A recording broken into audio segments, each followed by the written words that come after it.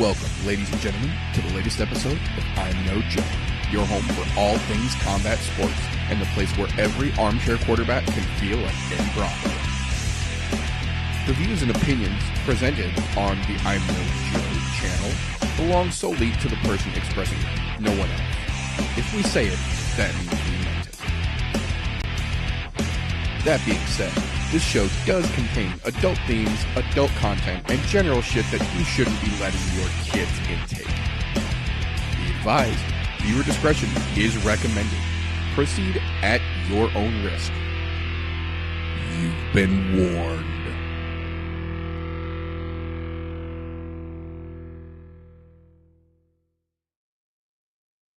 If it's 4 a.m., it must be UFC Singapore time. See what it did to our brains. Welcome, ladies and gentlemen, boys and girls, children of appropriate ages, to the 4 a.m. live combat compatriot, fight companion, whatever the fuck you want to call it, episode here on the ImNoJoe channel for UFC Singapore. I am already having issues with both OBS and Zoom, and now ESPN Plus is trying to step on my dick, so we will try and keep this as smooth as possible, but no promises because it is an ImNoJoe broadcast. That being said, I've got a couple of fine fellas here with me this morning. We may even have another couple pop in here and there through the course of the broadcast. But ladies and gentlemen, we are live. UFC Singapore is officially underway, and Sungwoo Choi has opened the fight with leg kicks. How you doing, gentlemen? Dude, loving doing this, man. I wanted to do a fight so long. Like this is right up my alley. And I dude, Christian, good to have you back, brother. Good to be back. Always a bummer to miss out a show, but work just gets to you sometimes. You gotta take care of what you gotta take care of. It happens sometimes. Even if it's early, even if we're tired, it's fun and exciting to be watching some fights. If you're a real fan of fights, you can't bitch about getting up early in the morning because everywhere else around the world does it all the fucking time. That's right. Normally catered to us Americans, so no big deal having to do it ourselves, Yep. I will say before we get too deep into the fights and the fuckery here, if you didn't get your Tapology picks in already, you're fucked because they locked already. So hopefully you've all got your picks in. I'll check again shortly on that. But right now, Sungwoo Choi is putting the pressure on Mr. Aarons here, trying to open this fucking card with some action. But it seems like there's still a little too much feeling out for my taste. Still some leg kicks going on, like you said, though. Sungwoo's coming out with some pressure, a little more than normal, it seems, at least. Like nonstop leg kicks. Hell yeah. I did change a couple of picks at the very end. Like, it's okay. I had to redo all of my picks. I realized about an hour ago, I better make sure, because sometimes I'll leave my picks tab open and then open another tab to watch old fights and shit before I make my mind up. And apparently, like I've done several times before, while I'm watching other fights and looking up stats and shit, I leave the picks open, and then for whatever reason, I shut the computer down or restart it, and I come back, and then it reloads to the picks page, but none of them are locked in, and I'm like, oh shit! Click, click, click, click, click, click. As you're saying that, Ben's over here fucking not doing something like, yep, I fucking done that. Good. Oh, I tell you, man, it's frustrating as shit, but it makes for an interesting second guessing of your own fucking decision making on the spot. Like, I haven't been part of the group very long, and I've already done that like 3 times.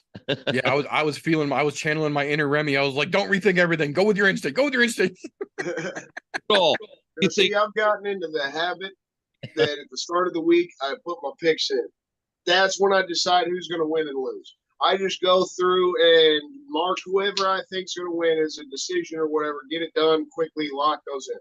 Then, like last night, go back through, and that's when I think deeper into it, play around with it, who I think is going to get a finish and shit like that. We're searching for those perfects, try to get them extra points. But good shit. Ooh, never really try to second guess myself. Whenever you got the first opinion, stick with it. It's generally, unless I see something on the scale that changes my mind.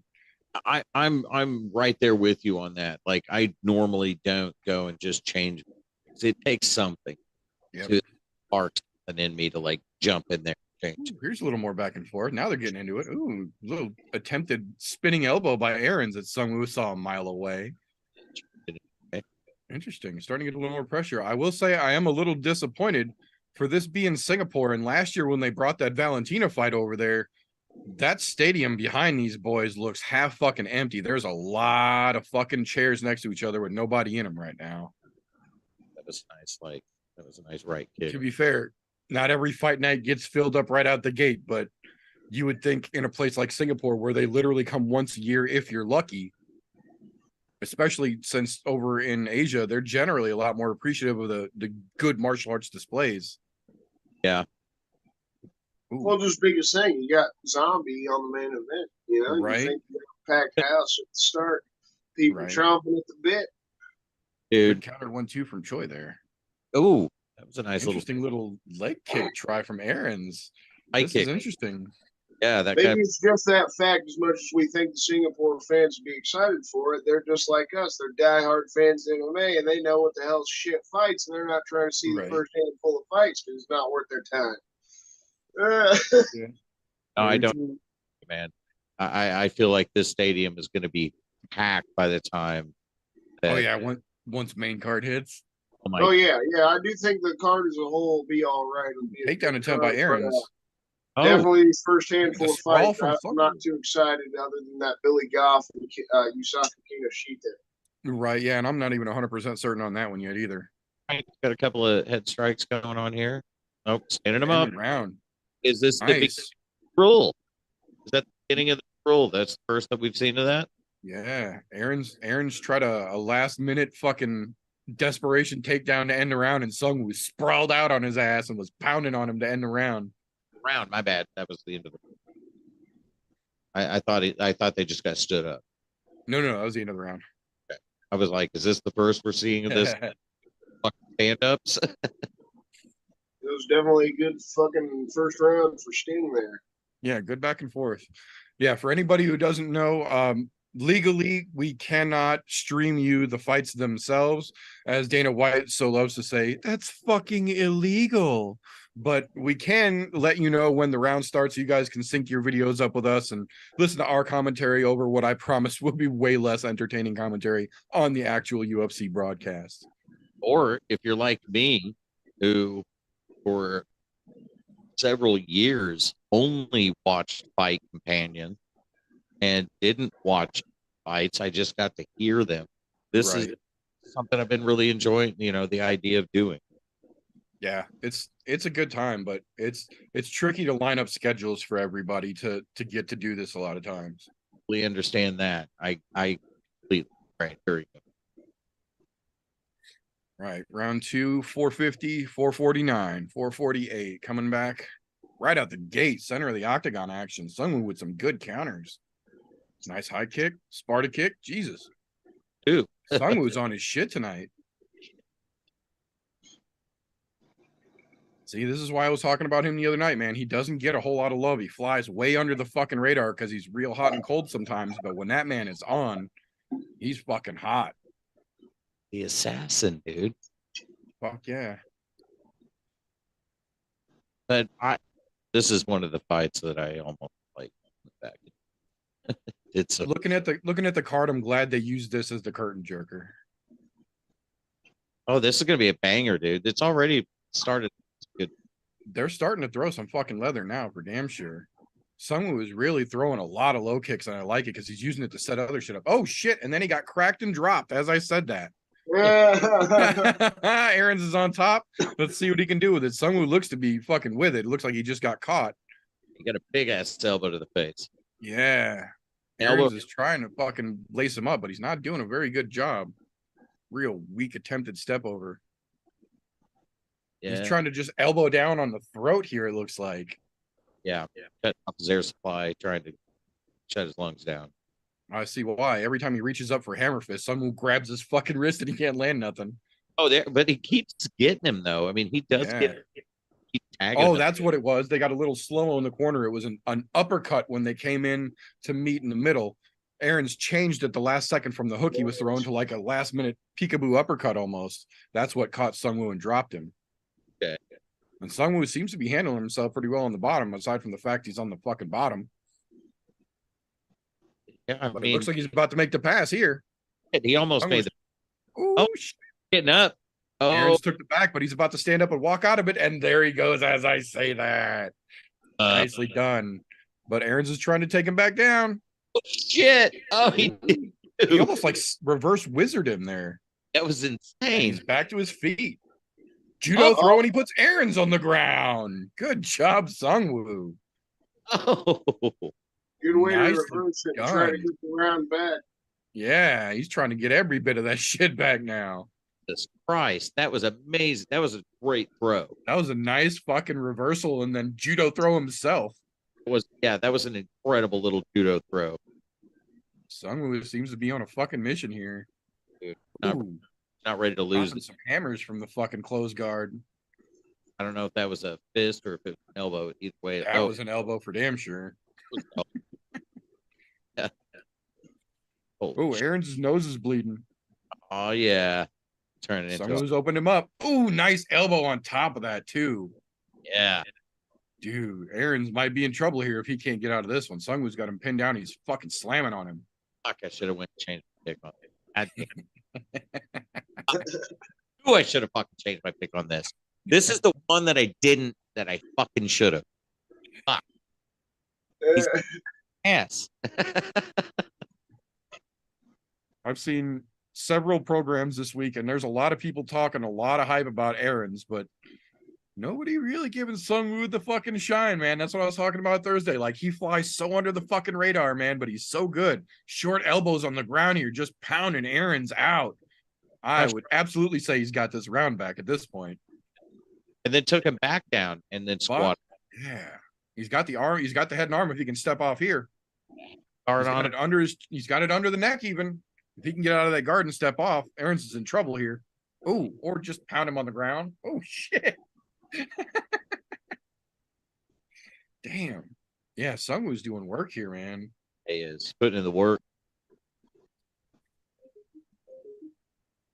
Aaron, Love to see it. he's just clinching. Stand him up. Ooh, good rib shots. That was. Oh, Sungwoo was just all over him, man. he's overpowered the shit out of him. Fuck yeah. He loves them short elbows. He landed like 4 of them now. I think that was 6 now. Damn, yeah. He's driving them home. They're short, but they're land. You can see his head rock every time he lands one. Yeah, I mean they're not like from a distance. They're really short, but they're land. Hell Dude. yeah. Crushing him in this round. Fucking A. He got that round back. Plus, I would say. Aaron stood up bleeding at the end of the round. Sungwoo stood up with his hair so disheveled. Yes, love it, dude. Yes. This I like how Aaron bounces up and throws his hand up at the end of the round. I Yeah, just got trying to my make it ass whooped for a few minutes, but yeah, I took it. Man. This is Put up my a good show. Put up a good show. got my ass kicked on that round, boys. That's awesome. No, that's a good round. Good round. Yes. Yeah. Good job by Aaron's to catch him with that fucking peekaboo uppercut that dropped him. But Sungwoo just got mad about that shit. Who said fuck off, bro? Hell yeah. You want to see the little bitty baby elbows, but all day long? Yeah, Sungwoo's barely got a little bit of swelling on his cheek there, but Look at his hair though. that's it. Yeah, see, look at that uppercut. Oh, that was pretty. Yeah. But then that judo throw to put him back down. Fucking A. And then work. Good replays from the UFC there. Love good. All right. Round 3, boys. Here we go. Nice show of respect to start the round 2. Shake your hands and a little short hug. Little go along with it. All right. Give us that clock. This could be 448, nothing. 447, 46, 45, 444. Ooh, shit. Aaron's doing some switch dancing over there. Nice body shot, body kick too. Oh, I see why. Because he throws his kicks out of southpaw. That's why. Yep. There's the head kick. See? He kicks out of southpaw. There's a lot of guys that do that. They only kick out of one stance, or they kick predominantly better from one stance. So you think it's gonna throw the left with a left kick behind it, just like everybody else has been fucking TKOing. See, look, he's doing it again. He's switching stances. I think that's what he's trying to. I think that's what he's going for. Is that Trying same to set him up. That same thing, that left with the left kick or the right behind it. That's what he's trying to set up. Whichever way it opens. That's Sungwoo's not biting on it though. in all. Not at all. Sungwoo Choi is staying real tight. He's keeping his guard real close. He's got a real wide fucking almost karate stance to him. He's staying ready for everything. Ooh, spinning double kick from Aaron's. And Sungwoo avoided it and then stopped the takedown shot. Dude, Sungwoo Choi is running away with this now. I'm saying, dude, he's in the fucking bag as far as concerned. That's Only thing I'd like to see is him really turn it on here in the third round. That's what I was just going to say. I hope Sungwoo really steps on the fucking gas here because it seems like don't need Aaron's to coast it to the win. We need, make it more exciting, man. You're opening that card, yeah. Set the fucking pace, man. Push it to the fucking floor here. I mean, this pace is getting a decision win. This is going to be a tough and rough start, man. Right. Good counters back from Sungwoo here. Decent fight here, but for sure, love to see the finish. This isn't a bad fight. Oh shit, that was a nice poke to the fucking gut. Aaron's is really trying to stay at range and pick his shots, and Sungwoo's not giving him a chance. He's staying pressured. Stay on your game. And he's throwing 100 fucking kicks an hour, man. Stick to your plan. Don't fall into his. Choi is keeping fucking Aaron's pressured up against the cage for the most part and walking the cage. Yeah. They're sitting in the middle of the cage at the moment. Just bounce it back and forth. Couple of tags. Counter right, man. Sungwoo's so fucking precise. Quick, too. Oh, blocks the kick and then was ready for it. See? God damn, he's good, man. Went in, he's really trying to, just come with that KO punch. Something I've noticed here in this third round, Choi should try to go for his own head kicks. Aaron's really keeping them hands down. Yeah, he is. Way to the ground. Ooh, he just hurt his leg. Sungwoo just hurt Aaron's leg with that low kick, I think. Is that a low kick? Just took his leg out? It looked like he hit him with a low kick and then he limped on it. Fell backwards. Take advantage of it here. Get it over with. Crush that motherfucker. Question. His leg was compromised. I don't know what happened. I couldn't tell what happened, but his leg got compromised there. He stepped on it and then fell backwards after he stepped. It was he limped and then fell back from it. Yeah. It was done. Whatever happened, it was done. I just didn't see what happened. Sungwoo is smothering him against the fucking cage now, too. He's going for the finish. Dude, you do a couple of fucking shoulder strikes in there. Yeah, see, look, they just showed the replay. He hit him with a low kick right below the knee, and then homeboy went to switch stances. And as soon as he went to switch stances, that leg just went, nope. Yeah, that perennial nerve he got that fucking nerve right on the spot, man. That precision, dude. A bite on a nail, dude. It'll stop fight. You can't feel your foot after that. You feel it. It's dead. Ooh, Sungwoo just raining down shots here. That was beautiful, man. That was great. No, he's got a good spread. He's not letting him back up, period. This is no, Sungwoo's legs are fucking fully V'd. He's not giving homeboy an inch now. Nope, it's over with. 30 seconds. Drive it home. Come on now. Step over. He's got the back. He's got the back. One hook in. Here comes the other one. Both hooks in. Oh, shit. He's trying to finish. For the next 16 seconds. Can he do it? Oh, he's trying to get Nope, can't get it. Oh, so close. They're rolling. 4 seconds. He's under the chin. Oh, shit. He locked the grip. Oh, my God. It was over with. He locked his grip behind the head as the fucking buzzer went off. I think can't say he didn't try. Dude, the judges don't score that. They are Sungwoo, God damn it. easy 30-27 across. Absolutely. That maybe even 30-26. That last round, man, he put the work in. That was fucking great. Fucking A, Sungwoo. Nicely done, sir.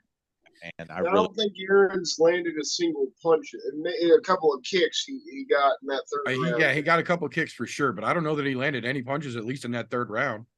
Nothing significant in my eyes No. whatsoever. So total domination to finish her out. That was clean Sungwoo work right there. Fucking A, man. You love to see it.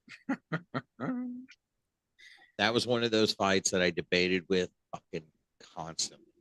Of God damn it, the fucking odds are totally against him. But motherfucker, he's the goddamn assassin. He can pull this. For this second fight of the night we've got coming up next, if Na Liang can get it over on JJ Aldrich, I'm going to be a really happy motherfucker here really early in the morning. Because as a fight fan, that's the world I want to live in. Not JJ Aldrich hugging on a bitch for 15 minutes and getting a crappy decision. Yeah, I don't want to see a fucking wrestle fuck here from JJ, which she's going to try to. I want to see an exciting ladies match where they throw down a little bit. I'm hoping. Keep it optimistic here.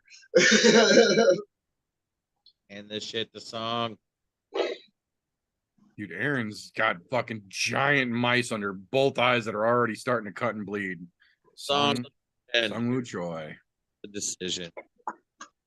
Damn right. That was well deserved. Well deserved. Obviously not listening to that commentary, so I didn't hear. Yeah, no. Sungwoo Choi is going to talk to Michael Bisping here, and I will say to their credit, the translator is wearing UFC Hawaii shirt, which is a scumbag move by them, but they are going to donate money to charity, so I will give them personal credit. Hey, look, as long as they're donating it, I'm fine with it. If they weren't, I wouldn't be. But if they're donating, fine. UFC is going to UFC. They got to make a couple pennies and then say that they're going to give a penny. Yeah, that's the biggest thing about it that bothers me is how little money they're truly donating, just like how little money they pay their fighters. What compared to how much money they have as a company and what they could really be doing to help that freaking area out after the wildfires, they you can make a huge impact instead of just sending $1 million. Yeah. Let's see, just for shits and giggles here. That I know Dana said that he personally donated $1 million. Doubt that they really did that. But that's what he stated.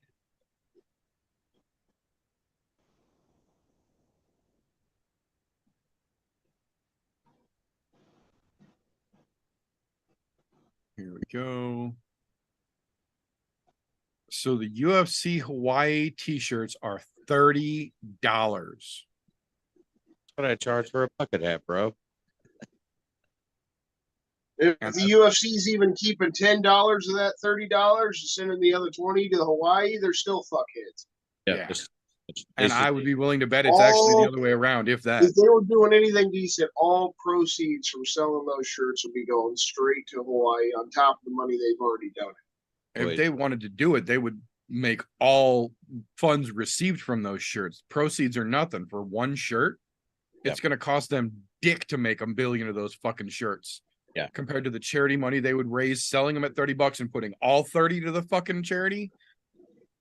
Or even just, keeping scale money, buying the shirts fucking wholesale and having a fucking screen printer I'm sure they have contracts with, run a full lot for them. They could do it at fucking pennies on the 100 and still fucking make money hand over fist for it. Look, here's the thing I learned a while back.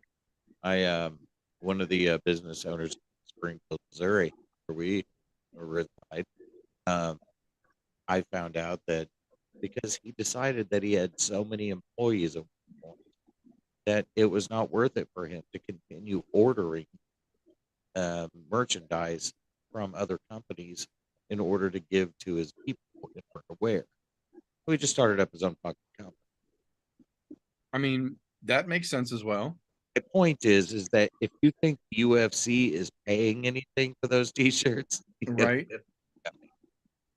That's all in-house. Yeah, that's what I'm saying. They can literally do it for pennies on the 100 of a shirt. And it still would be money hand over fist. Yep. All right, Liang Na. Excited for this fucking fight. I'm not, but I'm excited for the possibility of JJ Aldrich maybe getting cut. This is one of those fights that I'm actually not even going to be watching. I'm just going to roll a joint. I don't think Aldrich has. I mean, I'm about to take my dab, man. It's wake and bake time here. Christian, do you think Aldrich stands a chance? Oh, well, yeah. She gets her game plan to work, which is normally wrestle, get a girl to the ground, and just try to smother her for the entirety of the fight, I always hate that approach. I know it's mixed martial arts, and wrestling is a good tool to have in your belt. But once you get things to the ground, if you don't really have that jujitsu prowess to be looking for the finish and trying to make the fight more exciting, I know every one of us hardcore fans love to see some high class jujitsu. Fuck yeah. That normally isn't the case, though, when we get these wrestlers, because they're just wrestlers. They're predominantly wrestlers. So it goes back to that old school. You can't get the pin in UFC, right? This isn't WWE. We want some excitement here. Yep. So it's just where I'm hopeful. If Aldrich is the lady that's stronger in this fight, if she's the one that's getting the upper hand, I would like to see her a lot more aggressive than we normally see her and trying to look for that damn finish. I'm up at 4 a.m.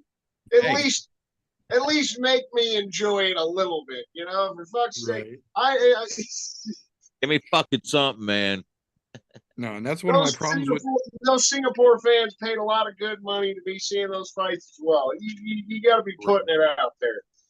No, that's one of my problems with go out there and try to get a safe win against a girl that, in all honesty, she is 27, young, and some potential, but she's 0-2 in the UFC. So Aldrich should have no worries about this girl at all. She should be going out there with that mentality. I'm going to dominate. I'm going to beat the hell out of this girl. I'm going to put on a show and make a dominating statement. And if she does anything other than that, it's going to be a huge disappointment. That's how I see it going now. That's why I'm about to take a dab, just like meters rolling up. If something happens exciting, I'm sure you got it right in front of us here. I got it to my right as well. I'll be able to make a quick reaction, even if I'm mid-dab, Right. No, that's part of my problem with Aldrich is that, like, in a situation where some of these wrestlers don't have jiu-jitsu worth even fucking talking about, at least some of them, like, I say it all the fucking time, credit where credit is due, regardless of how you feel about him. Michael fucking Chandler is a dog shit fighter overall, but that motherfucker has spent so much of his life wrestling that he can chain a double leg behind the sloppiest jab in the world and put you on your ass, even only for a second. And once he's got you there, he's got enough smarts and strength. He can pound you out from a put down. He might not be able to choke you out when he gets you to the ground. He might not be able to hold you there if you know how to, shrimp out or fucking make a nice roll and get out from underneath the pass. But he's going to do his damnedest to hold you there and pound you out. He'll take advantage of his wrestling and his striking when he gets you there. JJ Aldrich does not understand how to do that. She just knows how to get average fighters to the ground and then stay there with them so they can't get back up and hurt her anymore. Yeah, well, like I was actually thinking of Chael Sonnen earlier. I mean, he won't let you get close. He won't. That's the thing. It's if she follows that trajectory, maybe, but has to follow that Chael Sonnen trajectory. If she doesn't do that, then she has no chance. Yeah, you stray the path and you're fucked in that world.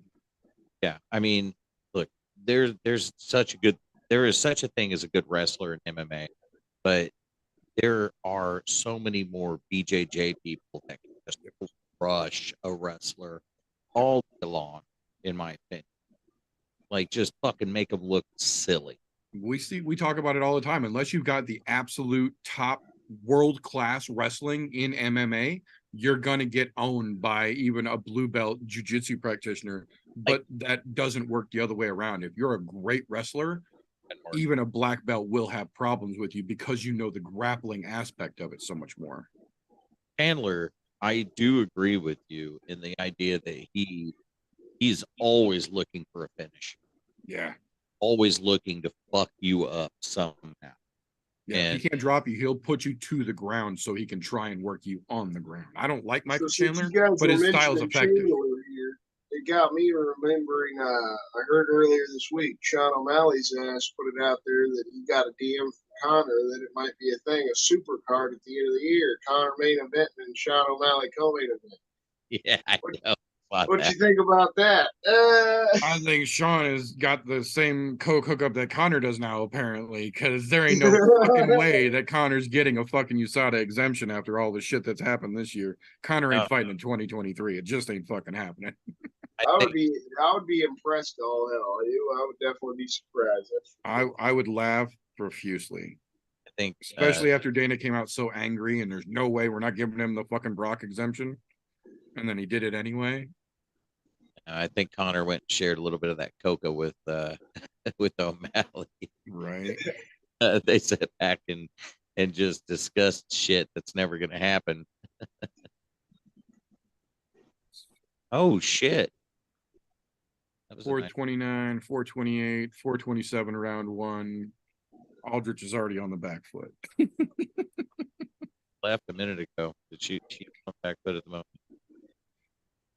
Go Liang. Do work for all of us. She's definitely looking like the faster fighter right from the jump. Yeah. Good. That's what I like to hear.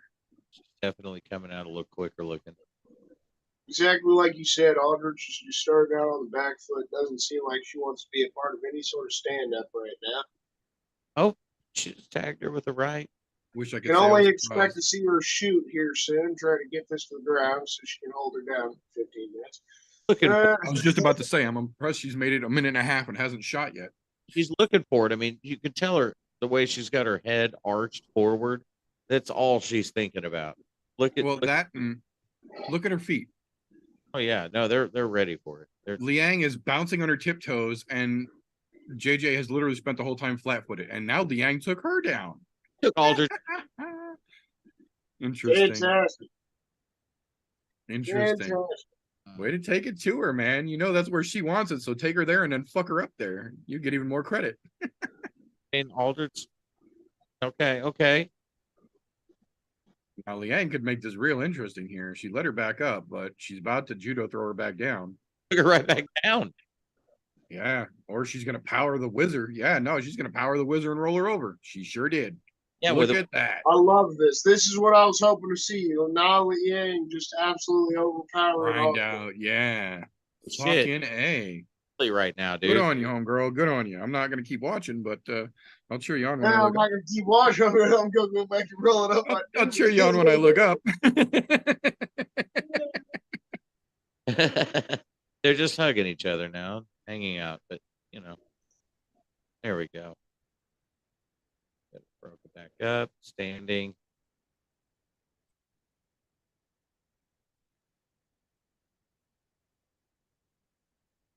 Just kind of throwing some punches out, not really doing anything.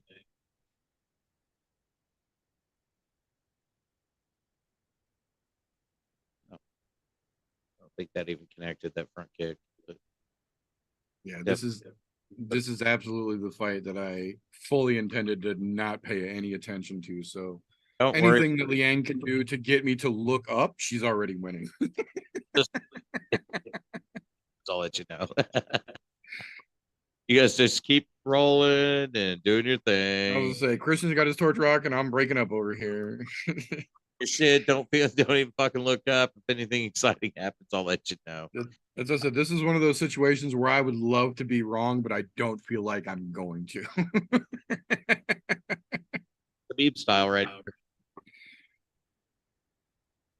Oh, gee, I'd look up, and Aldrich is trying to back ride Liang. And Aldrich is like Khabibing her at the moment. Just give me a second here. Like, man, fine. She's got some power in those hips, dude. She fucking just bucked her straight off. Good shit. Even if Aldrich is wound up gaining control here, I still feel like the majority of this round is leaned towards nah. Yeah. Liang did good work. Good work. I don't think Aldrich is stealing this round by any stretch of the imagination with what she's doing here. I agree. Pretty hardcore in this round. I'm not going to lie. She's trying to work for a head and arm here while the girl has got her ass up against the fence. Like, that's not going to work. You cannot pass over that. You don't have the leverage there, yeah. Choke in, but so she's still working for it, right?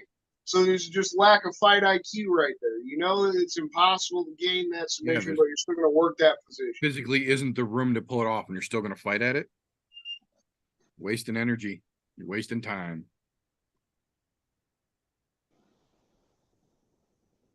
I don't think finishing the round on top, but I want to give it 10-9 to Liang there. I don't want to give that to Aldrich. It's the round. She did a better job in that round than the first. Damage totally went to Well, that and you that can't just sure. get a takedown at the end of the round and sweep away all that fucking nullification that Liang did for the other 3 minutes, 3.5 minutes, you know?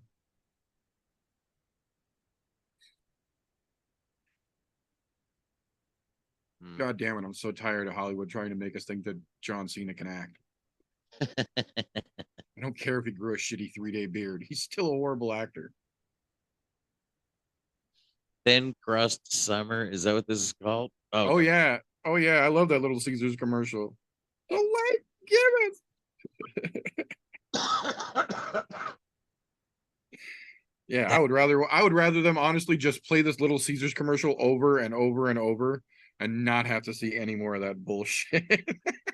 No more John Cena's. Just give me the Little Caesars pizza skipping commercial over and over. I'm cool with it. Oh, fuck. All right, let's see if anything changes in round 2. Yang could run away with it here if she's smart.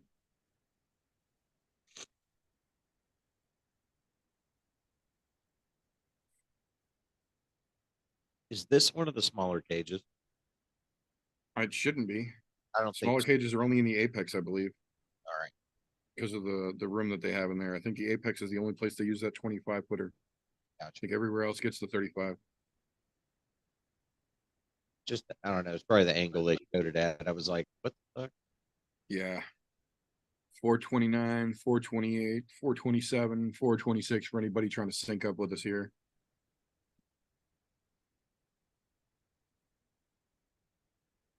There we go. Oh, when I look up and Liang has taken Aldrich down again. Oh, how the turns have tables. And she looks to be trying to power her too. She's trying to get that choke. Oh, yeah. She's trying hard to finish this shit. She doesn't want this to end in a decision. She just should take the fucking back instead of laying on her like that. Or just step off and get it to the side. There she goes. There she goes. There she goes. Yeah, come on now. Act. Oh, she might have it. She might have it if she can roll just a little further and keep that fucking lock in. Liang might submit Aldrich here if she does this right. Yeah, but Aldrich. She's got the choke locked in, but it's crooked and she's upside down. It's a weird angle. Yeah. No. Aldrich can work out of this here unless she locks it in. Yep, Aldrich just stepped out of it and went north-south. See? Now she's got her inside control. Smart move by Aldrich. Well played. Yep. Damn. Yeah. Spun around. Now Aldrich is on top. Got her inside control. This is a close fight.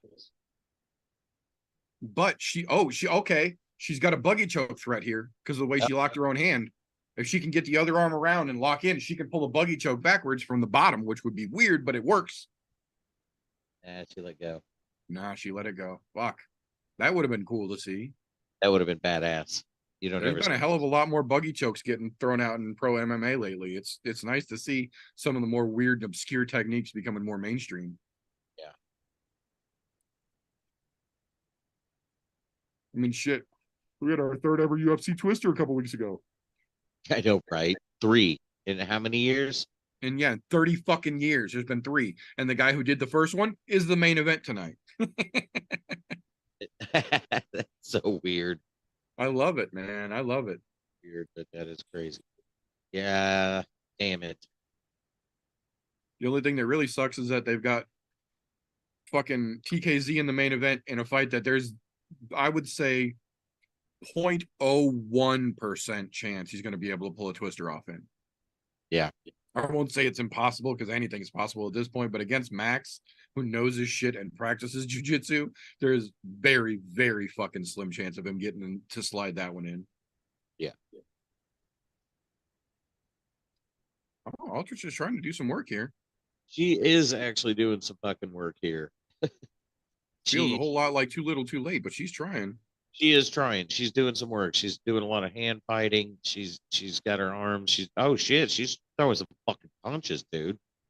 Those weren't little bitty either. Those were some fucking decent punches. Like Liang is letting it go. She's just going to stay on the bottom like this. fucking This is like literally what we were talking about just a little while ago. This is Aldridge's game plan. She just wants to stay on top of you. she's got her. No. Regardless, she's staying on top. She's not giving this position up. Trying to transition to the back, but Liang's not having it. Nope. She's not getting out of it either, though, so that ain't going to help much. Yeah, definitely, as much as it pains me to say it, I gotta give this thing a round of Aldridge. I think Aldridge has got this round, but I don't know if I it's going to just hope that the judges Dude, I mean, look, saw the first round correctly so that this is an even 1-1. Because Liang definitely got the first round. We'll see how things go third here. Look, dude, if she keeps fucking tagging her in the head like this is gonna be a 30-28. Uh-oh. Oh no, he jumped in and stopped it. That's what I'm saying, dude. That was about to be The ref just jumped in and fucking stopped it. I looked up in time to see him fucking run in and push her off. I was saying, like, man, if she keeps up what she's doing, that this round is hers plus some. I mean, so she did what I was saying I wanted her to do. She was more aggressive than she normally is. Fuck yes. No, she was way more aggressive, Christian. Like way more. She looked horrible in that first round, in all honesty. Very timid and did not have that good ability with the ground game. Like she was getting worked a little bit in that first round, but she came back, I guess. Yeah. And it was a lot of strikes too. I mean, that was stopped by strikes. That wasn't stopped by anything but that. Once she got the back, she kind of went for the choke a little bit there. She just said, fuck it. She rained it down. Hey, make it look a little more fucking exciting and maybe we'll have your back a little more. Yeah, I don't want to see another fucking round like that round one she put out. No, but that third round was actually pretty badass. Both sides. Like that was a badass round of fucking like hand fighting. Trying to like get the back. Good for JJ Aldridge. Fucks my picks up, but like I said, I'd rather be wrong and a fight be entertaining than be right and see shit suck. I don't think I picked her either. Sometimes that's just the way it goes, but I'm always happier to be wrong and have a fight be entertaining. I think that was one of the fucking picks I did switch yesterday, right before I went to bed. So I'm perfect so far. Vincent just told me I'm tied for first. Right on. A good start for me, I guess. You know, I had Aldridge by decision, so I think I got that perfect. I gotta check and see what I had that as. And I think I had Sung by decision. I might have switched that to him getting a knockout, so I may not have got perfect with that. Oh, look at that. TJ's doing his humanitarian effort, trying to keep me from stepping on my dick 2 weeks in a row.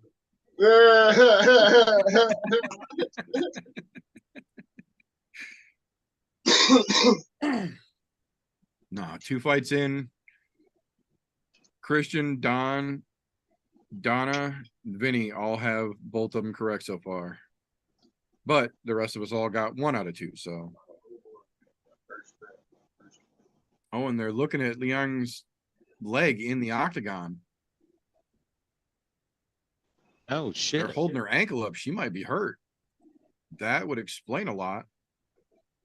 Yeah, she didn't even stand up to get her hand or to let the official decision be made. She's still on the ground. Yeah, so that. That makes a lot more sense how Aldridge was able to just magically turn it on and get past.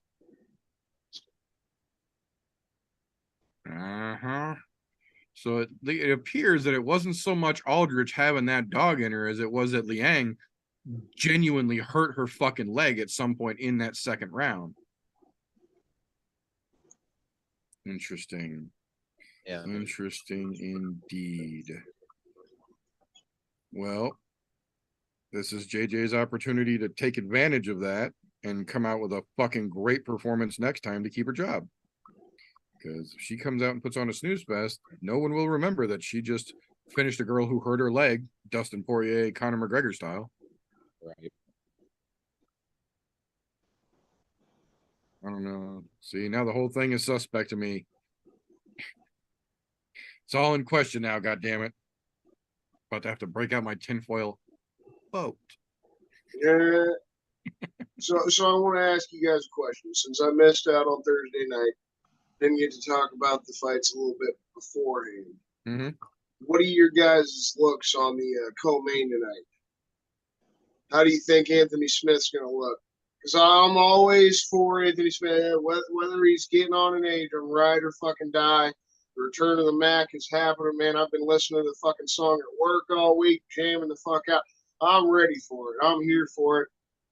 How do you guys think he's going to look? You think Span's going to fucking catch him in this rematch they're doing? You think he's going to big brother him again? I've learned from picking the old dogs too many fucking times in a row and watching them get fucking put down and thinking that there was nothing in the world that was going to make Gaethje versus Poirier any fucking different. And I got made to look like a fool. So I think Span's coming back and changing history this time. I went back in and changed my shit to Span because I realized this Span's last win was against his opponent, and his opponent's last loss was against, or Span's last loss was against Smith. So I'm like, I don't know, man. That makes that shit real interesting. And I went back in and I changed my shit. But yeah. Not that Span has really shown us a whole lot, but I think the deficit that we saw in Smith versus Walker compared to Smith versus Span 1. Oh shit! Never told mind. Me a lot. I went the other way. Sorry, my bad. No, I'm going with Smith. Sorry. Good. At least somebody's on the right side of things still. You just can't lose faith, in my opinion, man. I feel like he lost to Johnny Walker because of coming off that injury, and he was still coming in heavy. Yes. No, that's a possibility for sure. And he has talked about it, that his mindset has been kind of off. I mean, he did have that crazy moment against Johnny Walker in that third round where, you're attacking my family. You're attacking my family. You know, that was fucking hilarious. But there's a lot of things I feel like Anthony Smith has tried to work on. And that's one thing. He said he's tried to cut that weight back down instead of, keeping himself heavy. And I think Ryan Spann is more of that guy that even if he's talented, his finishing ability comes through submissions. And Anthony Smith will definitely have the advantage if they get to the ground, being the black belt in jiu-jitsu. But their stand-up as well, in the first fight, you could see that Smith was the one that really had the power.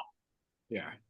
Like Smith, that was surprising as hell. This was just 2 years ago. I'm surprised as hell that they did this fight again. I guess just because Ryan Spann knocked enough shit that he actually got the rematch, and then because everybody else lose to Johnny Walker, it was the only thing that I guess made a little bit of sense. But I'm still hoping for it. I see where you're going, Peter. Yeah, it's tough to continue to root for those old dogs with what we've been seeing, but I think Span's too hot. Well, he just lost to Nikita Krylov. I mean, the couple wins that he got were against subpar dudes like Iwan Kutalaba. Even though they were first-round finishes, the dude's always so literal hot and cold. He either gets a finish in the first round or he gets fucking finished in the first round. Yeah, I changed mine to Smith because here's the thing. I brought this up during the show this last week. I started looking at Smith as he is fucking right there. He is right there as far as one more fucking loss. If he loses this one, he's out of the fucking UFC. He needs to fucking take the gloves off and retire. I love him.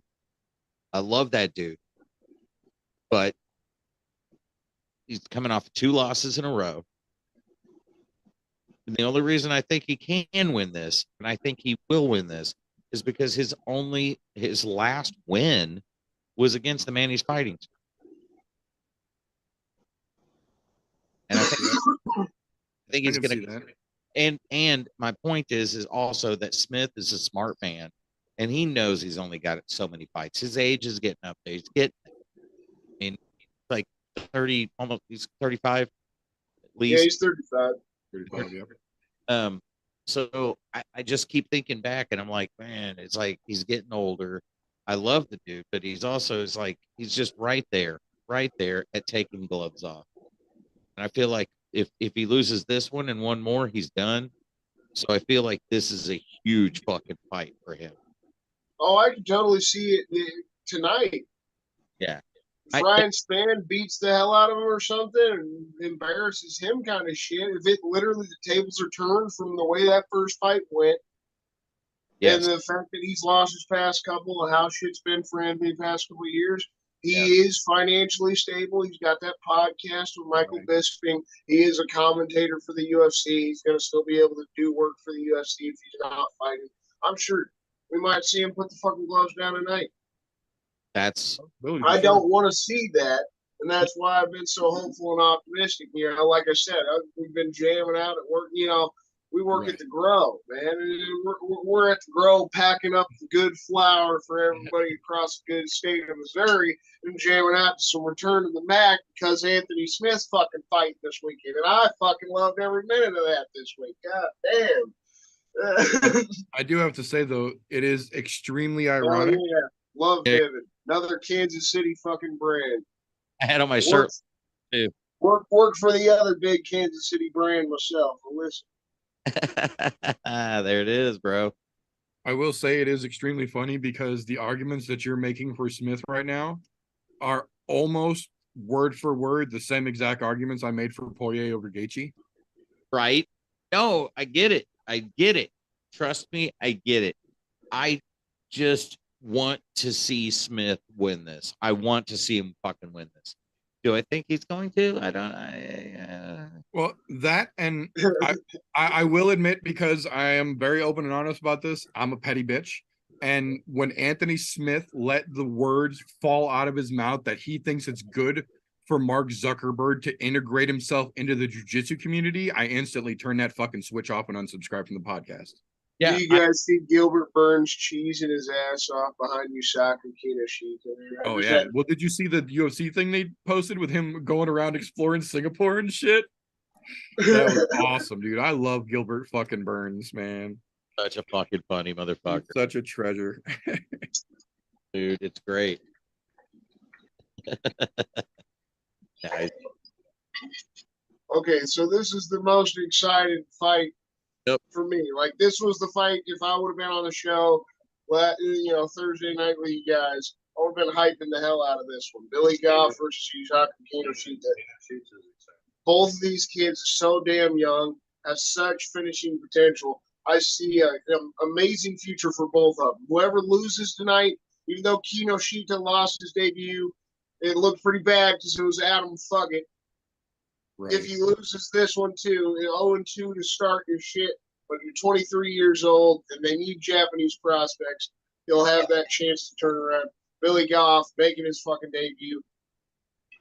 I'm excited as fuck. Both these guys are, in my opinion, going to throw down. We're going to see an exciting fucking. UFC normally doesn't do this. Pinning the young prospects they get against each other. They try to keep them away from each other to slowly build them up. And that's just not okay, man. You can't do things like boxing. You've got to give the best fighters, see which one comes out on top so that you create your real stars. Throw them to the fire. I love it. Stars will make themselves if they're able to. If they're not, you shouldn't have been pushed to stardom anyway. You know, I'm sorry. Is it PFL or One that actually has a tournament style? PFL. PFL. They did their they had their quarterfinal or their semifinals finish up this week. Finals are finishing up this next week, right? Yep, I think they're next week. This week? Yeah. They're coming up soon. But yeah, they're coming up soon.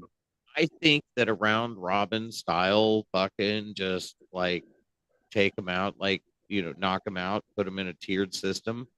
I think it's brilliant. Now, granted, UFC's thing, they've got their thing. They've got a setup, but I still think that it's better the way the PFL does it. Not bad for a white boy 4 a.m. Oh, bro, that's actually a slick looking joint, dude. And I'm Joe fucking Martinez. tell you, it looks like shit. Christian's seen firsthand. I roll pretty decent joints. Nice. Oh yeah, yes indeed. I was gonna say there wasn't an ugly one in Kansas City, was there? Oh no, sir. Boys, I can't wait until I can't roll worth a damn. So yeah, you know, compared to what my dumb ass would do, you fucking God joints. there too, though. I can roll pretty good.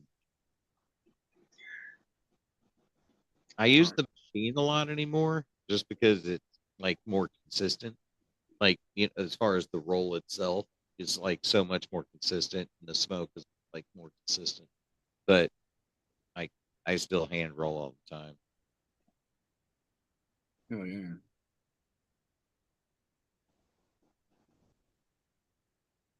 All right, Billy Goff getting ready to kick him off. Let's see. Make your debut count, sir. You only get one. Interesting. They both start out and push the referee against the cage. That ref didn't know how to get the fuck out of the way there. Good guy.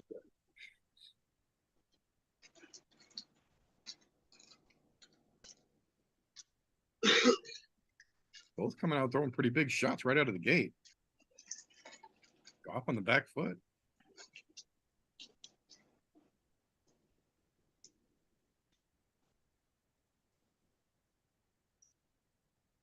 I don't know. I heard a lot of good talk about Kinoshita this week.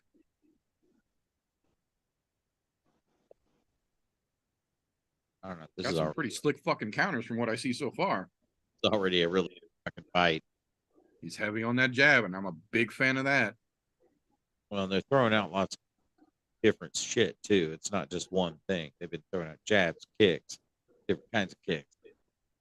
I'm a firm believer that the left jab is the most underutilized tool in mixed martial arts. And when I see a guy that can rely on that jab consistently, I always immediately pay more attention. That's the one I work. That's how I started. Left jab and go to the right.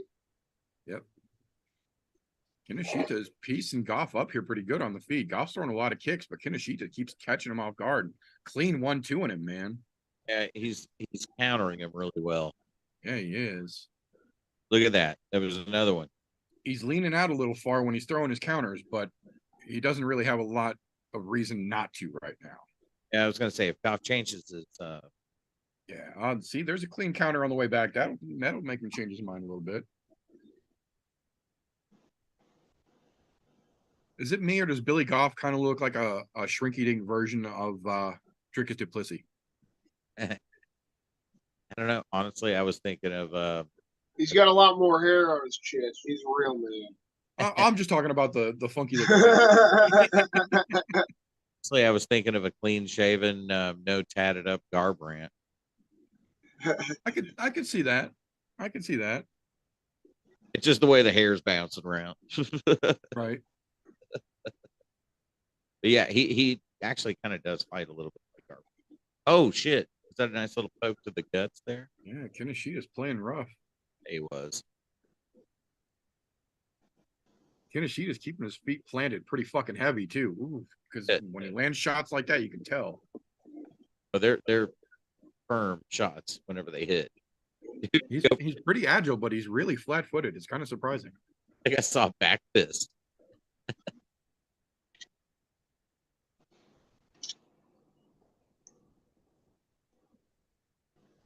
Goff's trying to pressure him against the cage, but he's putting work right back at him. It's pretty interesting. Oh, flying knee attempt didn't really work too well, but it was funny.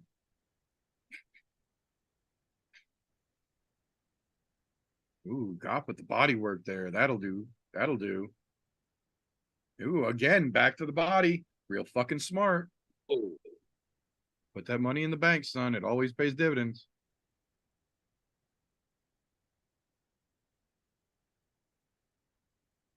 Goff is starting to get some pretty good shots landed here.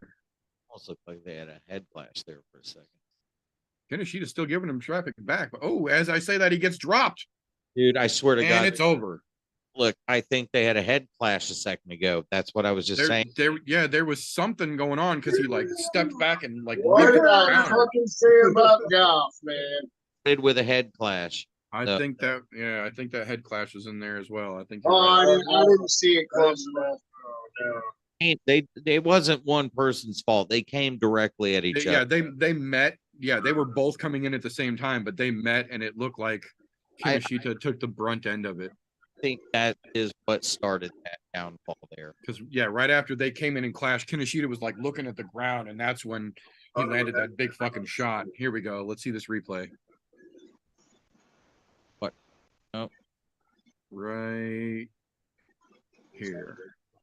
No. Oh, it was a body shot. Yeah, it was a body shot. It was a body shot that Goff landed. Oh, hell yeah. Clean finish, baby. I was just saying earlier he was doing good on body work. Lean, dude. Oh, good inside leg kick to start that off, though. And then he set the combo up real nice. And then look at him duck. That was my biggest thing. I felt like Goff was going to be the sharper guy coming in, and that body shot was some sharp work there. It's smart work, especially getting countered like he fucking was. Look, even in the replay of the finish, he's getting countered. Right here, he just fakes that first one, and then boom, dude. Damn, yeah, it was a body shot. It was straight down to the gut. Right in the guts, dude. Nicely done, Billy Goff. Nicely done, sir. You can't fight when you got no air. Yeah, you can't breathe, you can't punch, man. That's how it works. You can't fight. You can't do shit if you can't breathe. See, look at now they bring the house lights up. The stadium's starting to fill up a little more, but still a lot of low seats up front. Looks almost more now like the press area is more empty than anything. But that was a pretty good fight, though. That was a pretty good fight. Good job. Yeah. A hell of a debut for that kid. For sure. Kinoshita was piecing him the fuck up there. He just wasn't blocking his gut, and Goff figured that out real quick. Nope. Good fight IQ. Because you saw, we were just talking about it when he changed and started throwing more body shots, and you saw him paying off right away. That's like that was not a like question of whether he meant to do that or not. That was on purpose. Oh yeah, that was 100% intentional. Well done. Yeah, well done for sure, Billy. Oh, Don's a son of a bitch. Don's a son of a bitch. Don got that one perfect, jumping ahead of me. The little bastard himself. Oh shit! Now I gotta go. Somebody's tired of doing dishes. May not be doing dishes this week. Yeah, man. Somebody's tired of doing dishes. He is coming for that top spot. That's funny shit. It is. I didn't think you would finish. That's funny.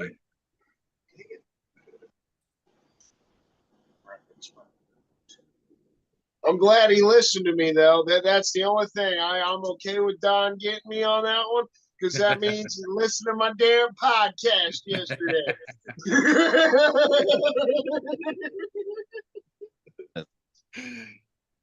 Good shit. Got that tip straight for me, man. I said, look out for Goff. I said that was going to be one of the most exciting fights on the fucking card, but look out for Billy Goff.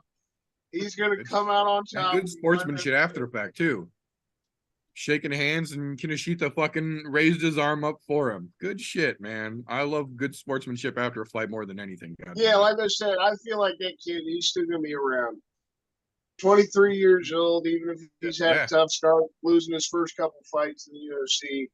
He's still got, like you said, he was piecing him up there at the start, and the kid's still gonna be around. Yeah, see, look, his nose is busted, dude, talking to fucking Bisping here, but nah, that was good work, man. You could see when he changed his fucking game plan mid-fight and started aiming intentionally at the body because the shots were working.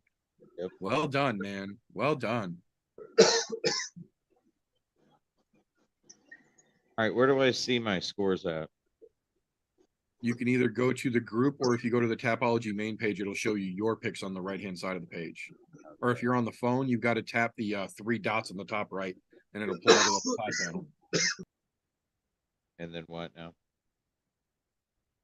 Oh.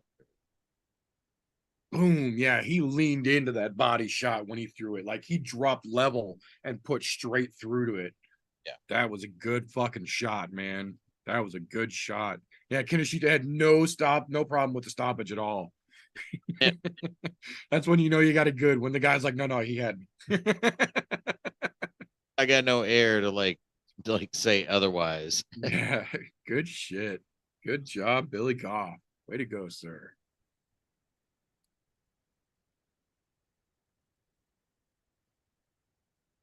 Good job. Now keep that same energy. Keep that same energy. Don't fall off. Don't let it go to your fucking head. Keep that same energy, man. He just tried to ask the cameraman to use his phone to take a picture for him, and the cameraman is like, no.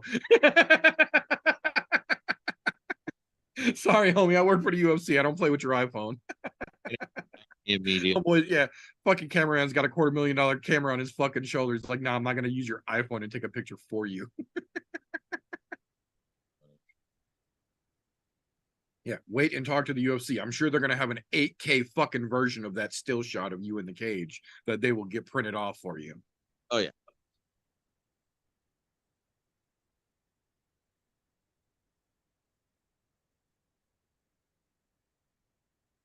I like that they're showing so many fucking zombie promos between fights like this, little clips, little interviews with him and shit like that.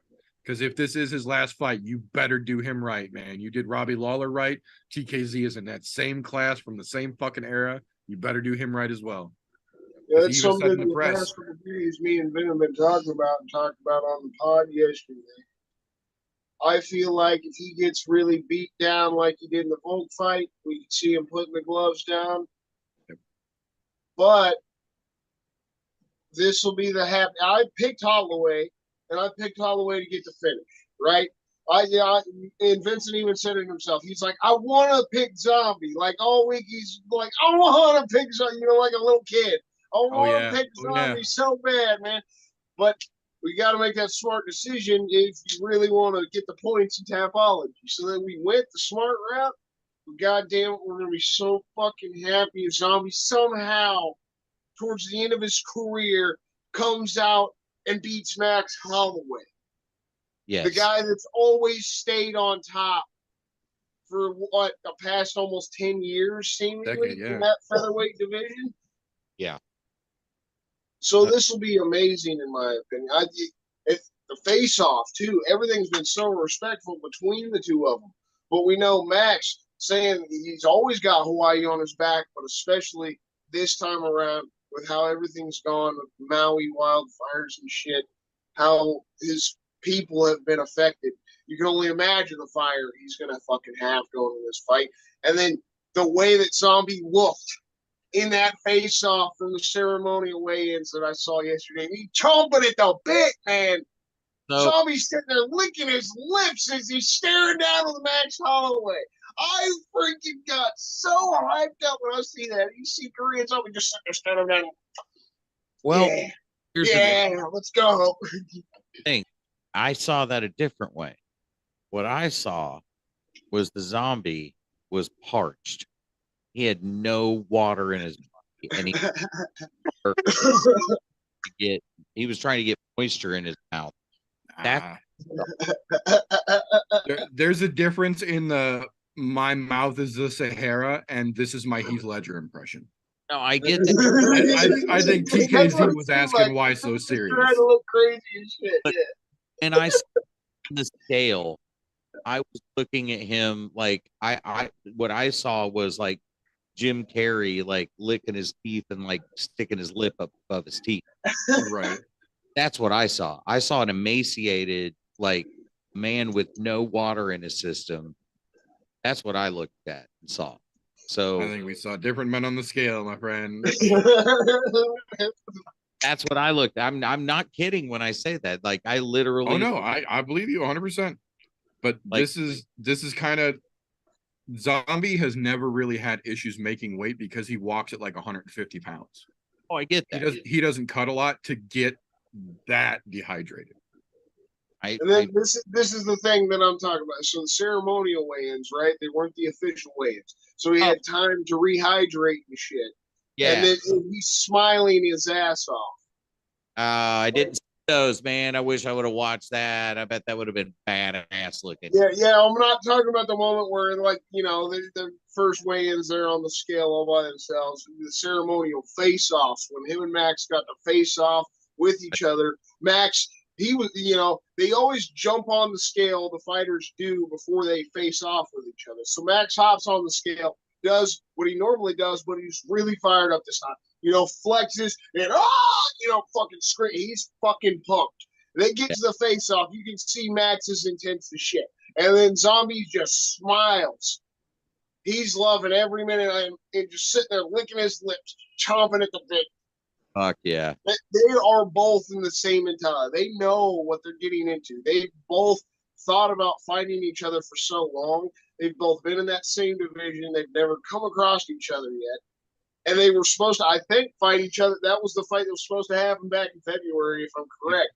Yep. Because they were originally supposed to be in South Korea and everything, but Zombie got hurt, and then they couldn't do that. So that's why Holloway wound up fighting Arnold Allen in April, and we were blessed enough. Well, we got to see him in Kansas City. That's right. Yeah. Even it was Holloway that asked for the Korean Zombies. Holloway specifically asked for this fight. Yes, sir. Holloway specifically asked for the Zombie before Zombie said that the next fight he has will be his last one. Max said that he would like to fight the Zombie because the Zombie is the last cowboy from his era that he hasn't gotten in the cage with, and he would respectfully love that challenge.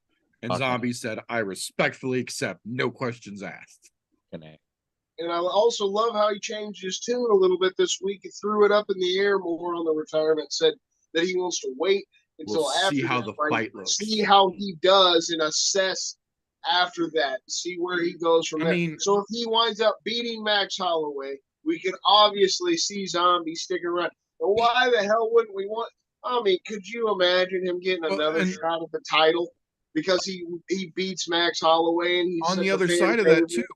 Even if he loses, but it's a close 5-round war. Max Holloway is a hell of a fucking benchmark to hold yourself up against, considering he has only had one loss at featherweight in a decade, and it was his first goddamn fight there. Yeah. That's a hell of a dude to go 5 fucking rounds and end up in a decision with. And I would not fucking be ashamed to say that I went 25 with Max fucking Holloway, and he got me by that fucking much. I wouldn't be willing. I would say that's enough to say, let's see who's next, and maybe we'll give it one more go. Yeah. I agree. Calvin Cater's just lucky to be able to say that shit. Calvin Cater's lucky to be alive after he fucking stepped in with Max Holloway. Motherfucker took more face punches than anyone besides Moutinho in history. That's one of my favorite highlights of Max's entire career. And Max has some great fucking highlights, but him yelling at DC cage side while Cater is throwing punches at him, he has his hands at his side and he's ducking and dodging, yelling, I'm the best boxer in the fucking UFC, while looking at DC and Cater's coming at him this way, throwing punches, and Max is still slipping every fucking one and countering him back. Best thing I've ever seen in the fucking UFC, that fight. Like, that fight is literally, and I mean literally, a gnat's ass hair below Robbie Lawler versus fucking Rory McDonald for me. Like, they are that fucking close to 1 and 2. You know what the shit part of that whole thing is that took place in the Epic, and that nobody got to fucking witness that shit firsthand. Yep. Because it was one of the greatest fights of all time. Yeah, absolutely. Dude, motherfucker. Holy shit, look at these odds the UFC has. Badea is plus 180 to win by KO, plus 500 to win by decision. Yeah. Crazy. Here we go. Song Kanan, baby. Let's see which version of him we get to see. Look at the crowd going crazy for him, man. You love to see it. Said it went packed earlier, dude. Motherfuckers packed out now. Oh, holy shit.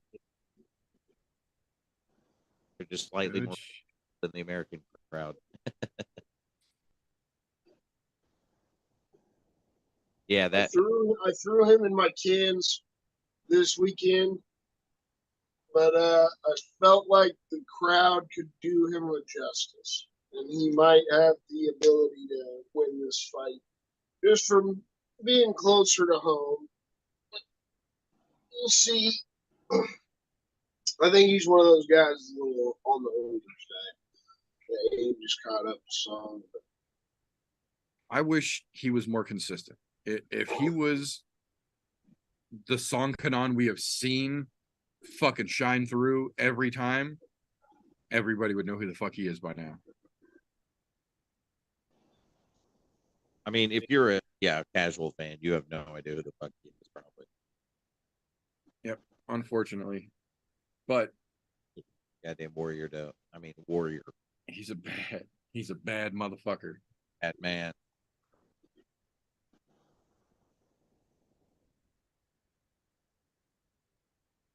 Fucking hey, dude, this is fun as shit, guys. I don't even care if anyone's watching. I just assume that no one is gonna fucking watch. Somebody might watch the replay tomorrow when they wake up and the fights are over and they can't find the replay for the fights. Having a good time in the moment, so right.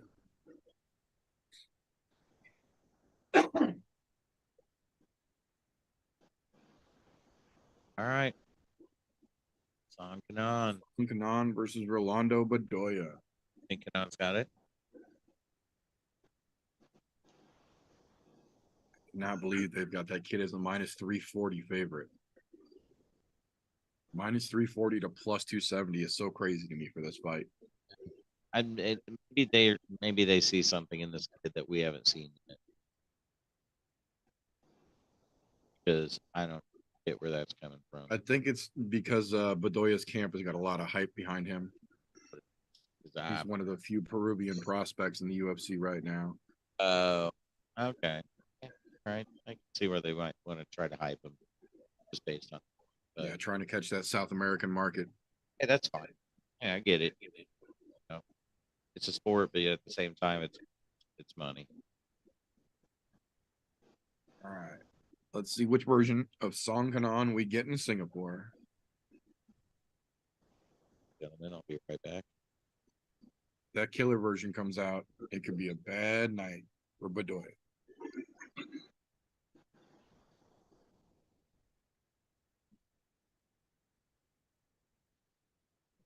Uttered in under wrap. All right. All right, here we go. Round 1, 56, 55, 54, 53 for those of you syncing up. Bedoya coming out there on low kicks. Interesting.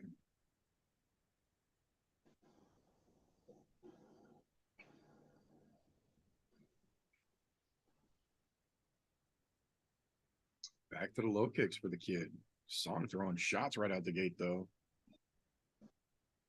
Interesting. Quick little exchanges. That kid's just snapping them low kicks. God damn. Song's firing back at him, though. Seems to be pretty much a back and forth. The kid throws a low kick, Song cracks him. Which one's going to tip the scale first? That kid is all about throwing fucking kicks in here, man. Doing the dice thing too much, homie. Oh, good knee from Song right up the fucking middle.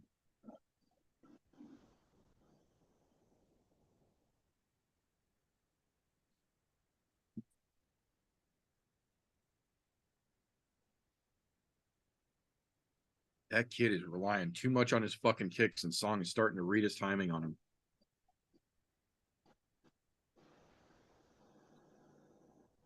As I say that, he throws another low kick. Song steps around it.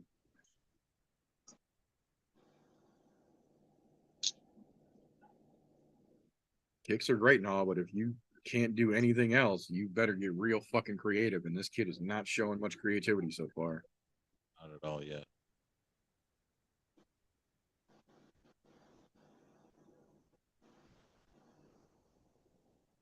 Give Song a chance to tee off on you, man. I promise you won't like it. Yeah, see, Song's starting to step around the kicks now instead of fucking parrying him or fucking checking him. He's just stepping around him and going to work. Yep. Almost like the kid's not hiding him. It almost looked like Song was trying to throw out a backhand there. Like, look at that. You see, he's like, what the fuck was that? Yeah, even Song is like in the middle of the fight. Like, what are you doing, kid? Come on. Come on, bro. Like you think you want to be a fighter? throwing sloppy wide punches from Bedoya. Ooh, good crap. Oh, Counter fucking shot from Song. left counter. And he's low kicking back the kid. Checking the low kicks coming at him and kicking the kid back. Okay, yeah. Starting to turn it on. Maybe end up good here or short. Yeah, he's staying out of the range of the kid's kicks now. He's figured out the kid's game. He's starting to adjust. Oh, yeah, he's reading them good. This is the Song Kanong I like to see. Yep. Look at this fucking loopy shit. The kid's throwing real wide swinging punches, and Song's starting to be able to move around and see him coming. Oh, yeah. Back just like that. Yeah, nothing there.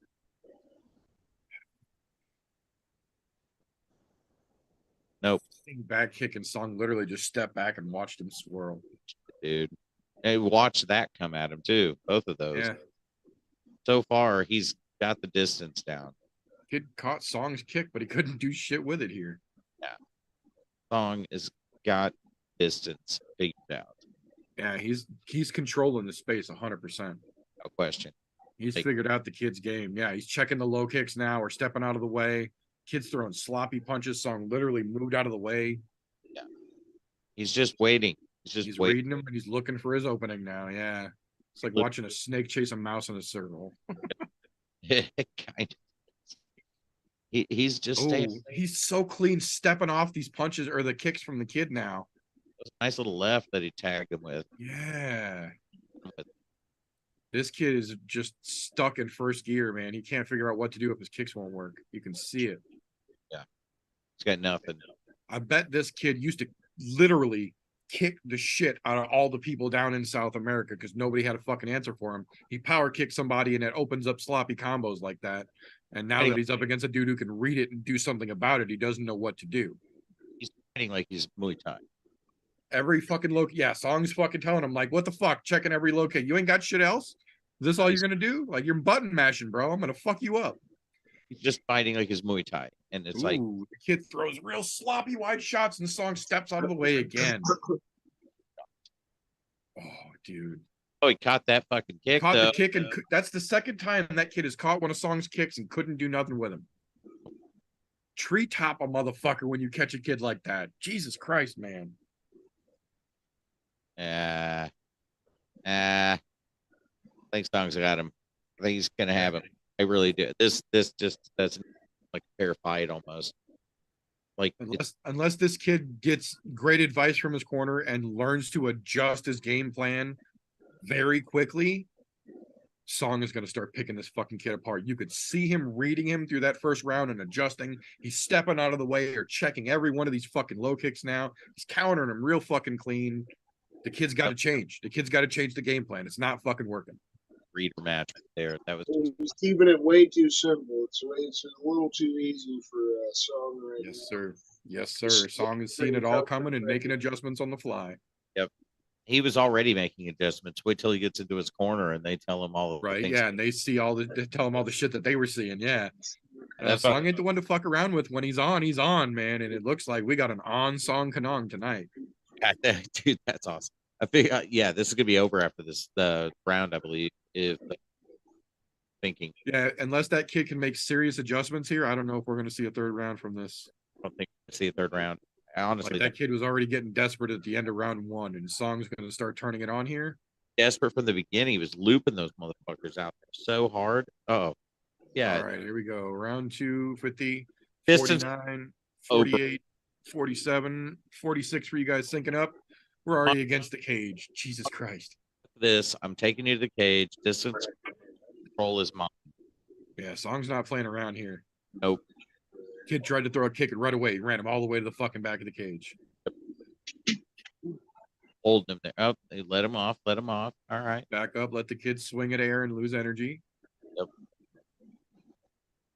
Yeah, see, the kid's barely doing anything now. And when he tries to throw a kick, Song's already ready to move.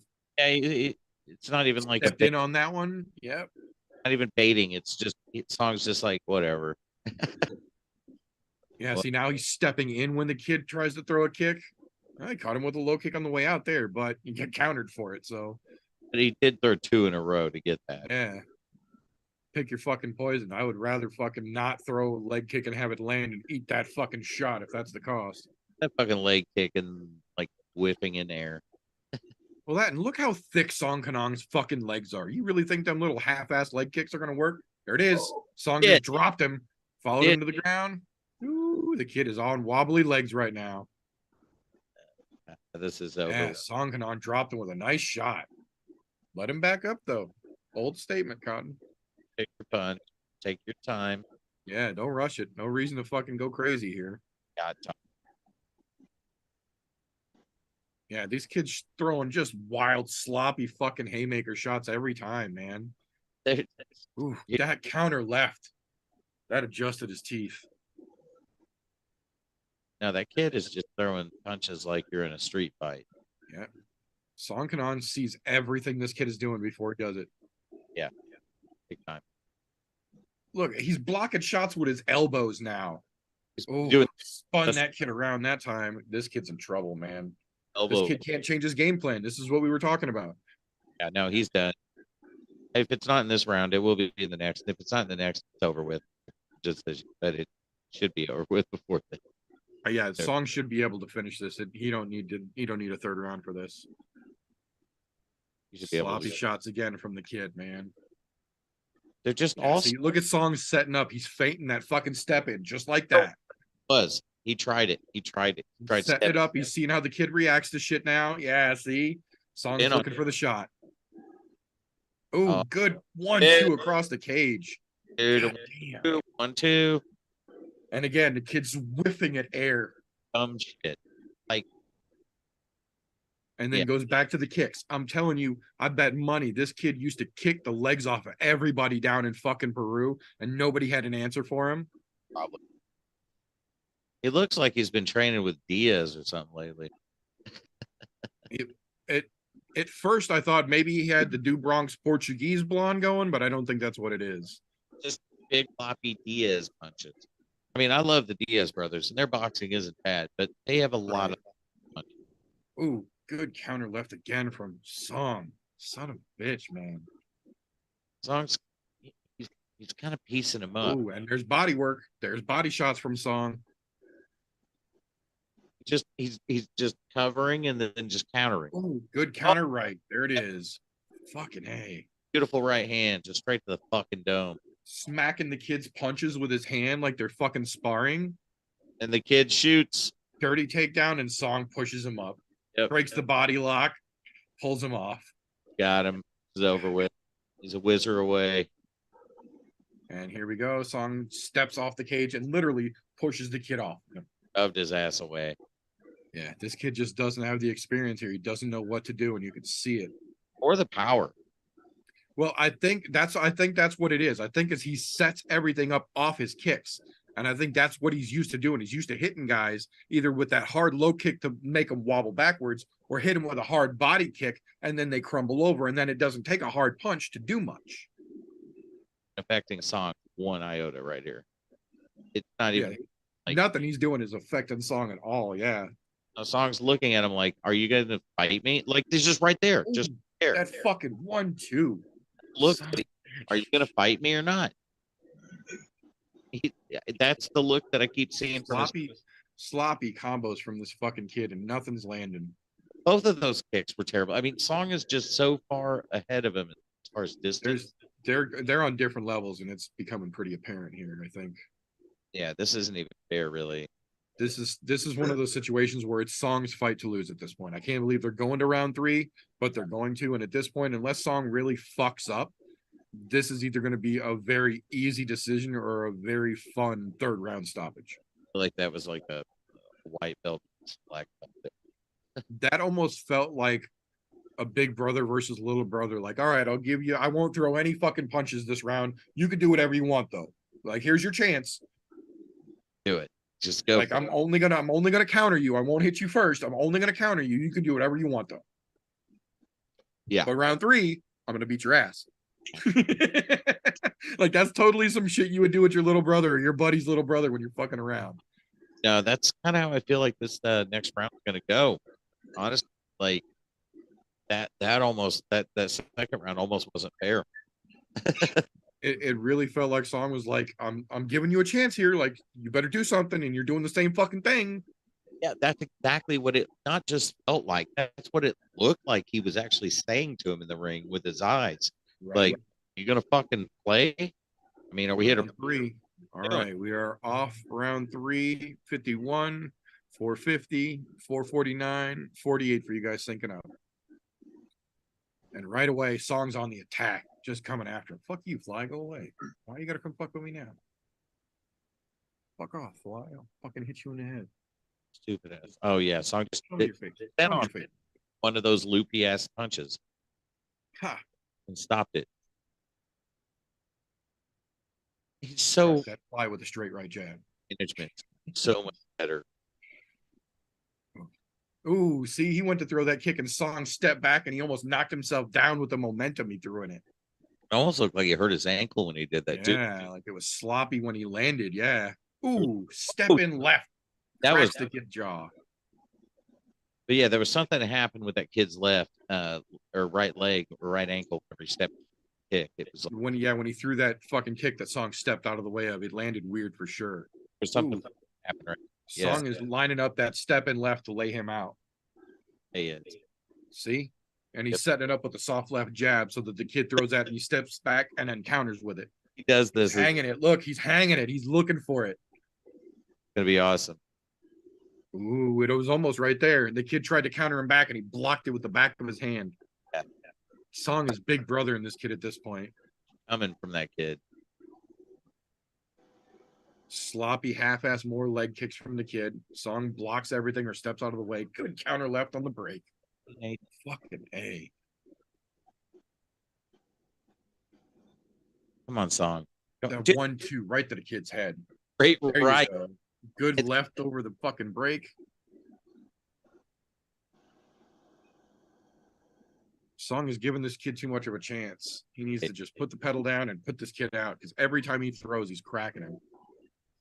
Kid's throwing sloppy wind up fucking shots. Oh, good left. Rocks the kid. He's on the back foot now. Come on, Song. This is where I get frustrated with Song because he's willing to stand and keep doing this till the end of the fucking round because he knows he's going to get the decision for it. And if he puts the pedal down, he could drop this kid right now and finish the fight. Immediately. Absolutely. Absolutely. Dude, nice right. Yeah, look, the difference in striking alone is ridiculous. I mean, just the way they're striking.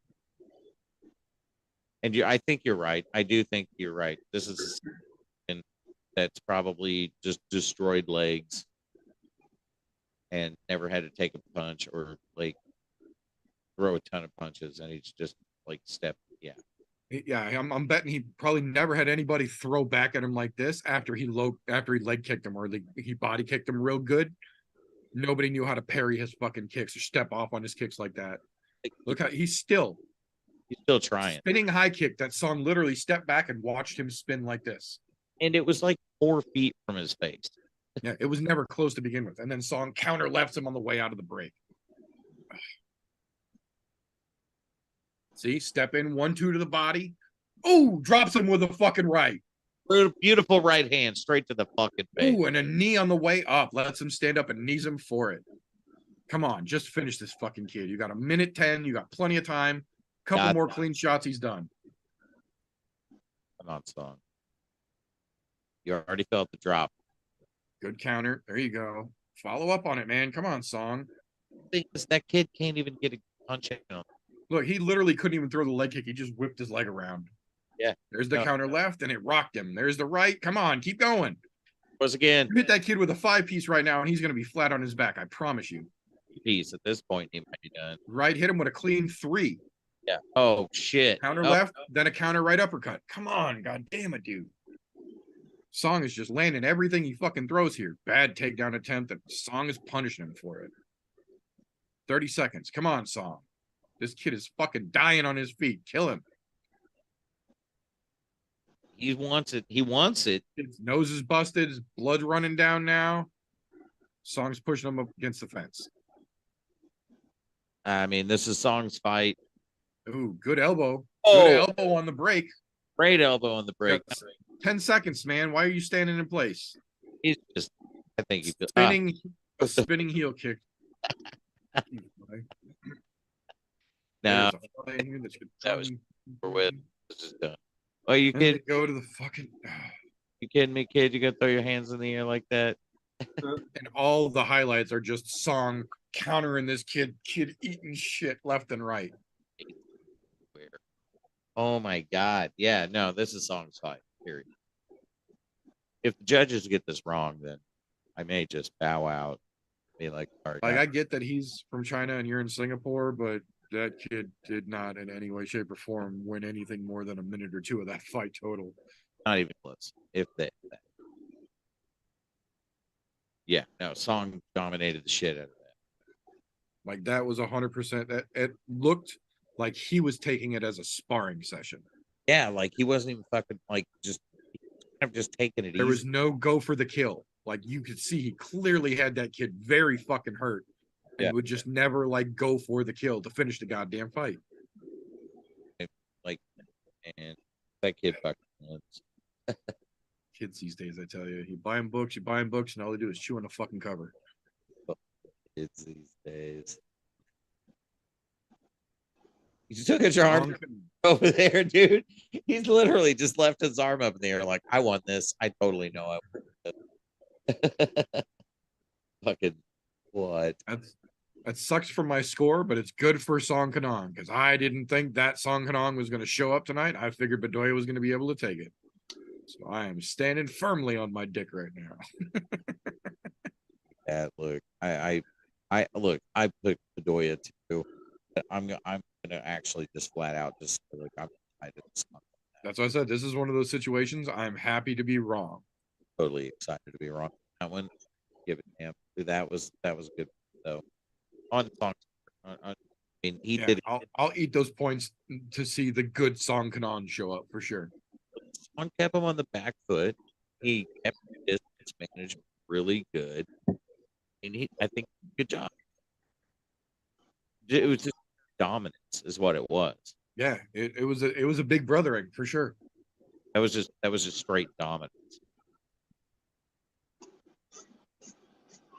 Now here's where shit gets real interesting. Because just when you thought it couldn't be Mr. Hot or Cold, we get Chidi Njokuani coming out. And this motherfucker is Sparta through and through. He's either coming home with a shield or on it for sure. But there's no telling which way it's going to turn, especially against this fucking Pollock he's stepping in against. A Chidi fan, bro. Dude, Alexachek is a fucking powerhouse, man. Alexachek is no joke. I love that they showed the Rodriguez highlight. That's what we were talking about on the show. That Rodriguez fight was insane. And then Alexachek just flattening motherfuckers. Yeah. This fight is sick. This fight's going to be fun, boys and girls. So good. Alexachek versus Njokuani is going to be a lot of fun. I'm telling you right now. Check my shit. What did I don't even know who I fucking bet on this.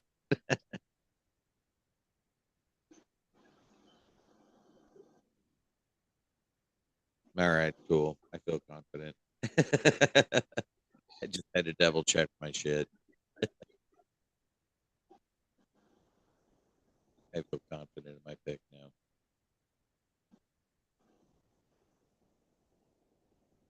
Oh man, I'm excited for this one. I'm pumped. This fight's gonna be sick. It's either gonna end in the first round real quick, or this might be just like fucking 3-round banger. Right.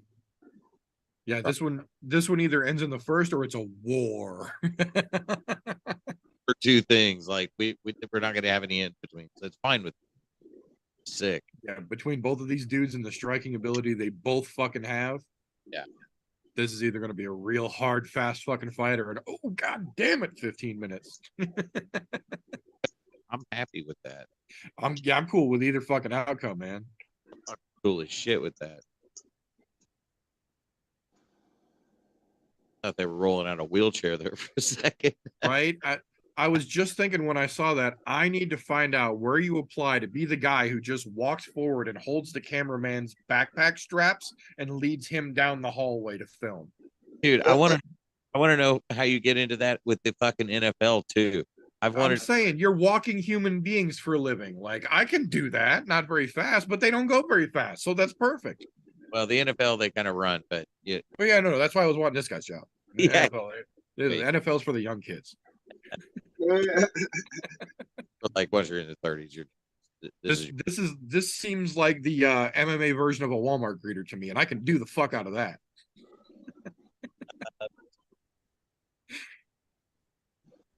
Yeah, give me that MMA Walmart greeter job. I can rock that gig. I want to blow you guys here real quick with the story that I heard from a guy that I did a job 4 years ago. He worked up in Seattle and the IKEA up there, and it is apparently one of the only IKEAs in the world that is privately owned. There's only like 2 of them are privately owned in the world. They're able to make a lot of decisions as to how they do things. And one of the things that the owner of this one did up there was every single person in the store, it didn't matter if you were the door greeter, cash, if you were working the cash registers or if you were a manager, everyone split the returns. So what they did is at the end of the year, they would bring in all the returns. Then they would have this giant fucking sale on all the returns and let those go out. And then all the profits from that went to all the people that worked in that company. I knew a guy that worked there for 3 years and retired. He made $3 million the first year off of that sale. Just him. And you got to admit, or you got to think there's probably like 18 people that were working there at the time. They all made that. And they did that like 3 or 4 years in a row. And he just said, screw it, I'm out. Yeah, at that point. Think about that. I mean, can you imagine being a door greeter at IKEA and bringing in $9 million in 3 years? That's fucking crazy. That's like Milk Boy's money. That's crazy. No, I mean, but this is legit money, though. Right? Well, and to be fair, I'd much rather be a fucking door greeter than have to deal with Dana's stupid ass. Goddamn right. I'd be a door greeter all day long before I had to deal with that shit. All right, here we go. Hey, so I'm going to change subject real quick. Darius Lewis getting back in the ring again.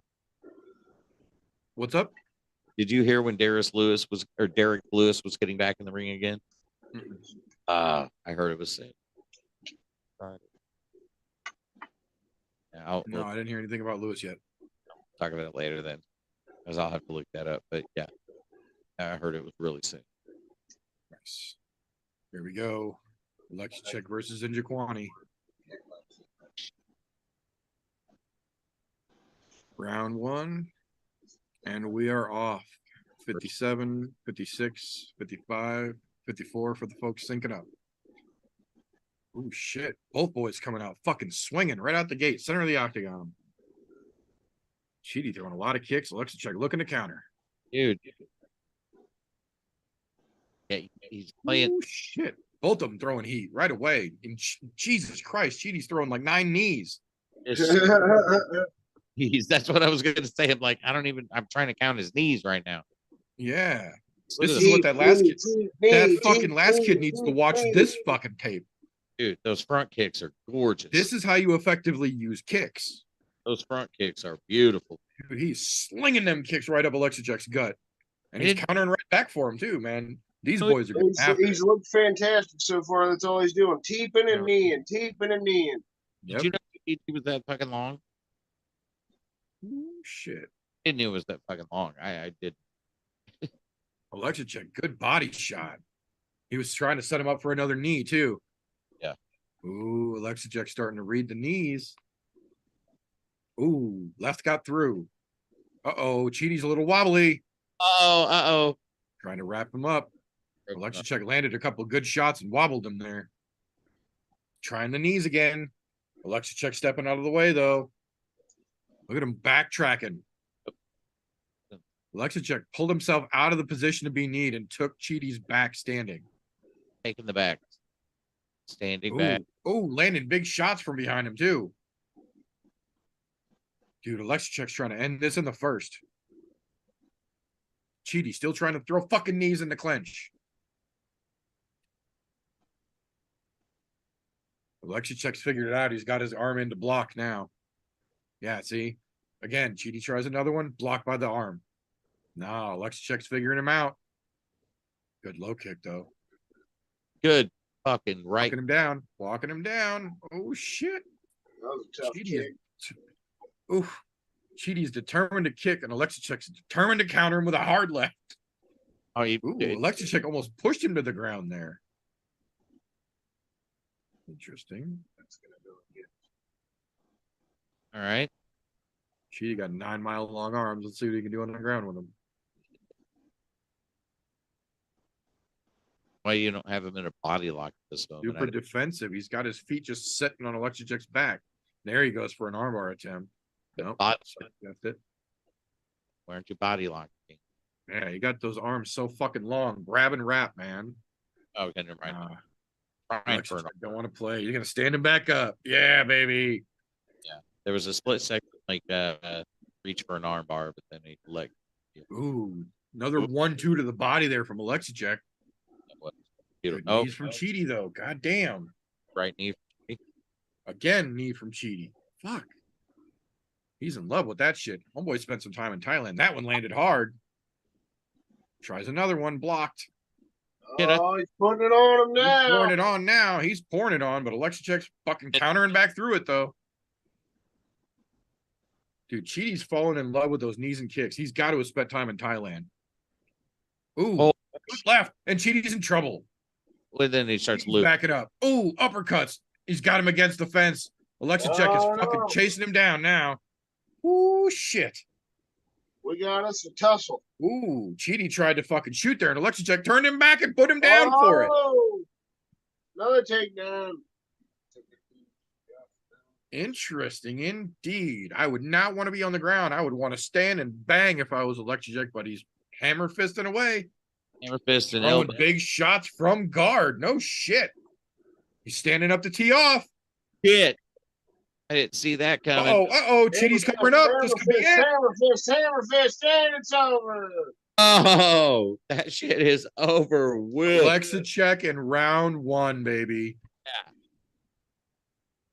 Nice. Man. But I had him on round 2. Shit.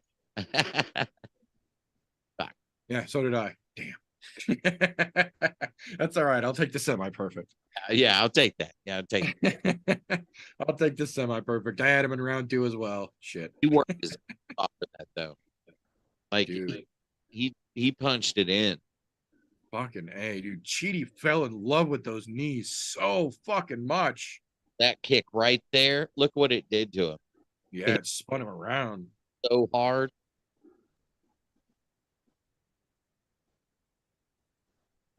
Fucking knee. Damn, that fucking reversal when he took him down at the end was nice. He almost picked him up and put him back down. Those fucking knees from Chidi though were non-stop. They were fierce too, yeah. I'm kind of curious as to how many there were. Because Jesus, that was not a long fight. And there And was then look, Alexicek walks over to fucking shake Chidi and his whole corner's fucking hand. a man, like a boss. That's why I love fucking MMA, man. Dude. Good shit, Alexicek. Good shit. Good fucking. That was a great fucking match. Dude, all right. So I see what you were saying earlier, man. That looked like the fucking crowd was empty right there when he jumped up on the kick. Right? That whole front area that normally should have been filled first. Yeah. There's some Still, area. still looks like a lot of empty space. There was a ton of empty chairs over there. Like either that or I was looking at all like white burqa things. Like whatever. Well, that's what I said. They've shown it like several times like that. And every time I'm like, why is there still that much space there? Like we're almost to the main card now. Like why? Because Yeah. look behind him right now. There's a whole fucking row. There's a couple rows behind him right now still. Yeah. Wow. Yeah, I was thinking the same thing, man. I was just like, I thought it looked like it filled up a lot more. That maybe it was just that camera angle. Maybe they don't have any people over there. I don't know. I don't know. Something weird about that though. Looked like it was empty. But on the other hand, those are all the closest ringside seats as well. So they're probably mostly for celebrities and reservees and shit who are only going to show up for the main card. Only going to walk in at the last minute. Yeah. That's true. Good shit, Alexa check. Good shit. Love to fucking see it. All right, get in there and use your words there, Bisbing. He fucking cracks me up, dude. Bisbing is hilarious. I'm gonna take advantage of Bisbing flapping his fucking gums to do a dab real quick. Exactly. Dude, that guy fucking kills me.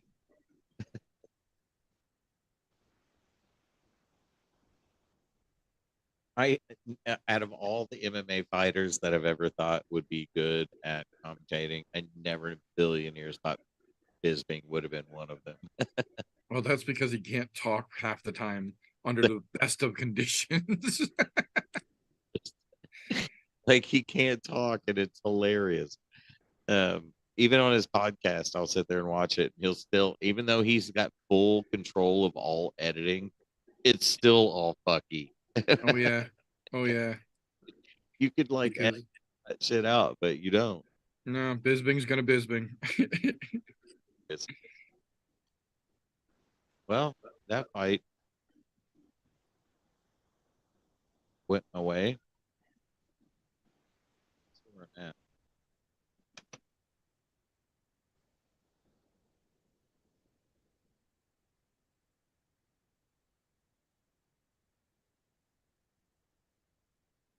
Two of 13, one perfect, 140 points.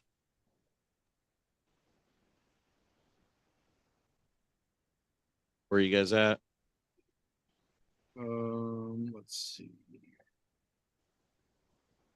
Sure, you guys are beating me, but My dog is dreaming behind me. You guys are probably gonna hear him freaking out in a second. The puppy dreams have begun. He's turning the key, but the motor won't seem to roll over. we get there. Here we go.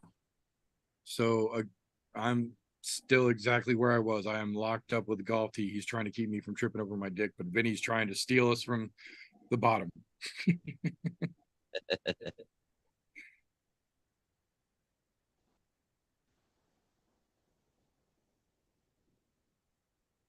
No, Donna's on top now with fucking 290. Donna's on top, and then Don, and then Raimi, then Christian. For some reason, after the speech we got yesterday or the day before. Right.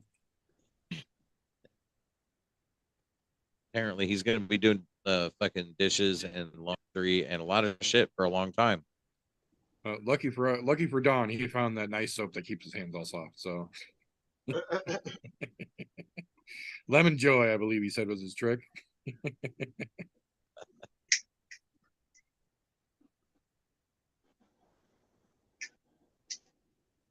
Oh, that's awesome though. Dog's kicking her asses. So I'm at 205. The number one person is at 415 out of everyone.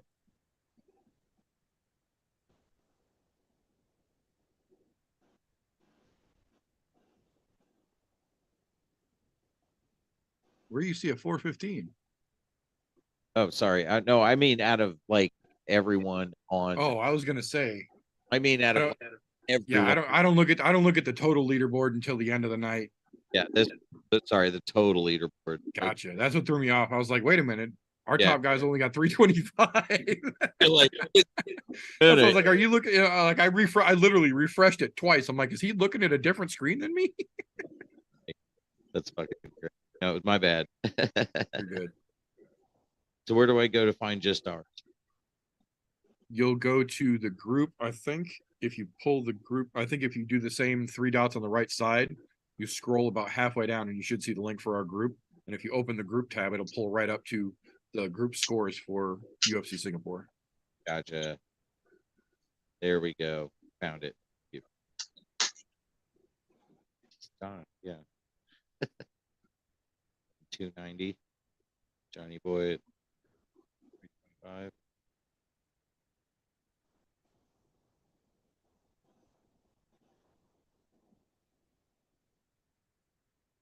And I'm still eked in there at the moment. I'm at 5 at the moment. I'm sure that is not going to last.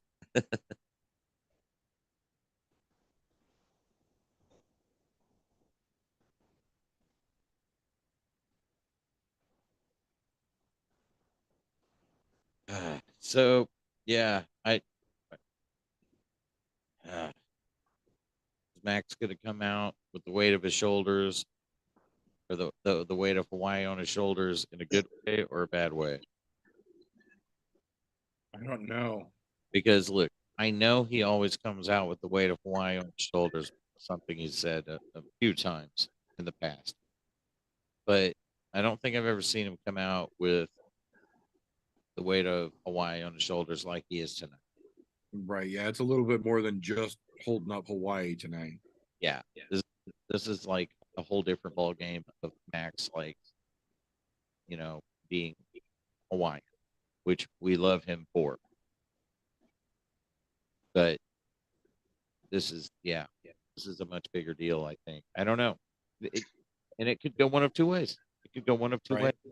Max come out and just destroy the Korean Zombie and make it like one of the most lopsided fights of all time because of everything that's gone on. Or he could come out and he could have way too much shit on his mind and Song could fucking tack him. I don't know. I mean, I don't want that to be it. Obviously, everyone wants Max to go out on it, Max to come out and be man for Hawaii. But also, nobody wants fucking the Korean Zombie to like get the shit kicked out of him. Nobody wants to see Zombie get fucking flatlined either. Exactly. It's like there you go. At least if that's true, what I was saying earlier, they're showing that little thing, 100% of profits of those damn shirts should be going to supporting Hawaii. Hopefully that's actually true and they're not just showing that shit as a PR move, make themselves look good. I really hope they are actually fully trying to do a lot to seriously support them because of how big of a star Max Holloway is. Not just that, they've got many, many other stars in the UFC that are Hawaiian. Max is the number one, though, man. I mean, you got like Tai Tuivasa. Isn't he Hawaiian too? He's Australian. Samoan. Australian? Jesus. Yeah, he's Australian. I think the only other, actually, no. I think Max might actually be the only Hawaiian right now. Because Rachel Ostovich is cut. She was the other Hawaiian. Okay. I don't know. Look, Tai Tuivasa, I don't even know why I said that. It was mostly just because of the way his fucking he looks Hawaiian. He looks Samoan. His tattoos look Samoan.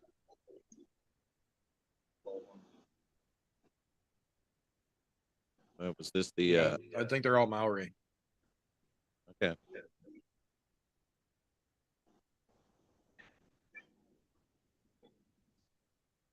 Let's see here. This might be a good fight.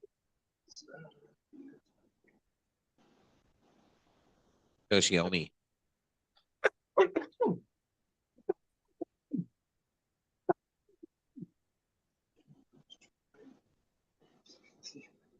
All right, time for Garrett Armfield to try and get it back. I got a couple more for you because I knew it wasn't just the one. You got Brad Tavares. You got Puna Soriano, both Hawaiian fighters. Okay. Is Tavares Hawaiian?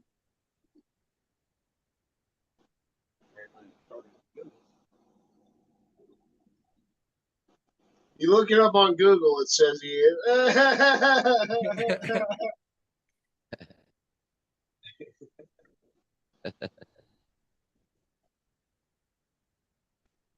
Oh, Dan Ige. Yeah, that was the big. That was the other big one that I was thinking Ige's about. the other one. That's the one I couldn't think I knew of. there was one other big Hawaiian star in the UFC I was thinking about. Just couldn't place the damn finger on it. Yeah. Okay, that's what it is. Tavares was born in Hawaii. He fights out of Vegas. That's what it was. Yeah. Yeah, he's not still in Hawaii.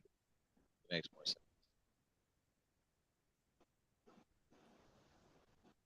Yeah, Ige is the one that I couldn't remember. Yeah, see, look as they make the walk, dude. There's still a whole bunch of empty chairs out there. Look behind him as he's walking out. Ton of them. There's a whole lot of empty chairs in the very, very up front, like ringside, and the next whole section behind it is still more than half empty as well. It's like the waiting for the fucking the band to come in. Yeah, like all the celebrities are waiting for the fucking main card to kick off before they start showing up. It looks like extremely. Hoping to see some good shit from the brother Garrett Armfield here. Yeah, man. Always rooting for the Missouri boys. Dude, I heard so many fucking people this week talking about how Armfield has to get one back because he lost to Onama, and none of them mentioned how fucking close that fight was. Yeah, he looked fantastic in the first round. That was a spectacular back and forth by both of those, and Onama just happened to fucking catch him, man. Like, I love Onama, but I think Armfield got a fucking bad shake of the stick because it's one of those situations where history's looking at the numbers, not the details.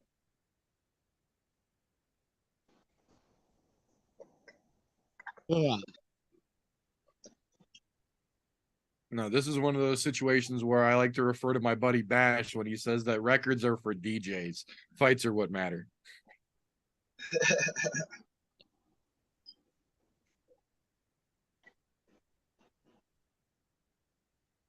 All right, let's see. This kid looks like on fire. Yeah, this could get real fucking interesting real fast, man. That's kind of what I've got myself ready for. I still got my faith in fucking Garrett, man. I think that dude didn't get a chance to show everything he was capable of because Onama was just as good as he was, and they squared up, locked fucking horns, and Onama just happened to come out the better man a little quicker. I think our Armfield still has a lot to fucking show.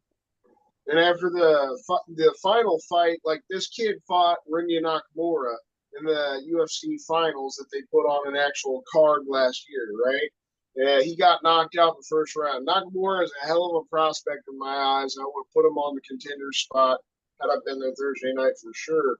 But I'm not sure that this kid's got that same potential as much as the UFC just gave him another contract to bring in more international fighters. I believe this was the kid that TJ gave as his contender. And he cited the Nakamura. I think TJ gave this kid his contender spot and cited the Nakamura knockout as part of his reasoning for it, because we still did our cans and contenders. Just I said, we gave you a little tribute. We gave our cans and contender thoughts. He was knocked out by Nakamura. He didn't knock Nakamura out. He lost. Oh, I thought it was the other way around. Okay, maybe I was wrong. Nakamura still undefeated, 7-0. That kid is the fantastic prospect that I talked about going into that final last year. His father. Maybe that's what it was. Maybe was the big influence in starting Shoto in Japan and starting Pride up in Japan. So this kid is already a gigantic star with his father having a huge name in combat sports over in Japan. So I think I got it backwards, and I think that's what it was. The TJ side. Yeah, this Kazama kid may have some potential, but yeah, he definitely looked really bad against Nakamura. Nakamura made him look like a fool, knocked him out really damn easy. Even as skilled as Nakamura is. Right. Yeah. This kid's coming off a knockout loss, so I definitely am leaning towards Armfield with how good he looked against Onama. Right. I don't fault TJ for putting this because I'm a kid in the contenders. He just he probably mislooked at it. Well, and that might be me misremembering because I also just did a dab too. So there's a good possibility that TJ actually picked Onama and cited him knocking this fucking kid out. And I don't know what the hell I'm talking about because it's 6 a.m. and we're up in the middle of the fucking night to watch fights in Singapore because we're crazy like that. And I'm about like 5 beers deep. As I said, I had my coffee for breakfast, but I made sure to get me some fucking energy drinks for this because I knew we'd be running. I said, fuck it. I got nothing to do today. Come on, man. All right, here we go. Yeah. I don't know why. 1, 57, 56, 55, 54 for the Immediate single. jab to start it off. Garrett Armfield taking the center of the octagon. Took it like Ooh, a counter 1-2 over the Oh, top. man. nice. Little body shot there. Okay. Kazama's playing real coy on the outside. It's the reaction that this Kazama kid has had, those couple shots that Armfield's already got. This kid is really reacting badly, getting hit by those shots. Yeah. That and twice now I've seen Garrett just loop his hand in his guard and the kid react like he was going to get a hit. Yeah, he constantly bounces back. Every hit, he's like, he's bouncing back really Garrett's hard. putting the pressure on him here. God damn. I Nice. feel this pressure and fucking right out of the gate here. Ooh, desperation shot. Garrett stuffed it right out of the gate. Good shit. Armfield, man. The kid's Kazama's trying to be slick. He's looking to be real explosive and quick, but Armfield's just too fucking close to him. He's staying right on him. He's not giving him room to work.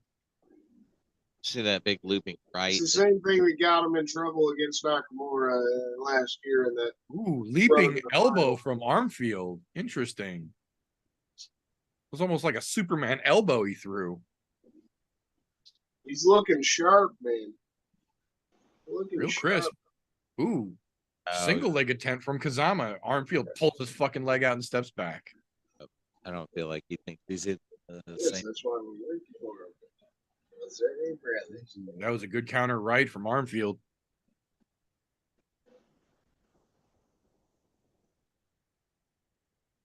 Does not appear that Kazama may have learned much. Still getting sloppy here.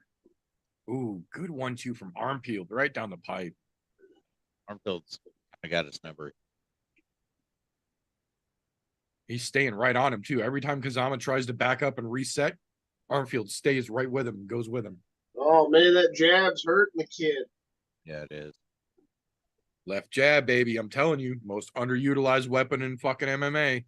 Got him. Doesn't even know where to go. Oh, see? And he used it to set up that beautiful body shot. That was a great body shot. Beautiful right. Set up by that left jab, too. I love it, man. I don't know if this Kazama kid is laying. Kazama kid just ate a hard left and he's in trouble, bouncing off the cage. Yes, Armfield's chasing him, putting in work. Oh, Kazama's it's down. over, Garrett's got him pinned. with. Ooh, Kazama's clasped onto that arm trying. It's not going to work. It's not going to work, dude. He's literally just holding his hand. Oh, here comes Armfield raining down shots cage side. Man. Kazama's trying to cling and Armfield is just not having it. Yeah, standing back up. End him up. I want to see the stat line right now. I don't think this Kazama kid's landed a single strike so far in this fight. He is A good counter 1-2 there from Armfield. There was a good right from the kid, but he ate 3 shots to land it. saying, yeah, he can throw one, but he's eating 4 doing it. Armfield worked. swarming It him, man. I love worked. it. Ooh, good counter right over the top again from Armfield. Left jab through the guard. Armfield's got him now. Good 1-2. Pinned against the cage. Starting to pour it on. Look, every time Kazama tries to move away, Armfield is right fucking there, lockstep with him. Yep. He's following him everywhere he goes. Like He's not giving him an inch of room to breathe, man. You love to see it. Oh, That left counter so fucking clean for Armfield. that's two.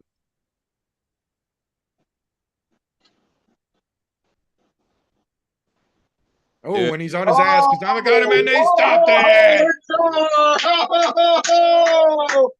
Another first round knockout. Kazama's trying to protest as he's wobbling on his fucking feet. Nah, get out of here with that. That The was a perfect hometown fucking boy stop. made TJ look like a fool. Yeah, baby. Nicely done, Garrett Armfield. Back-to-back first-round knockouts for that kid. Nice. I will take it. Damn, he put him on his ass too. I thought Kazama was going to make it more competitive than that. I was very wrong, and I'm okay with that. I love how you started it before the fight. You're saying a lot of people have been fucking talking crap about Armfield, and he somehow needed to bounce back. Now he just proved he was already guaranteed to bounce back. Said he's got more to show. That was a pretty damn good performance, in my fucking opinion. Dude, Kazama's bleeding all over the place right now. Armfield's boxing. Yeah, after that fight against Onama last year, I think he proved he deserved to be in the UFC. He just proved it even further. That was good shit. Yeah, and they show the replay of Kazama trying to protest as he jumps back to his feet, and he's literally wobbling like he's in a Shogun movie. Nah, fuck out of here with that, son. This ain't a Kurosawa film. Like, you got your ass beat. And then Armfield immediately goes over to shake hands to the whole fucking team. Yeah. You love to see it. And then Armfield's team behind him comes over to shake hands like a little league game. I fucking love Trey Ogden's sitting there coaching him. Trey Ogden's taking that spot here in Kansas City that James Krause threw away. Hey, man. Marathon MMA, baby. It's on the rise. What are you going to do? What are you going to do? I love seeing a Missouri boy make it. You gotta love that. I don't know. I would love to see Moreno and everybody else that bailed when fucking Krause got hammered come back to Kansas City now that they're trying to open things back up. Damn, that fight was over quick. Good shit, Garrett. Fucking Armfield, man. What do we get next? Cortez Acosta and Zetsky. So if they match make for him correctly, that gentleman could have a very interesting rest of this year. Zetsky. Armfield. Oh, Armfield. Gotcha. I was moving on to the next fight. No, I'm still talking about Garrett. Yeah. Because he came out of that clean as a whistle. He doesn't have a fucking mark on him right now. Oh no. It's August. Yeah, he could fight again in a month. Easily get at least one more fight in this year, maybe two, depending on. I don't know how much weight he cuts. It doesn't look like he cuts a lot. Yeah, if he doesn't cut a lot of weight, he doesn't have a fucking scratch on him from that. If he fights close to his walking around weight, that gentleman could get himself at least one more, maybe two more fights in this year. And with a performance like that, before the year's up for sure, man. I'm saying round one knockout, I think that should get you round one TKO. I think that should get you a chance at another fucking fight if an opening pops up the rest of the year.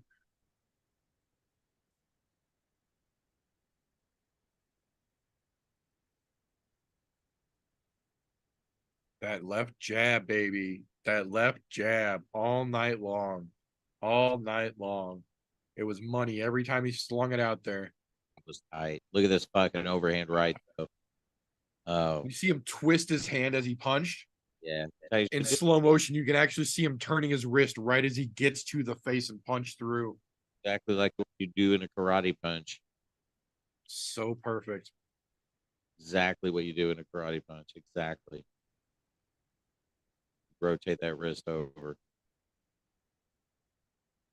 Fucking hey, man. That was pretty brilliant. Good stuff, Garrett Armfield.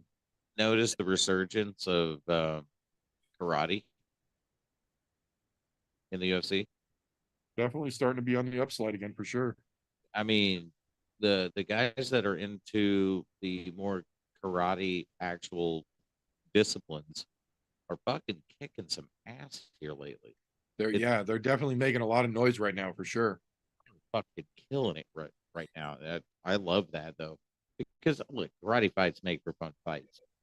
I mean, just look at that Wonder Boy. That's fucking fun. It was a fantastic performance and a fantastic post-fight speech, man. Saying the right thing there. Saying it doesn't matter if it takes him a year to get his next fight. It doesn't matter if it takes him years.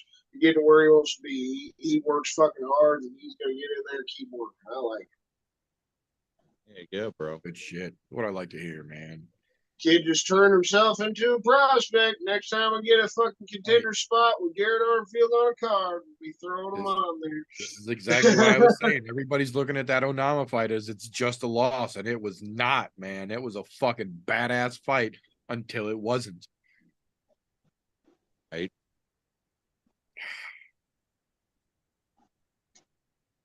This is one of them situations where I didn't have to be happy to be wrong because I told motherfuckers to watch Garrett Armfield. God damn it. No, we were hyping up Armfield when it was Armfield versus Onama. We were fucking super hyped about that fight because both of those boys are Kansas City boys and they're both badasses and they've both shown it. Yeah, man. I love watching. And Armfield was stepping in on late notice with that fight too. He literally stepped in on like a week's notice. Yeah, I was gonna say, I think it was like 5 days, 5 or 6 days that he stepped in for that fight too. Still made weight. Still went out there, had an amazing first round, threw down with Onama. Hell yeah. And then I don't think it's fully been his fault. He's had a couple fights set up for him this year already, and I think one of them he had to pull out due to injury himself, but he had a couple others labeled, and the other guys pulled out himself. So the fact that he's just now fighting here at the end of August, not fully his fucking fault. Yeah, I think he pulled out of the first one, and then I think he had 2 fall out after that on the other guy's side.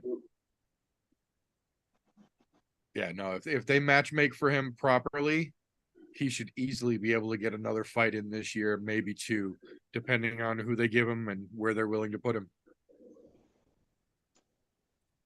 No, I don't care, man. Armfield's got a lot of fucking talent, and I still, even as badass as that was, I still don't feel like we've seen what he's got to offer yet. I feel like he just knew exactly how to figure that fucker out and did work real fucking quick. I still think he's got more up his sleeve.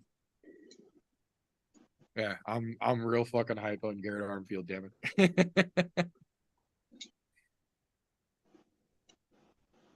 Holy shit. How did it still come in 5th after that?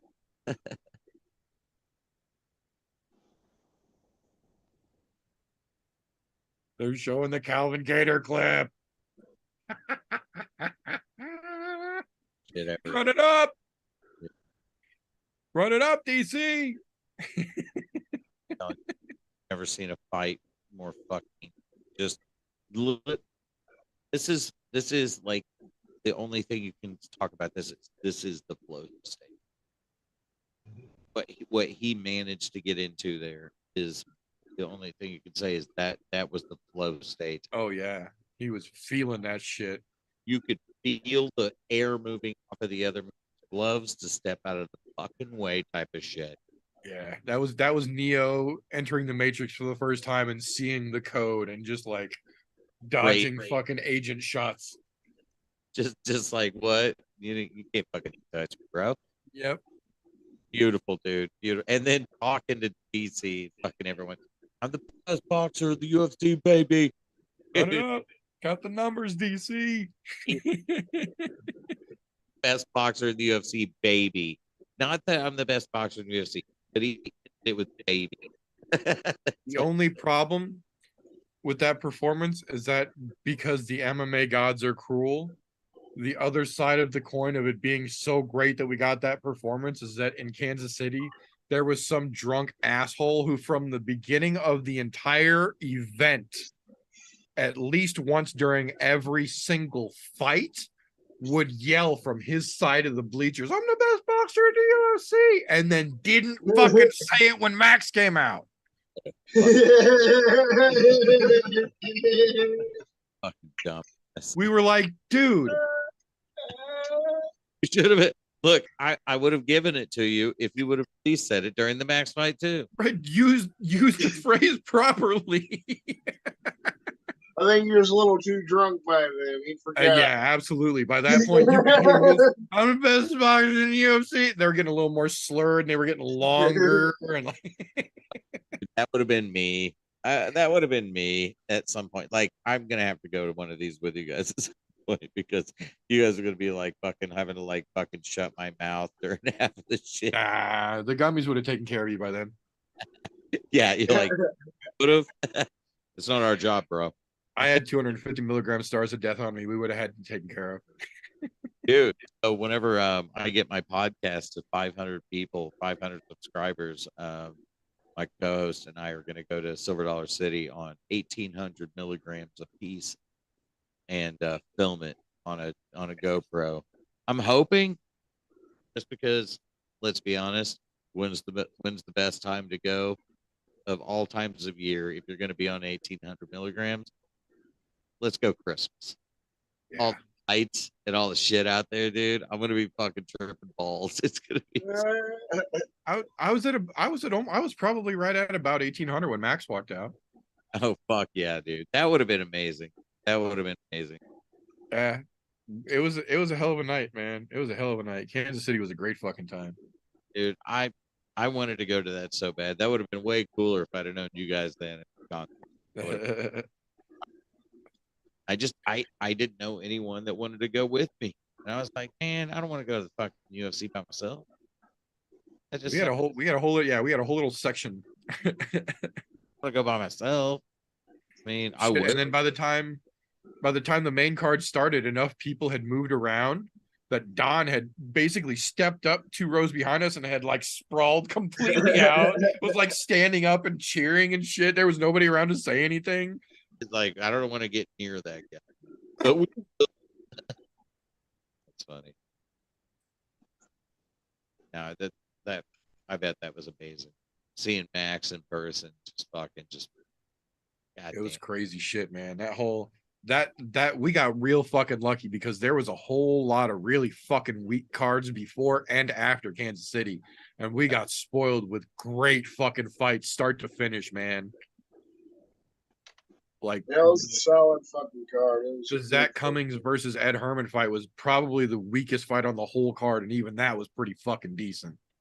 Yeah, I'm hoping that the UFC understands that KC and St. Louis are still big attractions. Yeah, man, absolutely. They come back to KC, I guarantee you they'll sell out that fucking T-Mobile Center again. And that shit, dude, that even from where we were, that was such a great, like, that's such a great building. That building is specifically designed for so much focus down that it made UFC just, it felt like you had your own magnifying glass. Right on top of it. See, that's how I feel whenever I go to Arrowhead.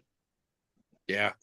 I mean, no matter where Arrowhead to me feels a little steeper. Like, it feels like you're looking over an edge a little more. It's like, yeah. T-Mobile Center was a little less of the leaning over the edge. It was still like kind of steep, but not as steep as Arrowhead was. So it felt a little bit more like you're looking at it instead of looking down. Arrowhead, I've been nosebleed up in 320s in fucking Arrowhead before, where you're like 2 rows from the top of the goddamn building and you feel like you're fucking watching ants playing in front of you. And I mean, honestly, it's still fun as shit. Arrowhead's always a good time, but it's a little different. Arrowhead's got a little more pitch to it. I know what you're talking about because I've sat not quite talking about, but I've sat way the fuck up there, and I've sat down like. Was working for a guy one time that gave me some tickets, and nice. So fucking, right on the fucking what am I trying to say here? The end zone, nice. Right yeah, I mean literally 10th row, right at the end zone, and it was a great view. But at that time, I had just broken my ankle, and I was having to go up and down the stairs in a boot. So as much as I loved those tickets, I also hated those tickets.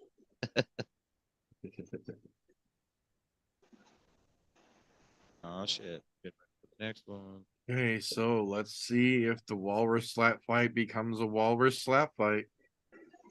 Might 255. Might 255. Salsa Boy versus Bresky. On is at 340.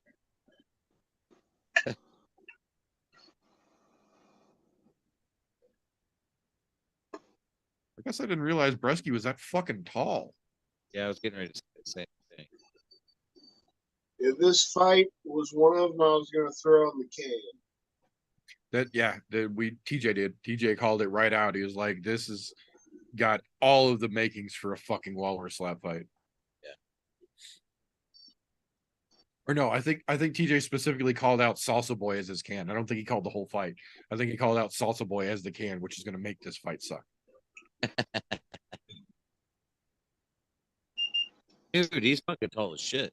He's really fucking. I didn't realize Bretsky was that fucking big. He's towering over everyone in the octagon right now. Literally, he's taller than Joe Martinez and all the referees and shit. Like really fucking tall. So that means he's a lengthy fighter. I didn't know. If he can use it, he could make it interesting because Costa is a fucking club. That's what like that dude is the definition of a hammer. He has no fucking grace. He just knows punch, go, go, go. Is that who's gonna have to fucking use that link to keep him at bay because otherwise he's dead. First round. Yeah, we've seen Costa be fucking obnoxious before, but never skillful.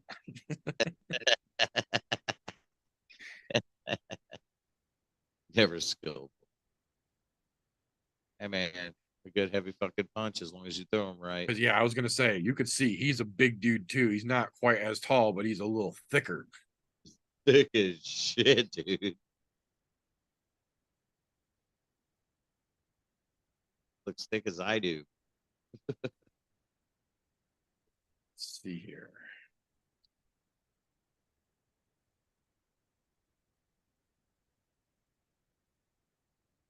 I don't. Yeah, I'm hoping this fight's gonna be fun. Plus 175, plus 165, plus 150 odds for Costa. So basically, Vegas thinks it's close, but they're giving the favoritism to Bretsky. Pretty dead on. It's pretty dead on. Sounds about right. Basically, his to fuck up. Yep.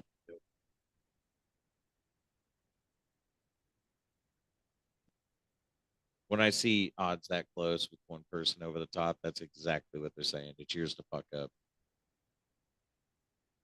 says they're both 6'4". Interesting. Jesus. Did not see that. Man, Bretsky seemed a hell of a lot taller than 6'4". Dude, what? So, okay, if they're both 6'4", I mean, let's be honest. I mean, I've seen 2 6'4" people next to each other, and they don't look that goddamn different. That's what I'm saying. I saw you making that face as I started saying that, dude. No, come on. Something's a little wonky there, dude. That doesn't sound right to me. You don't have one. He ain't no Stefan Struve 7'11", but I think he's taller than 6'4". I think that dude's closer to like 6'7", 6'8". And dude, no way they're the same fucking weight class. If they are. No, they said Costa had like 11 pounds, I think, on him. Bretsky came in at like 252 and Costa's 264. Okay, that makes sense. That makes a little more sense because I'm like, dude, the motherfucker looks way heavier. Well, and that's another one of those reasons why we always say break up the goddamn weight classes. And if Dana wants to be a dick about it, cool. Make the big boys 20 pounds instead of fucking, 205 to 265. I hate the way our weight classes. The 60-pound weight class for heavyweights is ridiculous, man. Stupid. All right. Let's see, boys. Is it going to be a walrus slap fight or are we going to get actual action? We are underway. 57, 56, 55, 54 for the folks singing up. Let's see this shit. Bretsky takes the center to start. Oh. Swapping leg kicks. Oh, 2 leg kicks back. Bretsky's hammering them leg kicks in. Interesting. Sure. Those weren't light either. No, he's hammering them down. Yeah, they are rough ones. Shit. Continually. Oh. Costa throw one back. Okay. Back.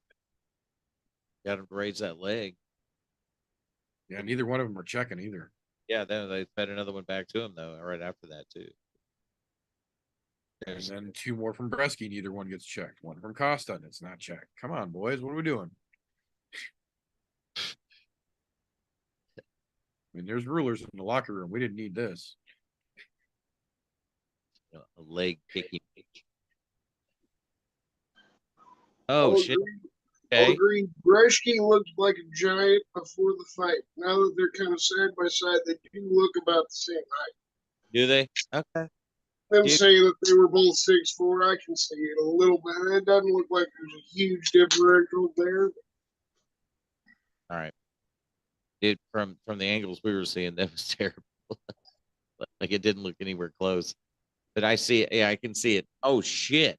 You know, when they both kind of stand straight up, maybe Breshke does have an inch or two, or maybe it's not quite so accurate, but yeah. I think that's not that. a huge Costa's got a big old poof on top of his head. He's got his side shaved down, and he's got some curly ass hair. So I think Bresky's standing all the way up. Plus the curl of fucking Costa's hair kind of makes it look even more than it might be. Costa's also bulkier. Like he must put on a lot of water weight after cutting or something. Right. Like because he looks way bulky. Yeah. Ooh, Bresky's starting to get a couple little pop shots in here and there.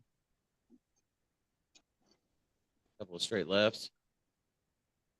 Yep. Straight left and tried to back it up with the right. Hey, he finally moved out of the way of a low kick. Oh. Costa's throwing everything with bad intentions here, man. Yeah, he puts a bad on that. Not landing much, but he's throwing with bad intentions. Yeah, I mean, if he would have hit him with that, maybe.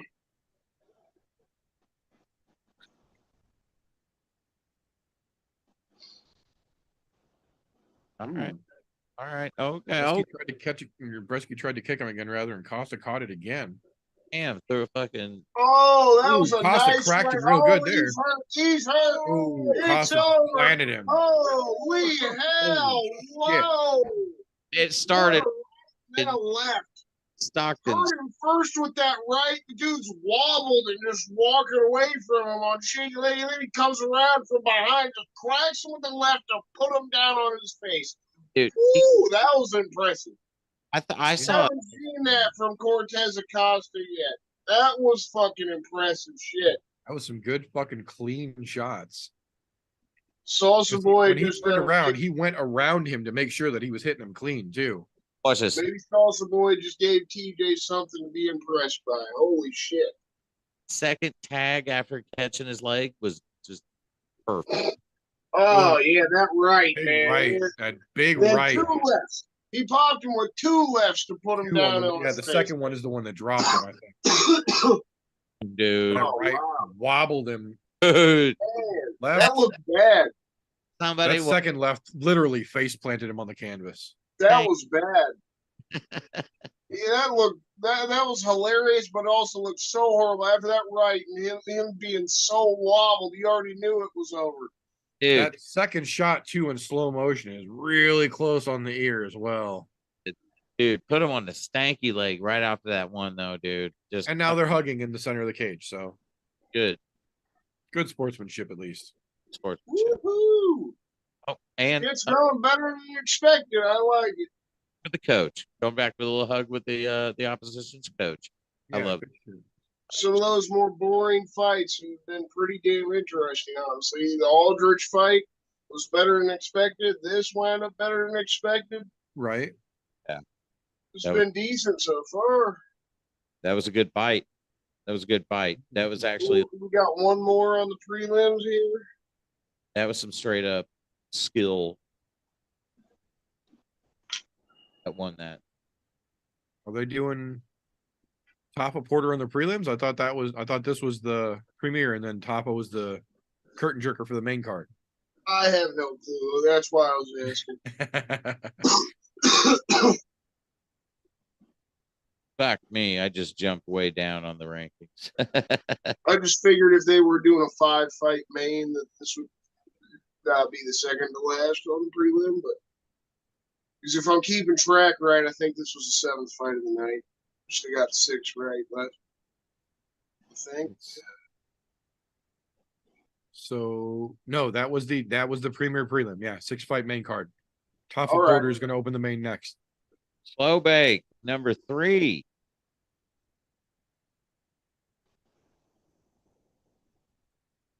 Did I get that perfect? I can't remember if I called the cost or actually get the finish.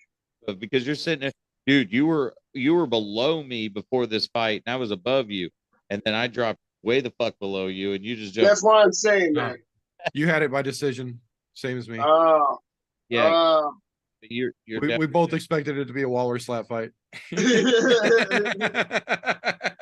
I thought so. I was like, did I wind up changing my choice? No, probably not.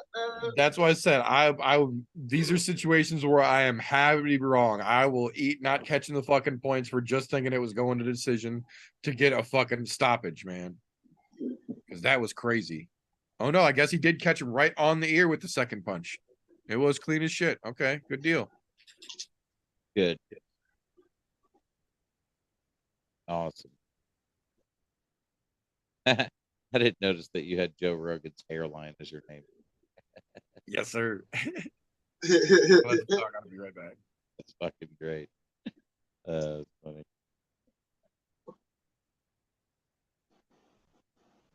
All right.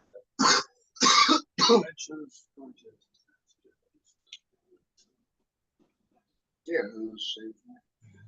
You took my advice. We all thought it was gonna be boring. Waller slap fight. Eat surprises. Good shit.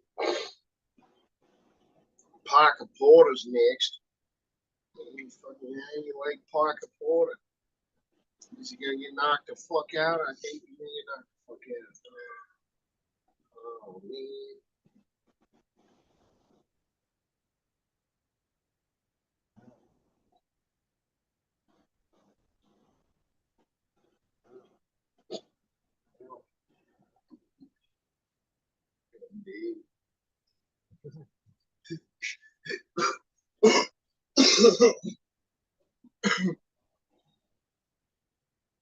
Yeah, speaking of that, I need to roll another joint. I needed that reminder.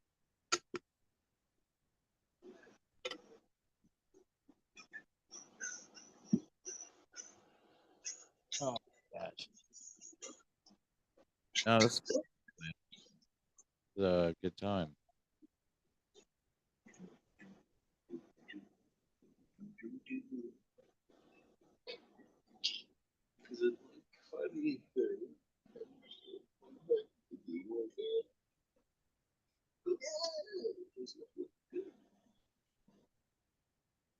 It's not my style.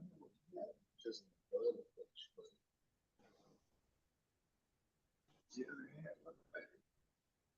Kind of, but that's just because you're more prepared.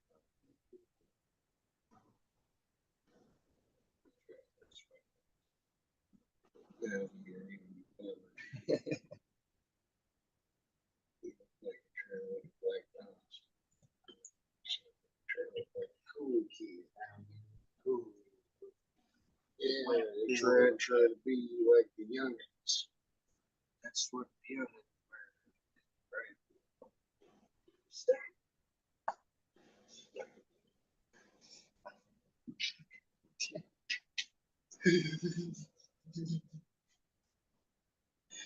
No,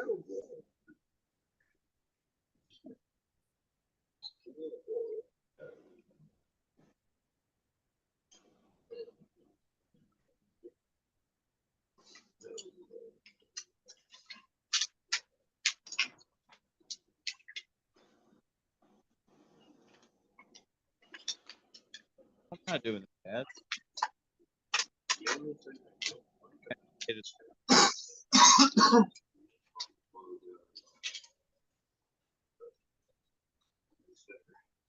no, just apparently just right above you. Apparently you're 290. For some reason, I've got jump. why did this count go back to 15?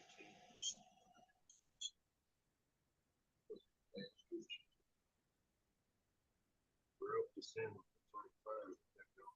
How's Donna so good?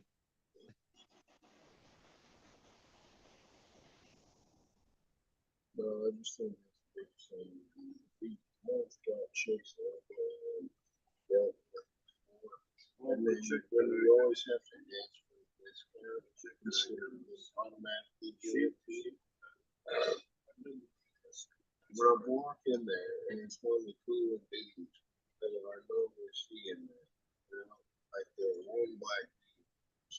got nice cornrows going on his glasses and shit. He's pretty chill. And he always looks down. He always gets around me and this. It was the biggest problem. Make sure he's on the profile and so I tell him someone to punch you. I'm telling you, because yeah, first been there for a while and knows this is a shame for the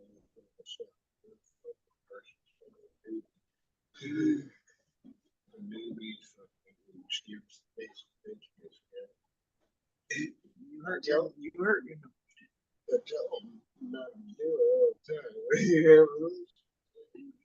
Maybe if he does that, No, he's not. do it. He's done a lot of horse. He's had Time to find out whether the Tapa curse is gonna riddle Parker Porter once again.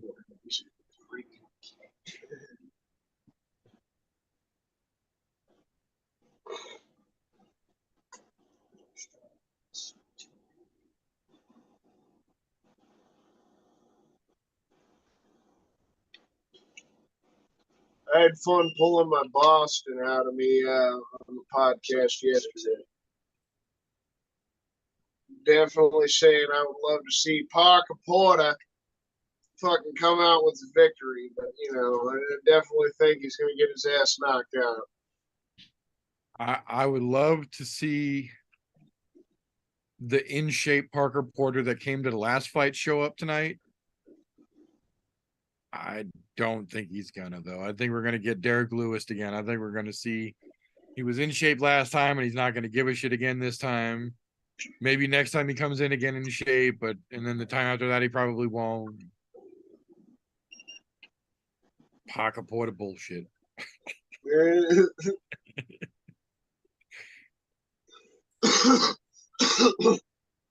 that was another thing I had fun joking about as I was, pulling the Boston out. I'm like, why the hell didn't they put him on the card last weekend? That was a total missed opportunity. Fuck. Put him on the Singapore card. Right. Yeah, that was one definite irony is that they did not have a single fucking fighter from Boston on the Boston card.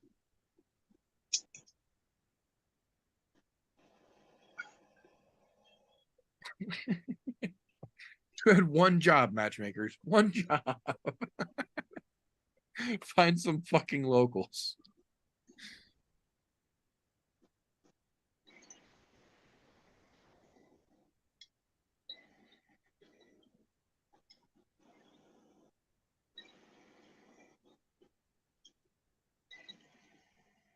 Look behind Alan Joban. Half that stadium's empty. Oh yeah, Look at the shot of Alan Joban. Look right behind them. All right, it could just be because of intermission. Everybody's going, taking a whiz, getting something to eat, Don't want to watch nothing, Could be.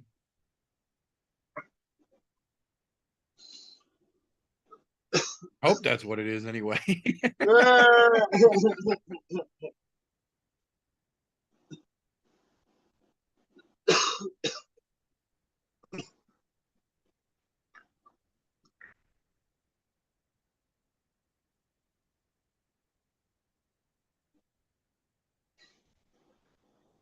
We'll see if they actually try to hide it the rest of the main card, or if they actually pan out in the crowd again a few times so we can see if the seats stay empty or not. Right. Because they're always trying to tout how they're selling everything out. They're always breaking numbers. This Right. and that, Setting records everywhere and shit. Yeah, you're 100% right. If we continue to get shots throughout the rest of the main card, like we have the entirety of the card, you see the majority of the stadium still kind of empty. That's an actual depressing sight to see. Yeah, that'd be real fucking sad. Considering the last time they were in Singapore, they brought, was it one fight? I don't remember if it was one title or if they brought two last time. I know it was at least Valentino fought for the fight. I can't remember that whole fucking card off the top of my head. That was the Yuri and Glover main event too. Yeah, so it was two. Yeah, it was. It was two title fights. So they brought 2 title fights last time they were there. And then this time they're going to give fucking Chang Sung Jung his retirement there. I think that was the Rocket and Rocket and Blachowicz was the main event. No, wrong about that. I can't remember the other fucking fight. It was like what you would call the people's main event. But I know it was a decent card. Like, we all thoroughly enjoyed it when they were in Singapore. Was that Weili and Joanna? Was that the people's main event of that? No, that was China. They were in China for that one. No, I'm talking about the second fight. Where she knocked Joanna out last year. Wasn't that the Singapore card? That was like the third fight, and then Valentina, and then Glover Yuri. I think that's the card. I think that's when Joanna fucking got knocked out and then threw the gloves down. It was in that Singapore card.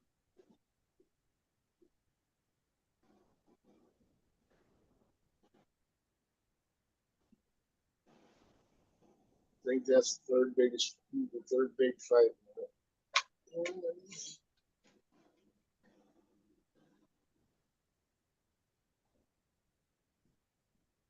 Sorry, I just figured out how to put the actual fight of main. I just figured this out. Like, oh yeah, I can just put. Here we go. It was Tajira Proha. It was Yuri versus Glover. And then it was Weili versus Joanna. You're right. Yeah, then it was Talia Santos against Valentina. It was that 5-round fight. It was unexpected. Santos actually looked really good. It was close. Hey, so on Smith's last fight was Span. What was up with that final moments in that fight where Smith stood up over him and was like basically talking shit on him after he was down on the ground? I have no idea. Smith was like talking shit on him, like basically just like knocking. Stood up. He was telling him to give him his fucking respect. It was Ryan Spann going to that first fight, was talking all the shit in the world, saying how he was going to work Anthony Smith, this, that, and the other. Okay. And Anthony Smith was fired up, pissed off, got that first round finish. So he got in the kid's face at the end of it and said, "Where's my fucking respect? Give me my fucking respect. I deserve some fucking respect." And then after, like, him going off on the kid a little bit, when things cooled down, they kind of went together, and Ryan Spann tried hugging him, shaking his hand, show him a little bit of respect. That's why this fight was brewed up again, because immediately after that, Ryan Spann goes back to talking. You just got your ass beat by him, and you go back to talking shit about Anthony Smith for the past 2 years. Yeah. Literally called him like he got that round 1 submission over Iwan Kutalaba, and then goes to trying to do the slick call out.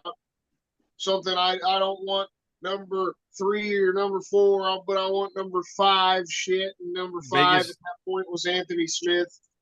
Vegas odds locked in on Smith versus Spann. Now have it as Smith as a plus 130, Spann as a minus 110. Okay. See, now that's not. Yeah, I saw on Tapology almost 70% of people are going for Ryan Spann and going for the knockout or TKO. I saw. Yep. I mean, I'm very surprised by it. Yeah, very disappointing. But I will say this: I'm glad that those odds evened up a little bit because they were a little off balance. They were a little heavy. Yeah, they were a little heavy. So glad to see that those equaled out a little bit. Dude, I'm fucking stoked for this fight. Because again, another one that could go one of 2 ways. It could go just like last time, or it could go fucking completely ape shit. On the last 3 fights, I'm excited as fuck for. Yeah. You can get Chikadze versus fucking Alex Caceres fight.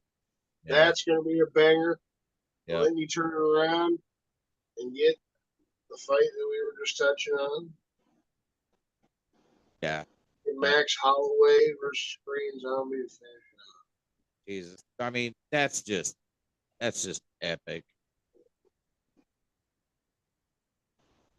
This is literally a legacy fight. This is the epitome of a legacy fight. Max Holloway against the Green Zombie. And how the fuck have they never met in the ring before? Like, how is that? I mean, honestly, let's brew over that one for a minute. How the Right. fuck that never happened? That's crazy to me.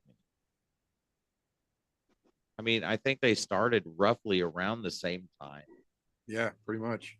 I mean, and they've been in the fucking system the whole time together. Same weight class. How the fuck have they never met? That's weird. Probably because when Zombie took his time off is when Max really started to climb up. Oh, you're right. I didn't even think about that. You're right. Because that when Chan Sung Jung took his time off to do his military service, it basically pulled him completely out of the fucking rankings. And they gave him some decent fights afterwards when he came back, but they still never put him back to where he should have been.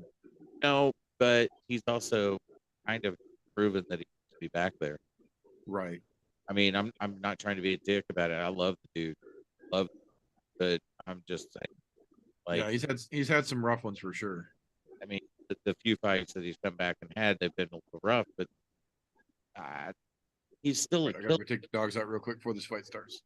He's still a killer. I mean, the Korean Zombie is like one of the greatest to ever do it. I don't care if he wins or loses. I'm a fan until the day he dies. I don't give a shit. I'm ride or die with Korean Zombie.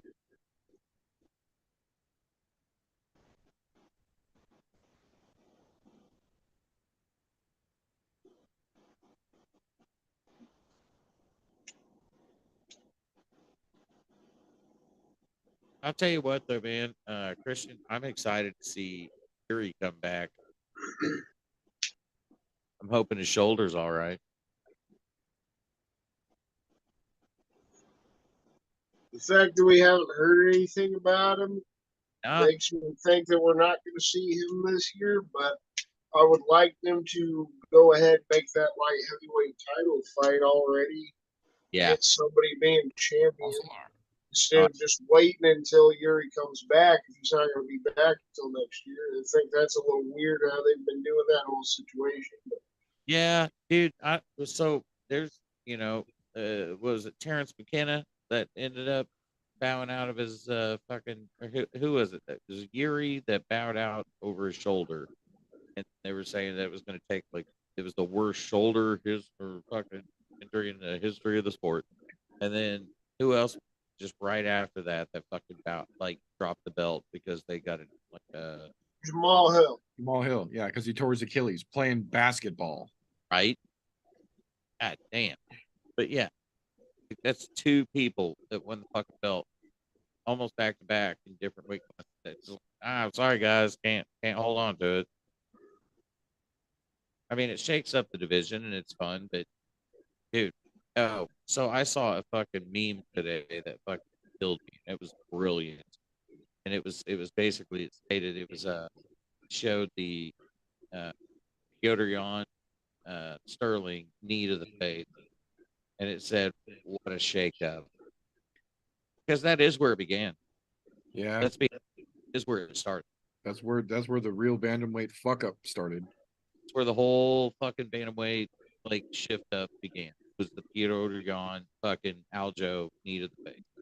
What the fuck is on Paul Felder's lip during August? What is wrong with you, man? You are not a state trooper, sir. Dude, I hate his goddamn mustache. Why? Why would you do that voluntarily in August? I hate it so much. That doesn't look good on him at all. No. What the fuck? Yeah, it's bad, dude. Actually, Bisbing would look better with that. That's just not a good look, man. Damn it, Paul Felder. Dude, that's a bad stash. That's a porn stash. He's got that porn stick in hardcore. He's like a quarter-inch corner twirl away from getting put on a fucking list, man.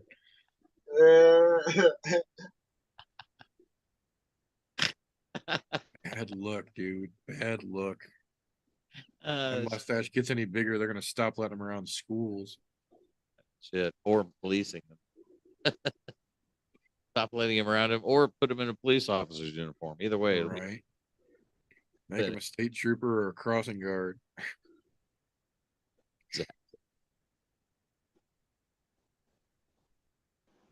Max. Most wins and most finishes in featherweight history. I wonder if they're having issues because they're running an awful lot of promo shit here.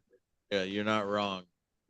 They had the mother fights before this up pretty fucking quick back to back, and this has been quite a minute here while we're waiting for 2 fights to fucking line up.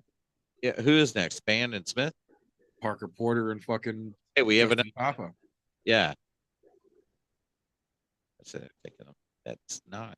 I mean, we have 3. Left.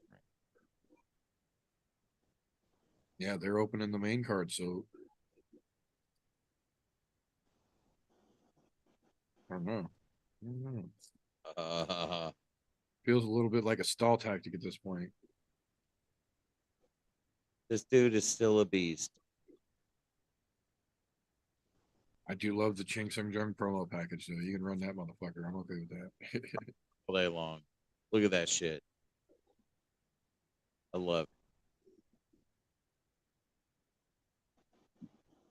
He is a bad motherfucker, man. I do love watching that zombie highlight reel. I said, I think I was there saying. You go. See, look. That ain't parched. No, I didn't see this. Oh, fuck yeah. He's chomping at the motherfucker. That ain't parched. He's chomping at the goddamn bit ready to go. That ain't a parched man. Dude. I told you that's what got me hyped yesterday. I was like, oh, fuck yeah. Zombies ready to go. This is going to fucking be a war. Oh, man. Bumps off that shit, dude. That's badass. Yeah, I love it. I fucking love the Korean Zombie. He's a bad mother. But so what I was going to say is, so one of the things that I'm like kind of upset about in the whole BMF belt is that it hasn't been around long enough to make its rounds. Dude, if nobody doesn't think, I mean, seriously, think that the Korean Zombie shouldn't have been in on that list. Well, and that's the thing is that if they're going to make the BMF belt a thing, now they're going to have to make a BMF belt for every division. Yeah. Well, I don't know that they even have to make it for every division. I still like it being just an open as like whatever division friendly belt. But if anyone thinks that like Korean Zombie shouldn't have been in on that talk, I don't know. I mean, come on. He's one of the baddest to ever do it. And he's right. The reason his name is Korean Zombies because he fucking just walks through the fire. Well, and that's the thing is that if they're going to throw that belt around like that, this fight could have absolutely been for that belt. Oh, fucking hey, this totally could have been for the belt. You know what I mean? Without question. So if you're going to tell me that there's somebody more badass than fucking Max Holloway and Chang Sung Jung, I'm interested to hear your fucking arguments. No, I don't know what to fucking say because there are many more arguments. If you're making a list of bad motherfuckers in the UFC right now, those 2 belong at the goddamn top. Absolutely. I still love how this fight came to be. Like, it's still like kind of blows my mind. Respectful Max, man. Respectful Max. Bliss versus Zombie. So this next fight's interesting. I think it's going to last long. Let's see if the little brother can get the job done as quickly and as efficiently as the big brother did. He lost to Bo Usman in his debut. I don't know, man. I'm not saying he's good. I'm saying he's got a chance. That was the only reason I hyped up Parker Porter a little bit on the podcast. Yeah. I mean, look, Parker's. I mean, I know how I bet on this. We'll see. We'll see how this one comes out. This will be interesting. This will going to make or break me, I have a feeling, on the scorecards. I'm curious which Parker Porter we see here. He looks a little fired up. Yeah.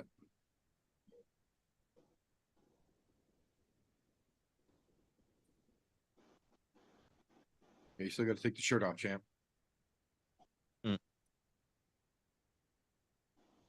Good that you love your team, but take your fucking shirt off, or they're not going to let you in the cage. Yeah. There you go. You got some big old man titties. I was going to say, the man titties are in full effect. I don't know. This does not look like the Parker Porter that showed up last time. Hey, guys, sometimes man titties can hit hard. All right.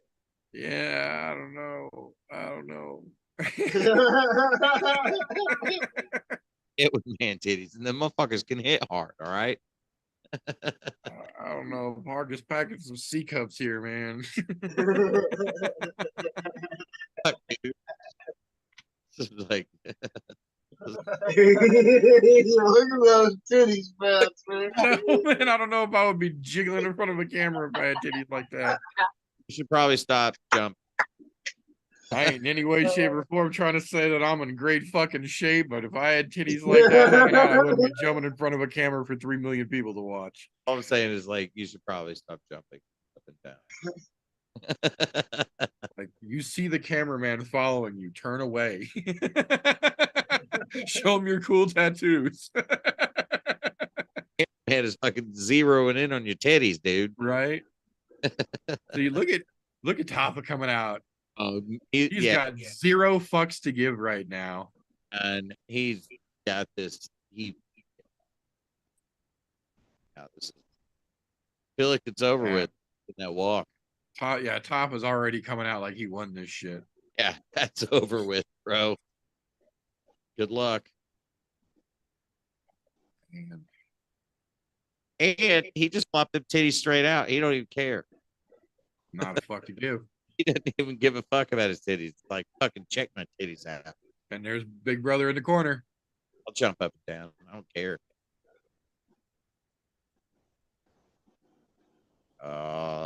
Yeah, I'm excited about this fight.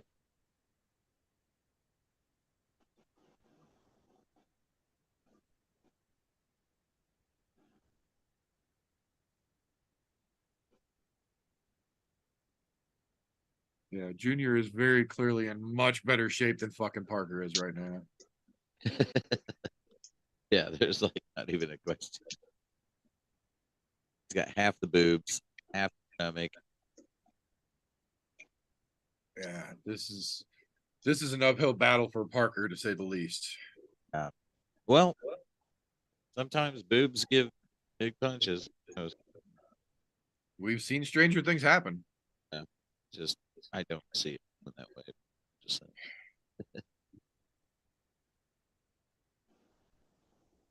Yeah, this is not the same fucking Parker Porter that showed up last time. No. This I think we 100% got Derek Lewis. I think he showed up in shape one time, he got great results and was like, nah, I don't have to do that every time. And now he's back to the old bullshit again. Oh God, look at them. I'm saying, look at these two pictures side by side. Look at them. Oh my God. Tell me those dudes weigh the same. Not even fucking. There's a 1 pound difference between these two guys. Wow. 1 pound difference. Look at the two of them. Somebody had his foot under the fucking. Yeah, that doesn't right. I'm telling you, Parker Porter is 100% the default create a character on fucking UFC 3. You did say he was the fucking like the bad guy in every fucking video game. He's the greatest 80s villain the UFC ever signed. That's fucking great. That dude is ready to kidnap children and burn down an orphanage, man. Yeah, that's what it was. Yeah. It's fucking great.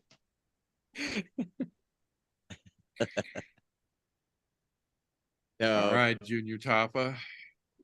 Tapa just like, I don't know what his tattoo says, but he tapped it twice saying, I got this. It's the Australian flag. Is that what it was? Yeah.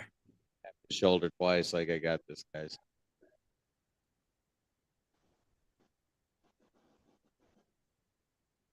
Here we go. Goddard back in the center for the big boys. Third.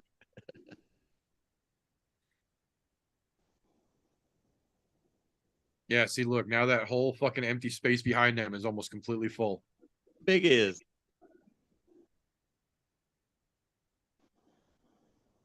Dude, look at the size of these two motherfuckers, man. There's no way there's a pound difference. Get fucked. Yeah. I mean, come on, dude. Parker now- coming out headhunting right away. I can see this. I can see that. Look how much taller he is. That makes a difference. Ooh, good left jab from Junior. Parker's trying to find a big spot right away. Well, he knows he didn't have the breath support to get up. Oh, good counter right from top over the top right out. Throwing that front kick up there. Parker reaching, trying to get his. Ooh. Oh. Uppercut. Oh, nice knee. A Oh, knee. Oh, Parker's wobbly. Oh, that was beautiful knee. Oh, Bang to the cage. Parker's Ooh, getting rib the shots. grappling. damn. Parker's trying to hold on to a single leg for dear life, and it's not working. Oh, but Parker rammed him into that fence pretty good. Yeah, he did. But it looks like Top is about to break off and roll out here. Yeah, it's almost over with. Yeah. And there he goes. Oh, Oh, yep. Spun Parker back to the cage here. Ooh, body shots. Oh, Good job. elbow. And an elbow. Fuck. Top is putting work in. Big shots. Parker's wobbling. Oh, put him Parker is down. down. Yep. that's over. Parker is Got it perfect. done. Got it Fuck. perfect. Oh. Fuck yeah.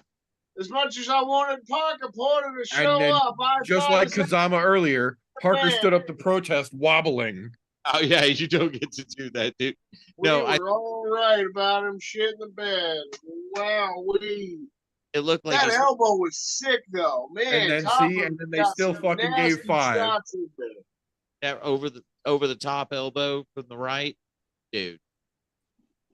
That's Let's set. see this. Yeah, let's see this Jimmy John's freaky Oh, fast that finish. fucking knee, Knee to the man. chin, buckles him. Dropped his- Overhand right over the top, takes his legs out from underneath him. Fucking A. Boom, and then Tried another- shooting a little guillotine on him. I was gonna say, and when Didn't get Parker shot to in slam on that him into the fence. yeah, Parker shot the single and Top immediately grabbed his leg and was like, do it, bitch. Oh, oh god, cracked him on top of the dome. Got him on the, right on the top of the head. dome. top of the fucking dome. Beautiful, dude. Here it is. Here it is. Damn, yeah, because Parker leaned down as he threw the punch, so it extra fucking hit him on the top. Oh, yeah. Dog. And then walk off. I'm okay. I'm okay, coach. Dude, he hit the ground flat staring at the audience. He was not okay. No, he was That's a good stoppage, man. Yeah, see, he didn't protest it much. He was just angry about it, wobbling when he got up. understandably. I mean, you train long enough, you a little upset whenever you win that quick. That's understandable. However, A curse. good stoppage from Goddard really quickly. Absolutely. Yeah, he didn't let him take punishment. He jumped right in. I mean, those big boys could fucking dish that shit out hardcore. Well, mean- that just goes to show they're in a Tafa that can't beat a Porter. Yeah, I didn't mind that one, but last weekend that was a questionable stoppage. Well, I mean, it's fun to have O'Malley it's a giant meme, right? It's a big laugh having O'Malley as champ, but I did think it was kind of shit how quick he stopped that fight. I agree that O'Malley really clipped him with that shot. You know, he Oh, did yeah, kind of he clipped him but clean. like it was probably one of the cleanest counters I've seen in the UFC in a long time. Just to be honest, I'm not trying to give O'Malley props on that. I don't. yeah, I give still felt like Aljo was doing a little work to try to defend himself after the fact. Though. I So agree. that's where I agree completely. I agree with Aljo's assessment on it that he did roll into the legs to grab the legs at the last second, the second it was stopped. But Aljo, I did watch a few different interviews with Aljo, and he did say, "I wonder if I would have rolled the other direction had he might not have stopped, or if I wonder if I would have done this had he might not stop." It was literally just a matter of like seconds. Yeah. And so he even went back and was like, Was it the direction that I rolled? Was it how I rolled? Was it that I didn't grab the ankle quick enough? And I mean, look, there's been a lot faster stoppages than that, a lot faster, but there's also been worse. I mean, so whenever I've gone back and watched that O'Malley fight, like the stoppage, at least 5 times, and I've out of all the times that I've watched it, I've not stopped and looked at it and went, you know what? I think this would have been completely different had they changed it and not done that. I just don't think that's the case. I just don't. I don't think Aljo was in a place to truly continue getting back in control. And I'm not saying that like O'Malley was like infinitely finishing. Right. I'm just that in that moment, I can see where not being able to see it from every angle like we are and not being able to see it from all the, I can see where it was stopped. That's all I'm saying.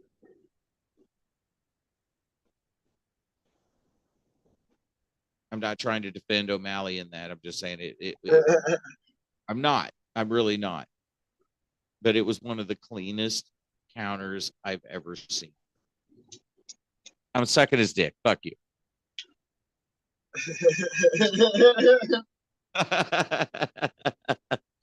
Fuck off. I'm sucking his dick. Fine.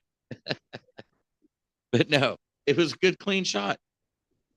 And yes, it was stopped a little early.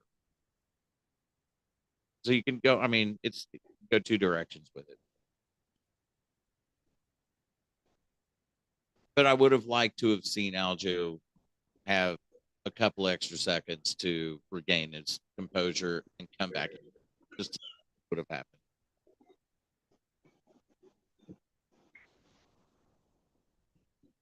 Well, you see, you know what the biggest problem about Sean's fucking mouth is? Now he has gotten himself into a position where despite anything that happens in the UFC, I want nothing more in the fucking world than to see Tank Davis catch him in a parking lot leaving a bar or something. Right. Who's not a big enough star? No, dude. Hey, look, I think O'Malley is one of the biggest douchebags in the sport. Just flat out. I do. That dude lets his mouth run away way too often, man. And every time I've heard him say something about being in the favor of the Nelk brothers and that shit, I'm like, moving further away from the goalpost, brother. Yep. Heading the wrong direction, sir. Moving yourself further and further and further away from where people and the masses are going to love you. And you're not going to get there doing it that way. And just like, and not to try to make it political by any stretch, but whenever he had that fucking little, his arm around fucking Donald Trump after that fight, I was like, fuck, dude, there was a level of respect, and you're literally just stepping on it. Well, that and like I talked about in the news segment on the show, you got to be careful who you're fucking friends with, because Donald Trump's friend Willie Monster Floyd got tied up in the fucking RICO charge with him. Just like that. You gotta be careful about who you're fucking friends with. I mean, it doesn't matter whether you're the biggest star in the fucking UFC at the moment. Right. No difference. Cheers, boys. And I need to get me a rig. Oh man. So the guy that came on the show last week, Jake, with Timeless, he brought on this badass like digital rig that he's got that like battery powered. It was insane. I've seen a couple of electric nail like rig adapters that I'm very interested in. If I could find a decent one that takes interchangeable 18650s, I'm money, because I got a fucking landslide of those for all my vape shit. Well, need to run with me to Two Chicks in a Head shop at some point and see what they've got over there for you, because they actually have like stuff that like works. Interesting. Yeah, and dude, they're badasses. Plus, if you go with me, you'll end up getting a discount. discount Right. because they're one of our sponsors. But yeah.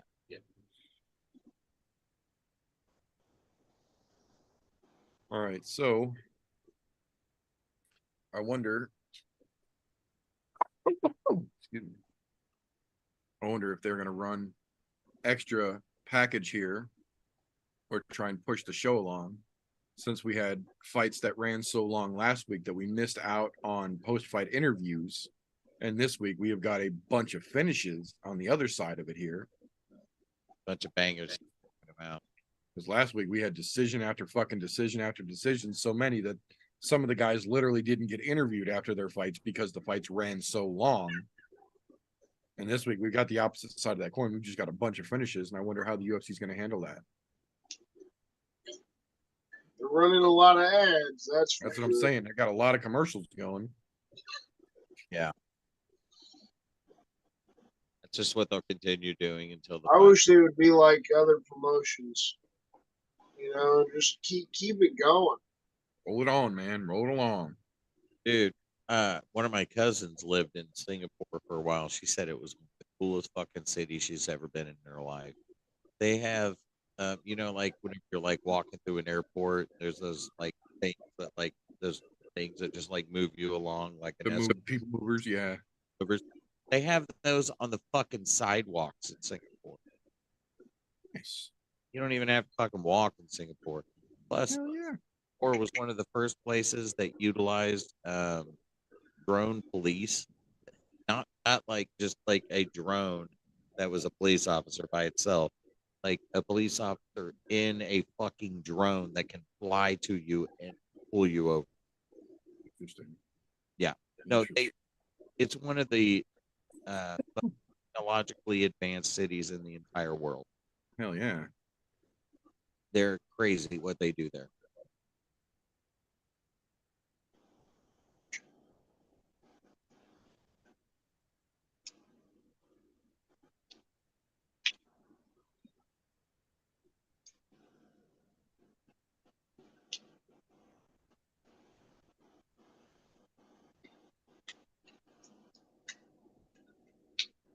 See, I'm not mad at them running this extra fucking Chang Sung Jung promo package here. This is what I was wondering if they were going to do. Actually, what I was just going to say is like, I'm actually kind of enjoying watching this. This is what I was hoping they would do instead of running 9 extra fucking commercial breaks. No, there's more than enough highlights for Max and fucking Chang Sung Jung. Yeah. Take that extra fucking time that we're getting now and show some love for them. Holy Jesus. And a little promo for Adesanya Strickland coming up in 2 weeks. Just a second, real quick. All right. Is anyone else laughing as hard as I am about this fight? All I can do is shake my fucking head. Where did this happen? Oh, I'm in love with it. I absolutely love it. I've been rooting for this damn fight for a while. This is fantastic for me. The build up for it is going to be unbelievable. That's what fight itself may not be great, but that's what I'm saying. This build up is going to be some of the best we've ever seen. The press build up is going to be much more entertaining than the fight is going to be, I think. Without question, the press build up on this is going to be awesome.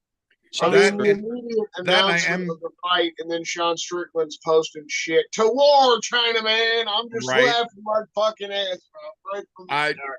I said it a million times. I'll say it a million more. I'm a petty bitch, and I want to see Adesanya standing over him go, a guy with nails knocked you the fuck out. Yeah, true. Right. I mean, I feel you. Like, I see that going. After that line about a guy who paints his nails and jerks off the anime will never knock me out. Oh my God. Like, you made your own bed, dude. You made your own bed. You know who you said that to? Like, you know, Adesanya like that. You just like pissed off the beast, dude. He literally gave you a title shot.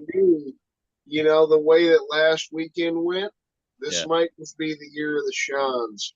I know. I saw that. We'll see. Up there, Sean winds up grapple fucking Izzy and getting the win, becoming champion. He just gets to be the biggest troll in the world at that point.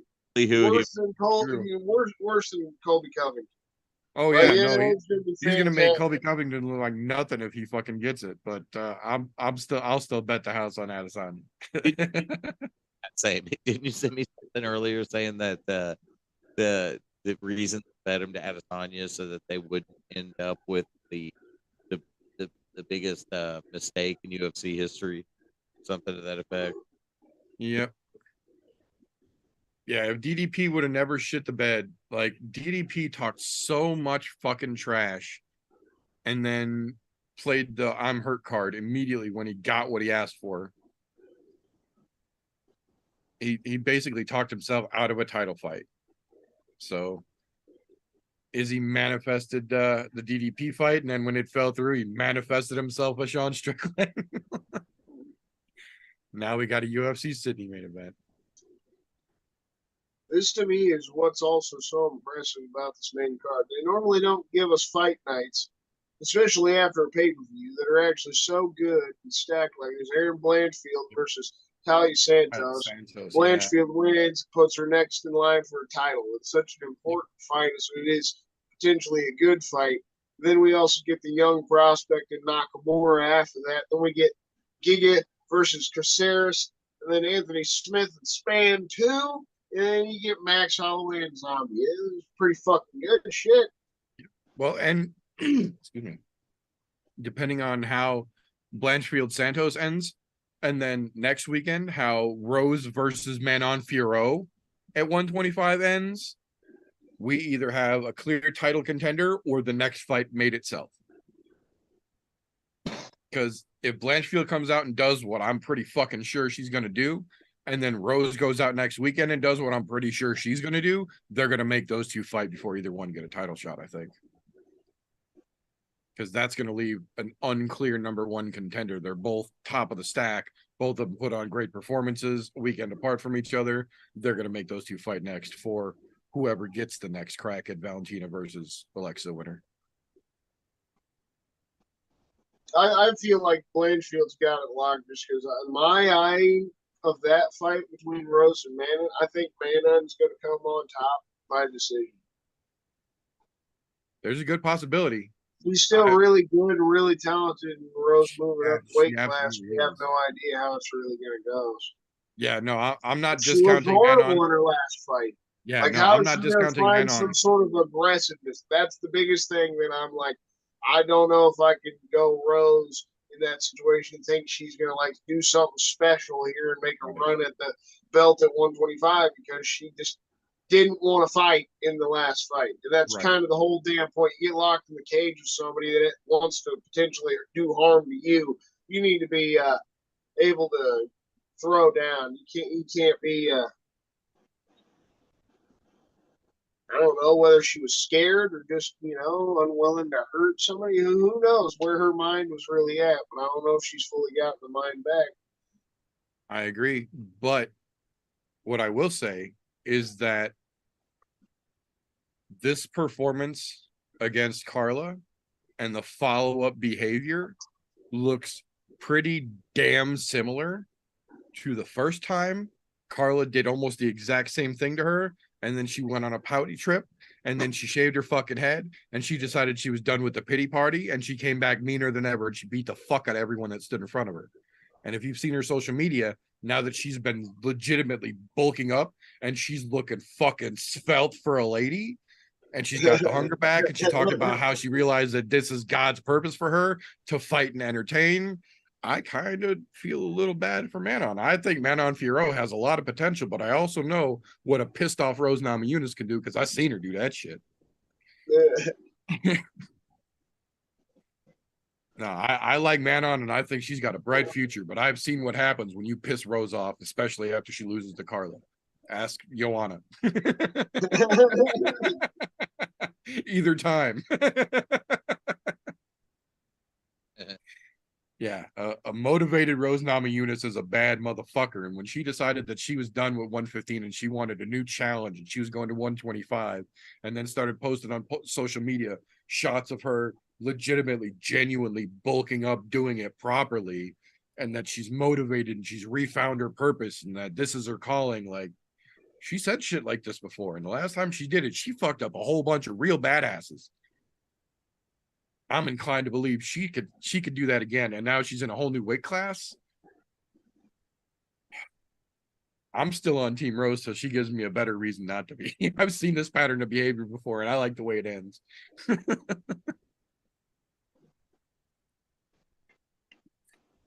Here we go. All right, Aaron. If she shines bright enough, she can definitely take the fucking spotlight here for sure. I called it on Tapology a round 2 submission. Right, 405 points. I think this will be a little tougher for Blanchfield in the fact that she'll have to feel things out in the first round more, but I feel like she'll get her done in the second round. I think Santos is going to try and make this a ground battle, and she's going to make it a little trickier. I think Aaron still takes it, but I think it goes to the judges. I think this is going to be a grinder. I just really think Blanchfield's that good. From what I've seen from her already, I think she's that good. She's just going to actually dominate this chick, even though she had that war with Valentina. Right. I hope so. I'm hoping that Aaron just comes out and does work and makes fucking easy fucking money off of Santos and jumps right to the top of the line. But I feel like Santos has got a little more to prove right now, and she's going to make it a little gritty.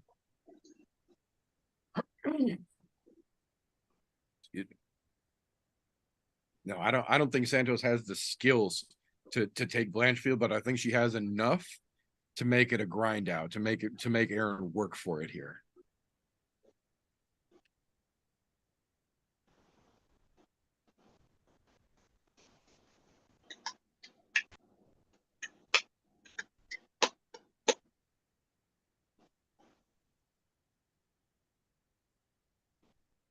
Yeah, see, now that stadium looks pretty damn full. Yeah, look at the shots behind him now. That place looks filled to the fucking brim. That's much better. That's much better. That's what you want to see, damn it. Oh, shit. I moved into the 4th place.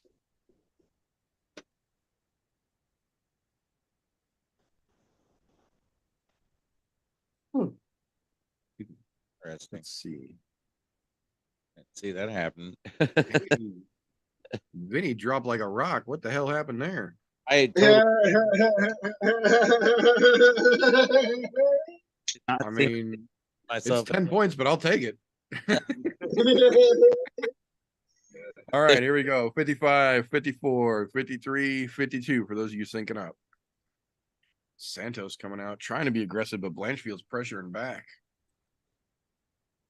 She looked good on the feet against Andrade. Just the other reason I think she's just going to dominate this fight. That low kick spun her around. She's so talented at such a young age, man. Especially if she does dominate this fight. I don't see how she doesn't get the next title shot. Ooh, Santos coming out fierce in the beginning here. Like good combos, lots of low kicks. Yeah, they're eating her.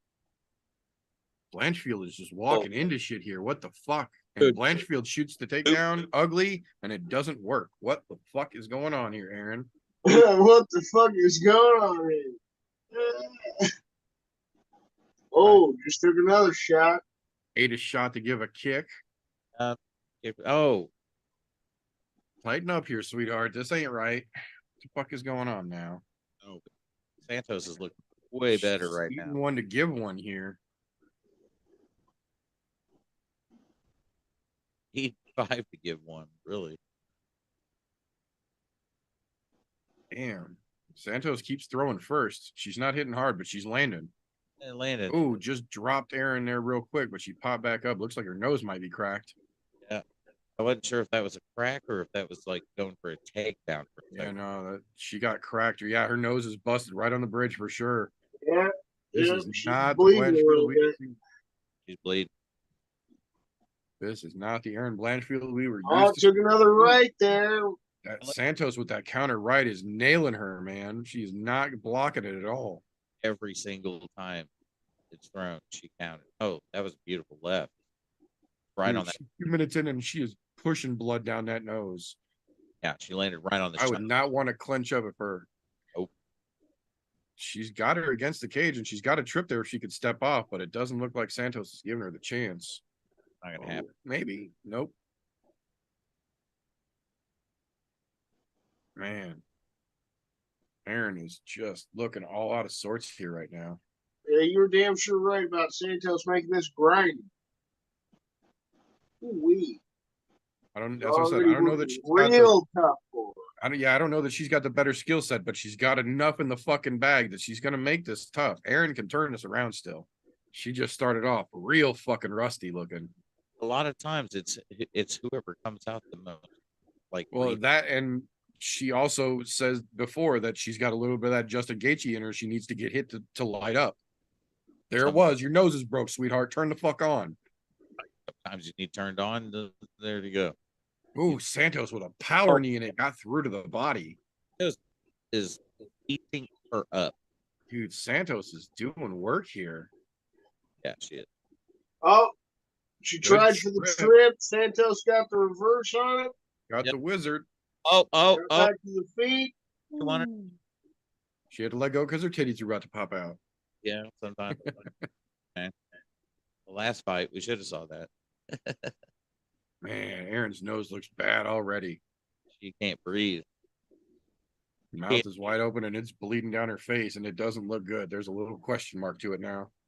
Took another counter right, man. That counter right is just a problem here. I don't know what's going on. Santos is a problem right now for her. Santos is giving her the business. Aaron looks a half step behind all the way through. Good left jab, but she ate two to give it. Fuck, man. Oh, that looked rough.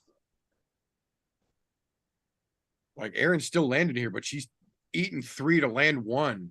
Yeah. Santos is picking her Santos is leading the dance here. And picking her shots. Like, this is what I'm talking about. If Santos could fucking read this a little better and had some better fight IQ, she could have put Aaron away by now, clearly. These are the most surprising moments so far in this first round to me, though. Blanchfield is not getting the upper hand in these grappling exchanges, these clinching exchanges. Yep, not at all. Santos is winning on the feet and stopping the takedowns. Santos is definitely, literally, this is her round, period. Yeah, no, she's shining everywhere right now. She's fucking piecing Aaron up on the feet, and she's stopping the takedown attempts. This is a good knee from Blanchfield, but it's the end of the round. It's too little, too late.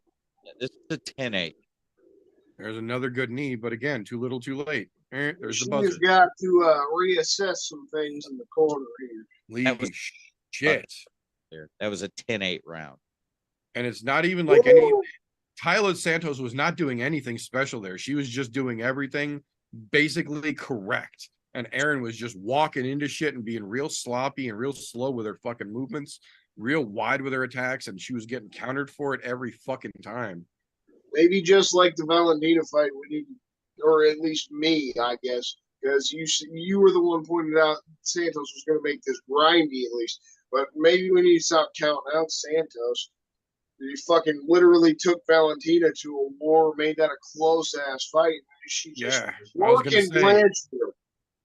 If nothing else, this is making Valentina look more like a fucking stud right now. Sure. Because she did not do this to Valentina. She made it a fucking war, but she didn't do this to Valentina. I didn't expect she was going to do this to Blanchfield either. This is a hell of a surprise, man. Yeah, this feels like Aaron is a half step behind and Santos is just on the fucking money right now. She is. She's been such a dominant prospect. It seems like now she's hitting a brick wall. Yep. All right, here we go. Round two. I can see Santos shutting her out right here. Here we go. 52. Yeah, I had Blanchfield getting the round two finish. I don't know. I'm leaning more the other way now. I might lose this pick. I wasn't. Aaron's looking a little tighter, but we're still getting a lot of the same shit looking. Takedown attempt, blind, no fucking masking. 30 seconds shots. Dude, no. Santos is piecing her up. Look at this. Still just eat. Oh, another nice leg kick. Almost took her off. Man, almost took her off her feet. Oh, yeah. Oh, that left jab. There's a good 3-shot combo from Aaron with an ugly takedown attempt that fell backwards on her. Fucking A. Thought we were about to see some, and then it just went away. She's got a strong single leg there, but she's not doing anything with it. She's got the body lock under the single leg. All she had to do was yank and pull. Yeah, she didn't have shit now. Now she's got the body lock behind her, but she still can't trip and push her down. Her hands are locked behind her. She's got the body lock. What are you doing? She can't. She's got too big of a base, too good of a base. Yeah, Santos has got her legs completely fucking beat out, and she's not giving Aaron anything to work with here. Way They're too just gonna roll around against the cage here until somebody decides to do something.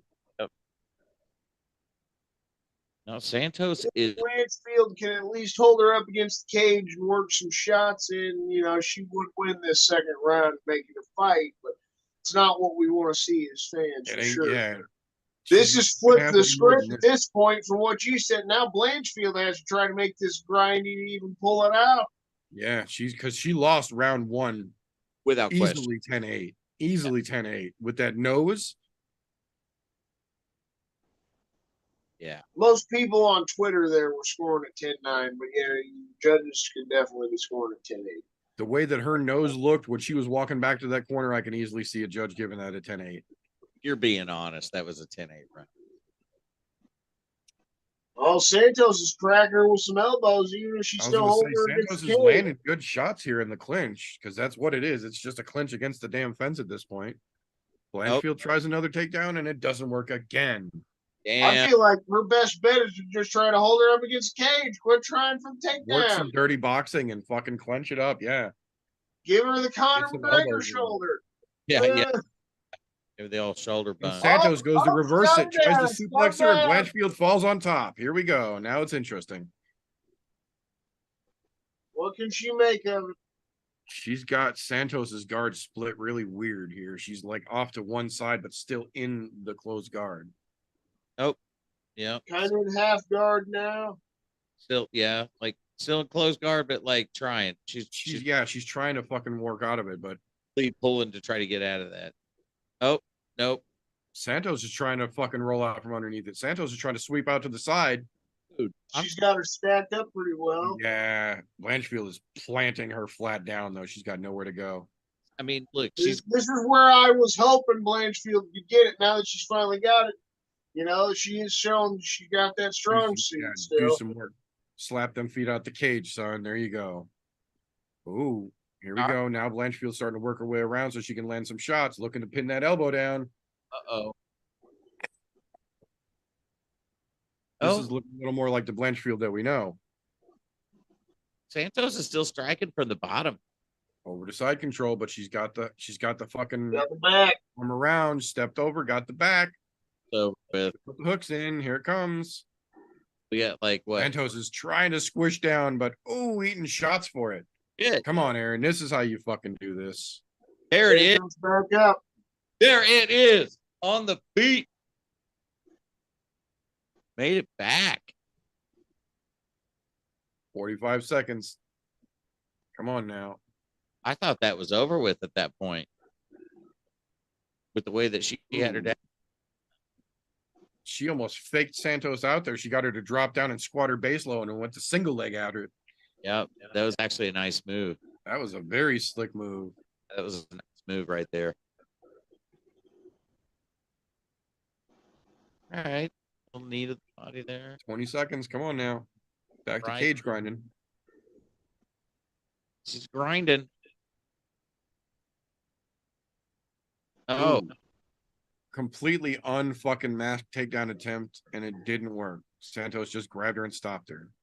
Yeah, I mean, and Santos was in the process of still like readjusting her fucking outfit. Like, yeah, I think that was slightly a smart decision, though, to get back in that clinch position, because if she would have eaten a couple shots, maybe in the last few seconds, may not have looked the greatest to the judges. Blanchfield definitely controlled the majority of that round, probably bounced back. Unless they scored 10-8, this is probably 1-1 at this point. Yeah, 19-19, unless they gave it a 10-8 first. I think it's tight. I think it's 19-19. I don't know. I mean, I can see maybe. No, it's got to be. It should be. let me say that it should be. I don't know what the fuck they're gonna do. Right.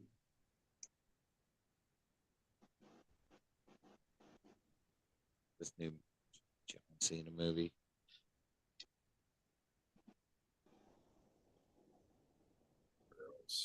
Looking like Mark Wahlberg.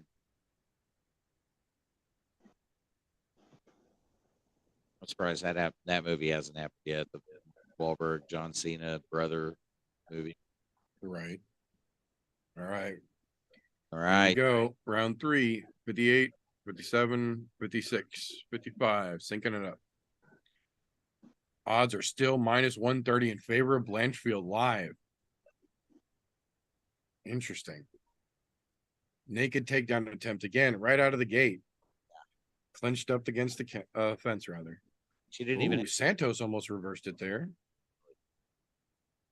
Oh, and there broke up. Interesting. Santos front kick. Ooh, Blanchfield had a little nice left jab there, but then she's taking a couple shots again. She looks like she's trying to tighten it up, but Yeah. Santos still keeps countering too fucking clean, man. oh, God, that was great. Beautiful left count. Oh shit, what was that? Aaron's getting a little better at getting out of there, but Santos, that last little right, she was. Santos has definitely got that nose in trouble right now already. Oh shit. I don't know, dude. Santos counters are pretty on point. Aaron keeps trying these fucking naked takedown attempts, and it never works. It has not worked one time in this fight. Yeah, they're just for the blue. There's nothing behind it. There's nothing to mask it, and Santos just grips up and runs back to the cage and stuffs it. It's after she's thrown a punch. It's then she'll dive in. Got to hide it with something, a fucking low kick, anything. Crying out loud. Nothing. Just jumping right in. And then she's Man. not doing anything against the fence. I mean, I just don't know what the fuck is going on here. every time, look, the Aaron one, disengages and went right back in, and now they're right back against the fence again.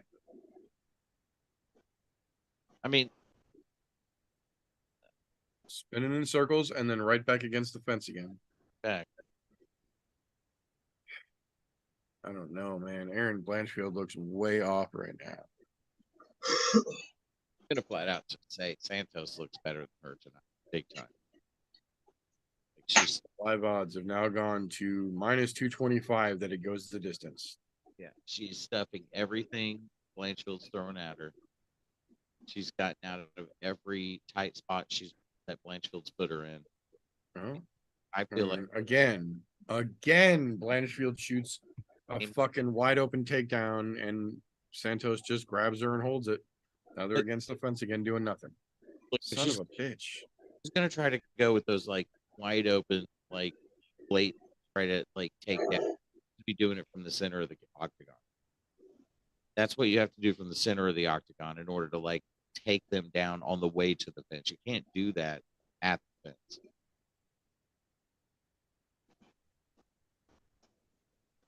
And so far, this entire fight has spent more time against the fence than anything else. Yeah. And there's not a whole lot being done while they're there. So it's not really helping either one of them. No, it's worthless time over there. That's why I feel like Santos is trying to get off the fence really fast. Right. She doesn't want to be there at all, obviously. There's a good combo from Blanchfield, finally. Oh yeah, that was And then a fucking naked takedown attempt again. I was getting ready to just like say, "Oh, that was beautiful." She threw two lefts and then a 1-2, and then bam, right back to the goddamn fence. And now they're back against the cage side again with virtually nothing being done. Blanchfield breaks off and tries another naked takedown attempt that Santos wizards and pushes back against the cage to defend against.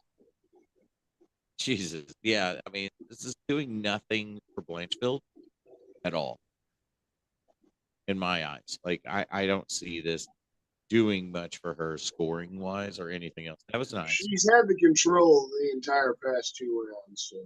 I mean, yes, control. Yeah, but I don't see it doing much. She's not taking advantage of having that. She's not taking advantage of the control. See, now Santos is starting to look a little more tired, and Aaron's starting to get a second wind. 20 seconds left in the goddamn fight.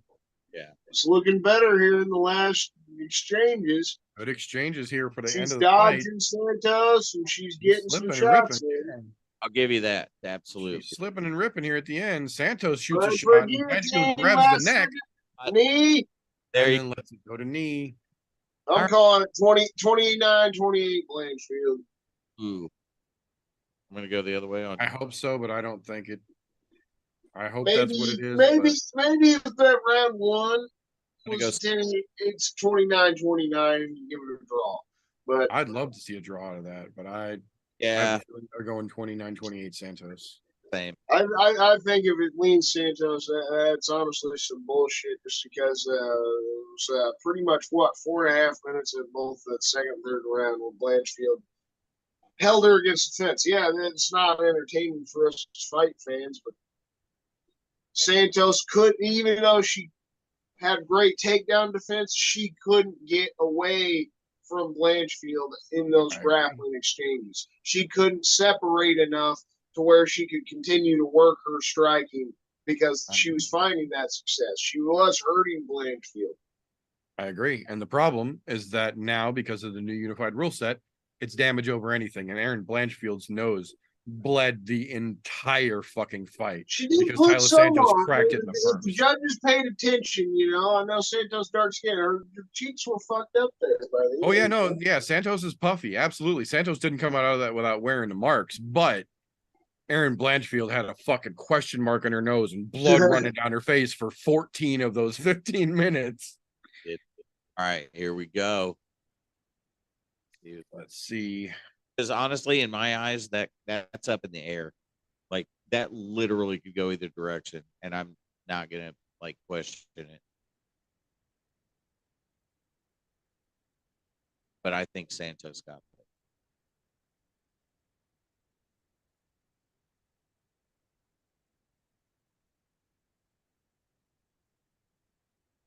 Oh, she got it. Aaron I Blanchfield. fucking called it. 29-28 all across the board. I'll take it. I thought they were going to give that to Santos, but I'll take it. I did too. She got challenged to all hell. You said it right. It was a grindy ass fight for her. She almost got her ass beat. If she wouldn't have held the chick against the fence, she would have lost the fight. But that's really what won it for her, is just having that little bit of extra strength and being able to literally control her up against the fence for 2 solid rounds after getting her ass whooped in the first. Here we go. Now it's starting to feel like a main card. Don's dropping like a rock. Are they? Don's dropping like a rock. I am completely safe from stepping on my dick at this point for the time being. I gotta go back into the results here. Vinny is leading the charge to the bottom, but Golfty is trying not to be outdone. Don is right there next to him. I got Vinny by 35. I got Don and Golfty by 25 points. I dropped 2 spots off this last fight. Donna is still kicking ass and taking names up at the top of the fucking pack right now. Ramey's right behind her. I'm 6th. I'm not. Yeah, but that's 6 over the total group, not for the show. I know, but I'm like, we've got randoms in the group that don't count. Because I'm like, Jesus. No, that's why I said the group's open to the public, so we let anybody in. Cool. So we've got a couple randoms that are just in there because that's just more points for them on the site. Gotcha. The more games you compete in and the more groups you're in, the more picks you get turned into the site, the more points you're eligible for every week. Yeah, so last week I sit there and I told you I kind of like went around a few picks and was like going with my heart on these. Yeah, I'm not doing that anymore. I lucked out on that. I'm going with straight picks, bro. I will. Here comes Nakamura. Think them. It may not mean that I actually like changed them. Yeah, no, I have absolutely had weeks where I forget what the fuck I'm doing and then make all the picks with my heart instead of my fucking brain, and then I'm holding my fucking head in my hands as I look at my Tapology score at the end of the night. Now that I know that this is a thing, I'm taking the shit serious. Yeah, that's exactly why we incorporated into the show, because it's just as much fantasy style for MMA as your fucking ESPN leagues are fantasy football shit. You know what I mean? I keep trying to bring it up as we've been talking too, because I'm like, where am I at? Where am I at? Where am I at? Yep. Fun to know where you're at, where you Yeah, stand. look at that knockout. Is that? Oh, That's there it what is. I'm There's the talking about. yeah. There it is. There's the fucking knockout of Kazawa. No shit. Yeah, he This fucking kid is laid him something, out man. too. God damn. Yeah, Look at fucking Nakamura just bantamweight, man. fucking He's the dude that's gonna take out Sean O'Malley. Let's dude. go. That was a nice little fucking highlight reel of Nakamura just ruining dude's fucking dental plans. He's got the fucking colored hair and everything, dude. No shit, man. Hey, get it, son. Fucking get it. He just handed a whole bunch of people bad news bears time there in that clip. I'm here for it. Fucking hey, get it, dude.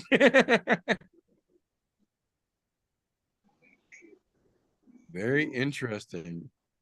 Yeah, I hadn't seen that fucking Kazawa knockout before. That was a fucking good shot. He landed clean on him and put him flat on his goddamn back. They did. Very interesting. Okay, well, let's see what Nakamura can do here. Guys, did you know it's daylight? Yeah, my cameras told me when they switched. I got up a minute ago and I was like, daylight. I try and keep it dark enough in here that I don't notice the change. I live in a cave. I'm a vampire. It's okay. I mean, I've got a literal black screen behind me. Mine's right over there. Yep. See, this I don't mind when they take this extra fucking time and they run these fucking TKZ promo packages and shit. It's, If you're gonna still eat up every minute of that fucking showtime that you would have allotted, even though we've got finishes galore on this fucking fight, give us more fucking TKZ and Max promo shit. I don't need more commercials. God damn it. it's in the house. Max looking cool as a cucumber walking in. Always. There's TKZ all fucking smiles. Dude. Repping Korea. Love that man. Fuck Shit. yeah, dude. Coming in just ready to go. He's the shit, dude. All respect. All respect. Such a great main event, goddamn it. I'm looking forward to it.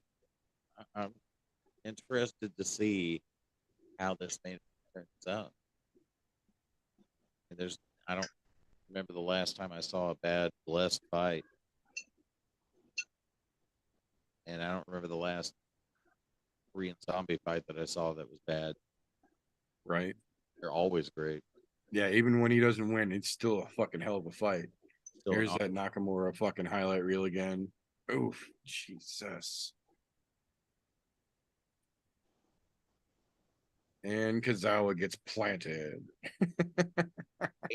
that straight like the karate front stance that he throws at him, and then he doesn't budge. Like it's not flashy, it's just real fucking crisp and real fast. Super crisp, super fast, and it's that front karate stance that like, you know, you've got your legs in that wide stance, aimed down, and then you're just coming at the dude. That stance is crushing people in him. I mean, he's fucking just The hybrid. Interesting. Good luck, Fernie Garcia. I feel like I'm going to need it, sir.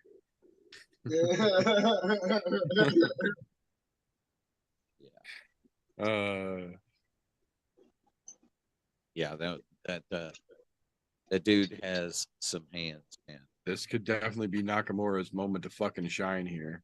On a card with lots of great fucking finishes like this, putting a good fucking show out here would look real great on your fucking resume. Yep.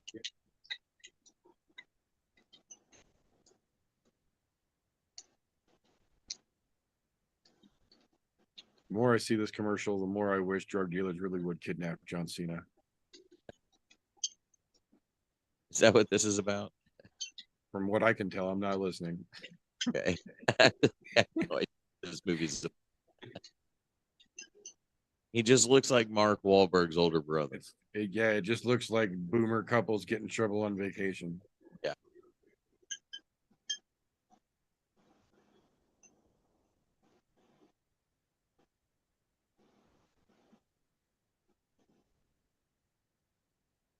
Oh, UFC.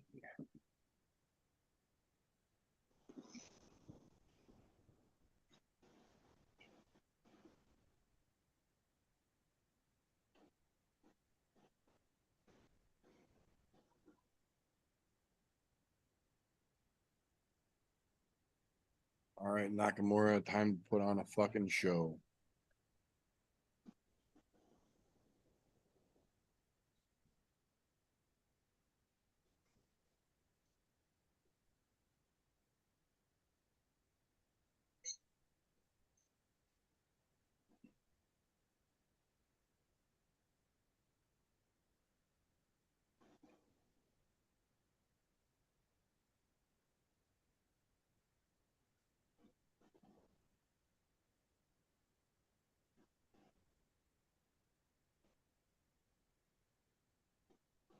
See, and then that commercial makes me wonder, is Gen X really that fucking gullible, or were Zach and JD really that fucking timeless? Because Yeah. I don't know if that's the marketing scheme that they think it is. Yeah, no, it's not. Because like, It's they were for our age group. they're wearing it a little thin at this point. That it's like doing a lot for like Yeah, like the Zach and JD commercials are getting to be like the Fast and Furious of ads. like I'm actually like to the point to where I'm like, come on guys, like you guys have had a good one. Like you guys can stop now. Unless you guys fucked up somehow in your finances, and I don't know about this, but Right, yeah. Unless you're real bad with finances and contracts, this starting to look a little desperate. real bad. Like this is starting to look desperate.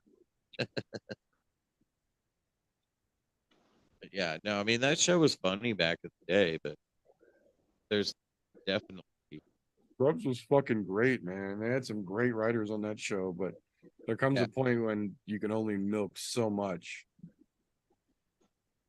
it was a funny show. Dr. Cox is one of the funniest things ever. Right. Both Uh, 5'7". Interesting. They're almost exactly the same size. Nakamura's got just a tiny bit of length on him. Just the tiniest reach advantage. Yep. Huge favorite though in I was those gonna odds. say this is why TJ was talking about this for the most part, is because it's got fucking huge odds, -900 versus +600. Yeah, well, yeah, is this the one that we were like, hey, what do they say we're not? Because Nakamura's a badass. Is he just supposed to just fucking run away with this?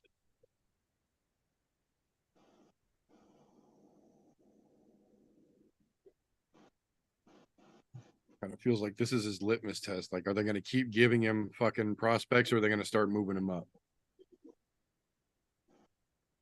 Like, if he comes out here and does work, he's going to get a recognizable name in his next fight, I think. But if he gets fucking worked, he's going to get dropped back into the contender ranks. The contender series ranks, rather.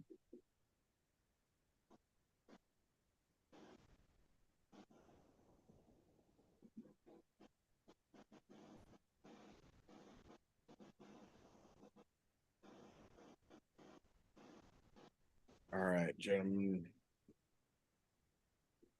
Go. Round one is upon us.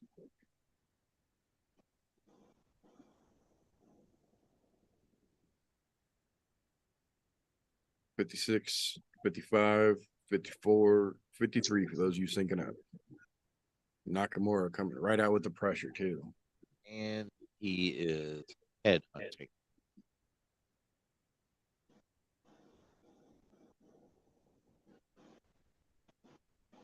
Garcia's playing it smart, being real defensive. Nakamura is literally just timing that.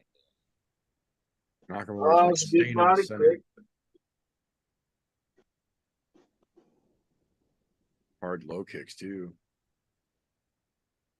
Nakamura is just holding the center of the fucking octagon and pushing Garcia around. He's bouncing. He's keeping his distance.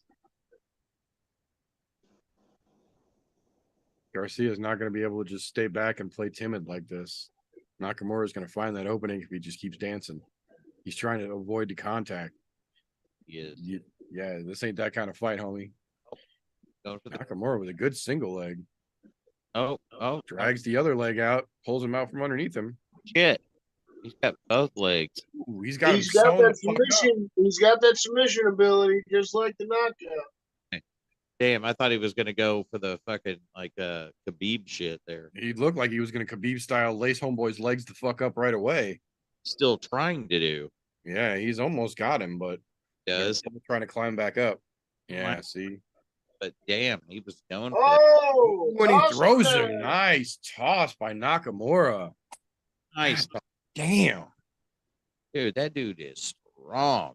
All right, now what you gonna do with this? You got him on the ground here.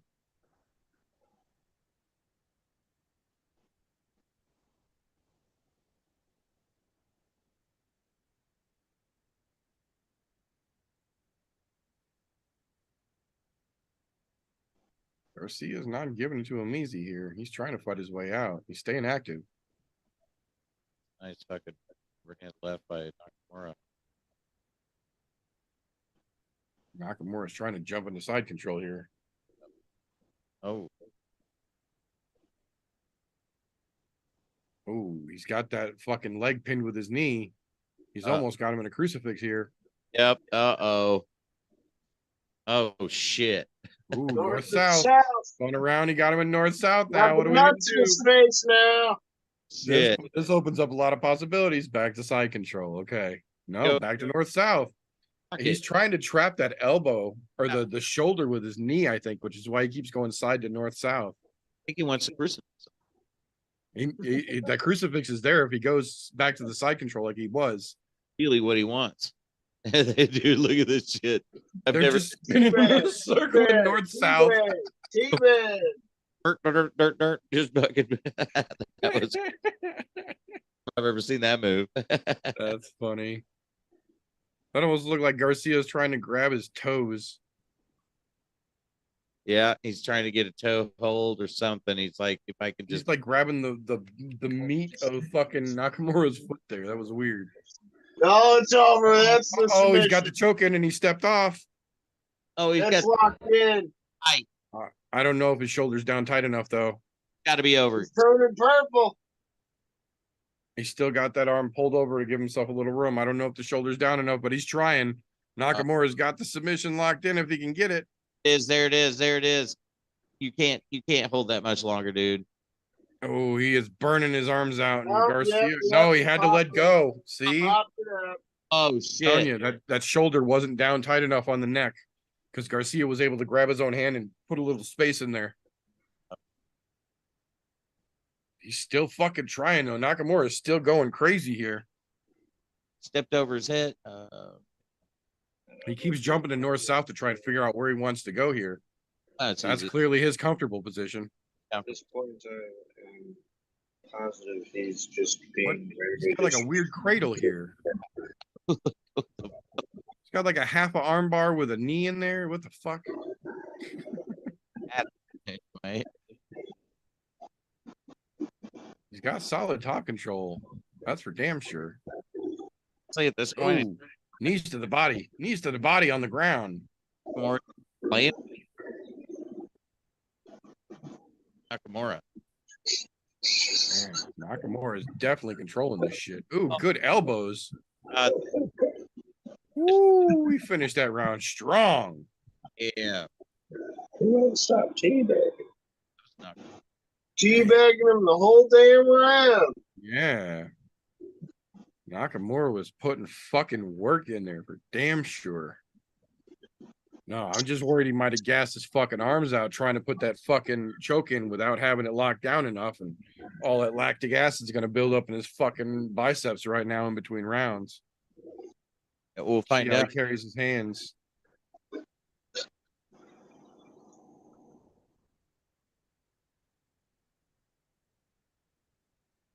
Commercials. Hell of a fucking round one, though. I'll give him that. Nakamura was fucking active that whole time and trying to give him the damn business.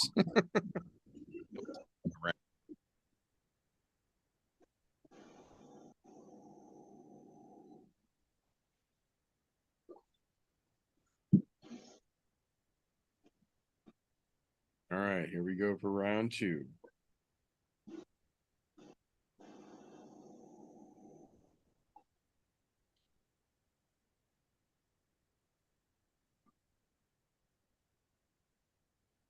$56, $54, $53, $52, $51 for those syncing up. Garcia coming out taking the center this time. Interesting. Garcia's being the fucking aggressor right now. Nakamura's slowly pushing back though, but Garcia's holding the center of the octagon. A little right. And now Nakamura's trying to take it back. Garcia's getting a little more aggressive here.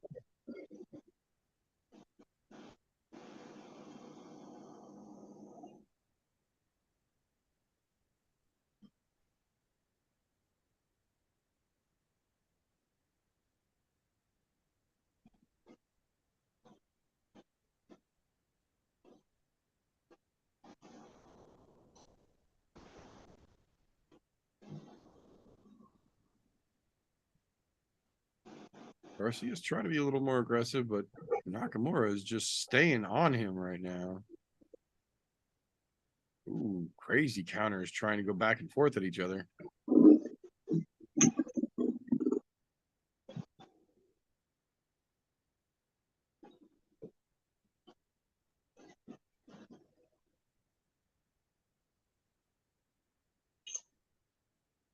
Yeah, Nakamura is definitely looking for a big punch.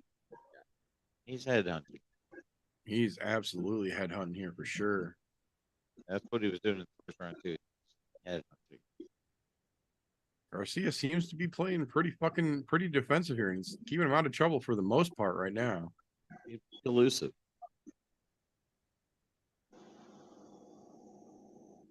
Ooh, I think that right from Nakamura got through though.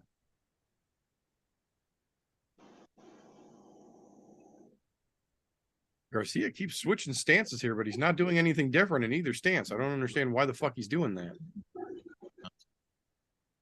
Oh, that could be why. It looked like he's throwing kicks out of his traditional stance, but not the southpaw. Good fucking exchange back and forth there. I think that's what it is. I think he's one of those that he only kicks out of orthodox, but he punches better out of fucking southpaw. Good takedown from Nakamura. it was. Oh, nice step. Uh-oh, it looks like he's got the neck. God, Nakamura flipping over to try and get out of it, but Garcia might have the neck here. he's got it, but does he have it fully? I don't know if he's got a good enough angle on it here because Nakamura is walking sideways the way that you should to get to break that grip down. Nakamura is doing what he's supposed to do. He's walking out of it away from or towards the grip rather to break the hands. And yeah, he forced him to let it go. See? Nicely done by Nakamura and back to north-south right away. And north-south has got to be his comfort position. That's his go-to. North-south, there's got to be something with that for him.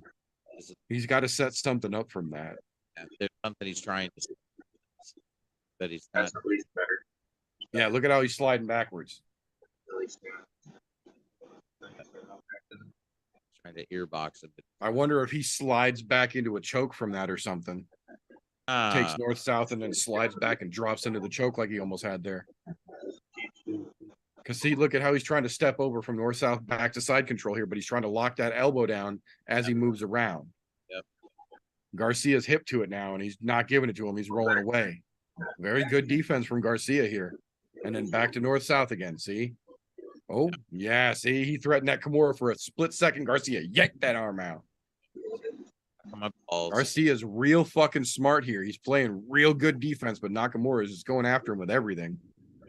Fucking arm trapped under the leg. He's got him half in the crucifix, trying to fucking put that arm bar on, or the fucking Kimura across. Almost there. He's so close. He's looking. Almost got the crucifix here. Almost there, dude. Oh. He's just about got him crucifixed out. So He's trying to drop them elbows in. 30. Garcia is trying to jump out of that, though. 33, 32, 31, 30. Interesting fucking battle here. Okay. So I know that for like a lot of like the laymen out there, this would be such a boring thing for them to watch. God damn, this is tactical. This is high level. This is high level grappling right here. I love Garcia's fucking defense and instinctive reactions are keeping him alive right now. only thing keeping him going right now. Nakamura is just attacking one way after another constantly. Great fucking round, man. Great fucking round. Nakamura was just constantly attacking, and Garcia was just constantly rolling with it. You see how like Nakamura just jumped right up, but Garcia wore out. He was down on the ground on 2 knees. Yeah, he zapped Garcia that round for sure. Tapped the fuck out of him on that. That was great fucking defense, but yeah, I wonder how much Garcia's got left coming out now. Boy, it's great defense, but what that did to him in the process of that was crazy. Man. Great match. Great back and forth by both of them. Nakamura is non-fucking stop, but Garcia's defense is fucking top notch, man. Yeah, Top fucking notch. That was incredible because most people would have been out of that. Like, Yeah, Nakamura would have finished a dozen different ways on a dozen different people in that same fucking scenario we just watched them roll through. that was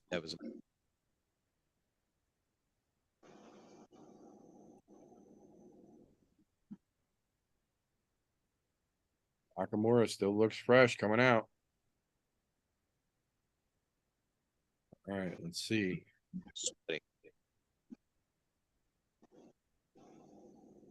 Garcia coming out aggressive again. Nice right. Interesting. Okay. Left jads, Garcia. Ooh, Oh. Nakamura swinging real big. Head hunting. Man. Oh, that's a nice knee from him. Right Even up in good defense, too, because Garcia's throwing some pretty clean shots, but he's stopping most of them with his hands. Yeah. This is a weird little battle going on. Ooh, good knee to the body from fucking Nakamura as Garcia was getting ready to throw a punch. Timed it perfectly.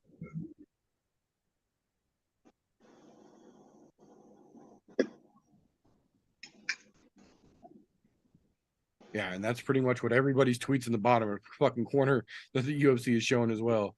Nakamura 20-18, but damn, Garcia's tough. Garcia's holding his own. He's holding his own for damn sure, man. Nakamura is trying to run away with it here, but Garcia's still in it. Garcia knocks him out right now. This is a 8-0. They're starting to throw some heavy leather now. They're trading a little more.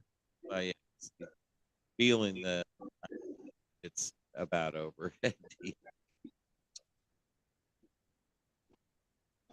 Yeah, Nakamura is starting to cut the cage off a little more. Garcia's still trying to move around a lot, but Nakamura is starting to make it a little bit smaller of an area to work in.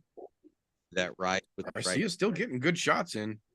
Clean takedown from Nakamura, though. Caught Garcia stepping backwards. Put him on his ass. All right, now let's see what he can do with these. Almost got the head and arm there if he could step out of the fucking tangle that their legs are in. He's trying. He's trying. He's stepping off to the wrong fucking side, though. Gotta shoulder in on the neck, bro. Oh. He's about to go back to north-south. Look. Oh, you're right. He might be going back. Oh, damn it. Well, maybe not. He's in side control and he's poised up to fucking rain down some sideways shots. Well, he was anyway. Now they're I figured the knees might coming in, but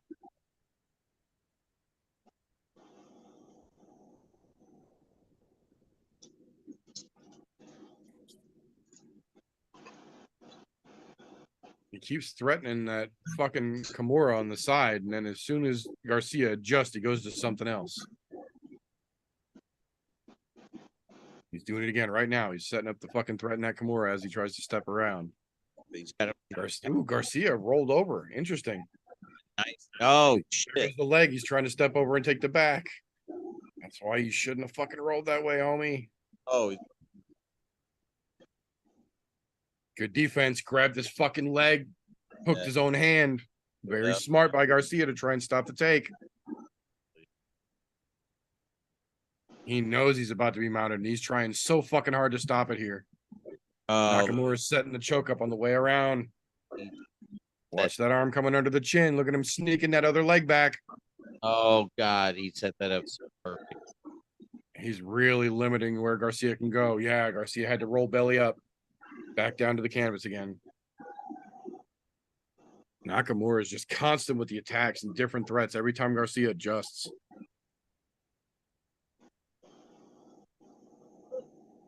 Nakamura is a fucking machine, man. That dude hasn't stopped attacking the whole fucking time. He's still trying to take the back here. Hardcore. Garcia recognized it right away and grabbed the hands. Very smart. There's the armbar. Oh, And I think he's got it. I think he's got it. I think he's got it. Here comes the tap. No, he rolled out of it. No shit. Garcia spun out of it to the side. and Nakamura spun around him 3 times. Wow. Like I fucking said, Garcia has some high level defense here, man. Wow. God damn. 33. And they're still rolling. Nakamura is still trying to stay on top, and they're back to their fucking feet. Nakamura is still trying to pull him back down.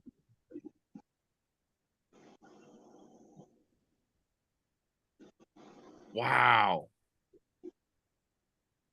And now they're back up against the cage. Garcia putting in work at the end of the round. Nakamura with a giant head kick, though. Come on, ESPN Plus. Oh. Garcia trying to walk Nakamura down for the end of the round.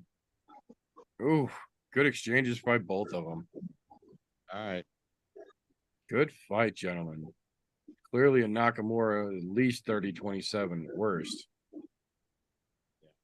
30, yeah. 30, 27, somewhere in there for sure. That was definitely. There's a chance. Yeah, there's a chance there could be a 30-26 in there. Yeah. Wow. Damn. Nakamura's a Damn. beat. Nakamura is a machine, man. That dude was just constant with the attacks. That reminded me of old school Korean zombie whenever it wasn't on the ground. Right. That was he walking forward motherfucker that just didn't give a shit what you gave to him or what you had for him. Yeah, mad props to fucking Garcia for some crazy good fucking defense there, but Nakamura just would not give him an inch to fucking breathe. Yeah, that was pretty.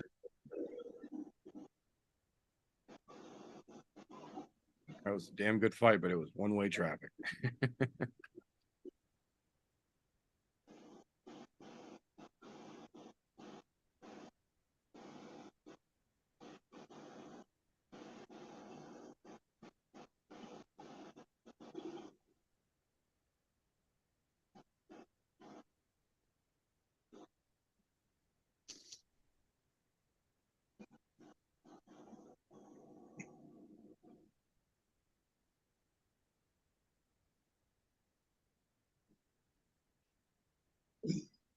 All right. They have an official decision.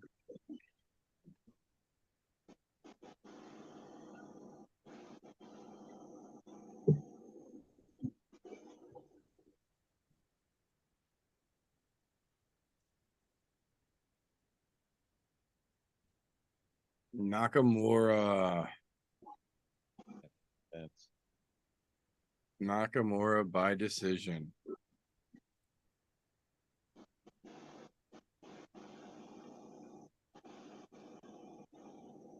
Didn't see that fight going the fucking distance, but I also didn't think Garcia was going to have that great of fucking defense either.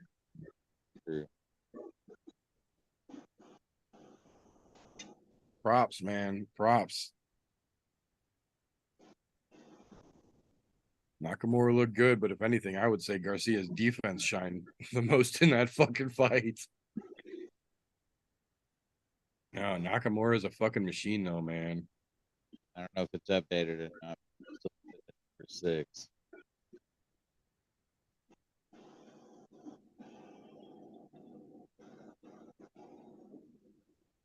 Paul Craig tweeting about him. Paul Craig's awake watching this shit. Dude, Throw was good. bro. Oh, see that. That fucking armbar attempt. Yeah, and then watch fucking Garcia. Show Garcia roll out of that shit. No, of course they don't. That rollout was really good. That fuck man, Garcia is a fucking machine. That dude is great. He just needs to be a little more aggressive. He was waiting for he was trying too hard to counter. Anyone that could roll something like that. Yeah, like he was giving Nakamura too many opportunities to go first.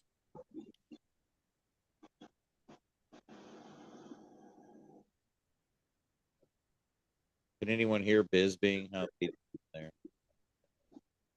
No.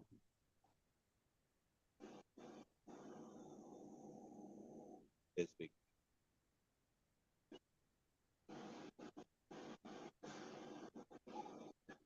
Good shit from Nakamura, though. Good shit.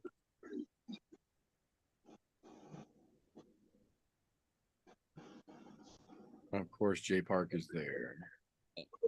I bet that. There's Gilbert. Mr. Burns.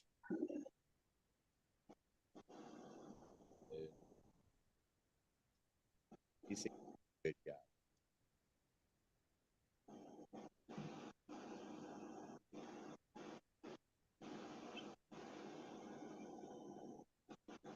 I think we all called that one pretty much exactly the fucking same because nobody changed places on that. Nope. I think everybody saw that one for what it was.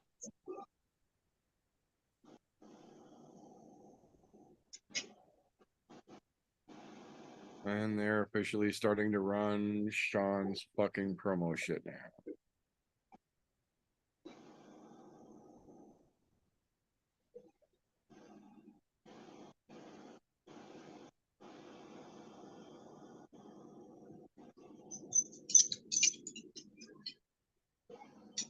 I just don't know.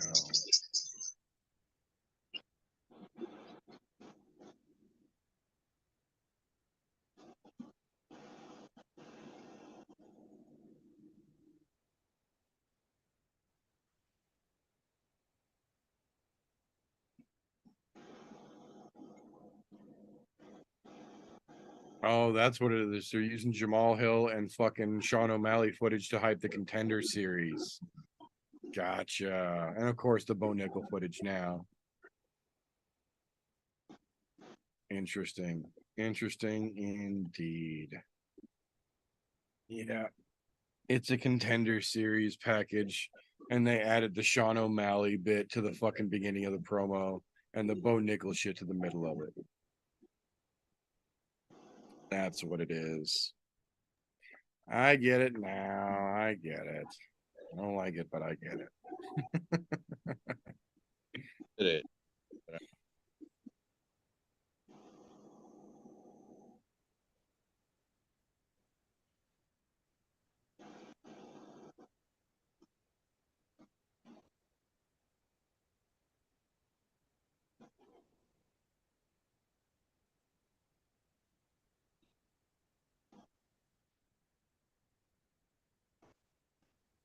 All right. So I'm a little bit proud of myself for up to this point being 6.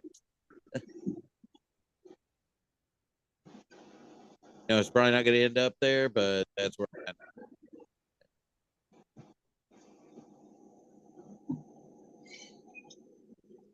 All right, now's when things get real damn interesting. Giga versus Leroy Smith Span, and then Max TKZ. We are at that point. People's co-main event.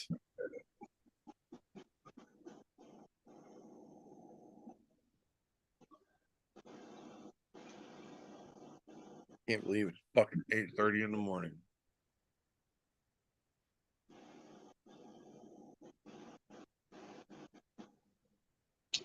Singapore better know that the UFC loves him, damn it.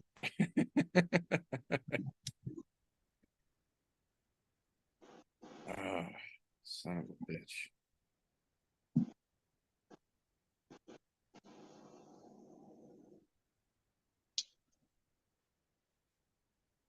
All right, Christian, what do you think? Giga or Bruce Leroy? Yo, I'm rooting for Bruce Leroy. Me and Vince, we pull out the dogs, right? Every week on the fucking pod at the end. Who's the underdog on the card? We both had Bruce Leroy. When Vincent said it, made me flip the fuck out. I was all hyped up yesterday. I'm like, fuck yes! Fucking yes! We're on the same page. Let's fucking go, Bruce Leroy. Hell yeah. No, I mean, Giga, I do think Giga's got a lot of skill, but, you know, he got his ass whooped by Calvin. He's been out for a minute.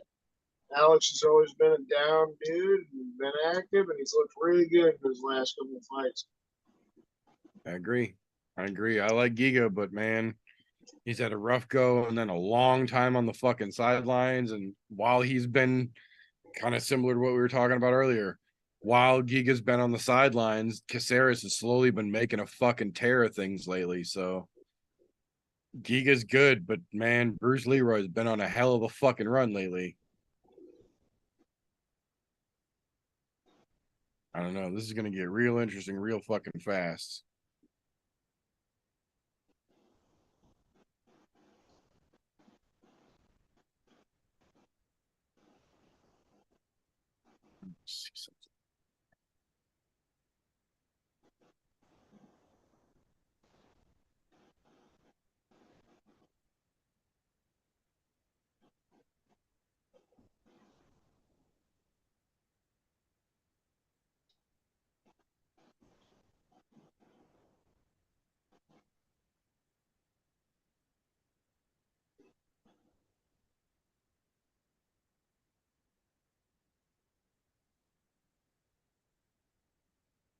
Yeah, that's right. It's damn.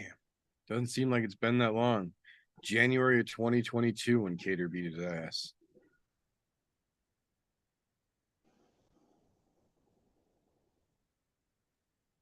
Is it that long ago? So he's been out for almost 18 months now. Fuck. Well, I mean, it's brain scrambling to go through that.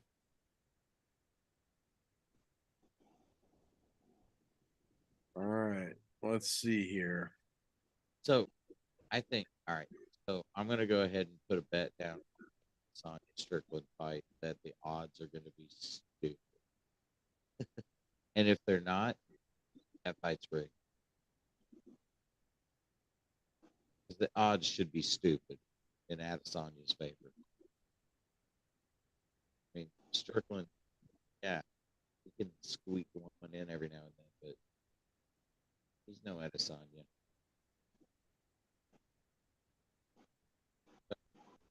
Most people aren't Adesanya. Bruce Leroy, man.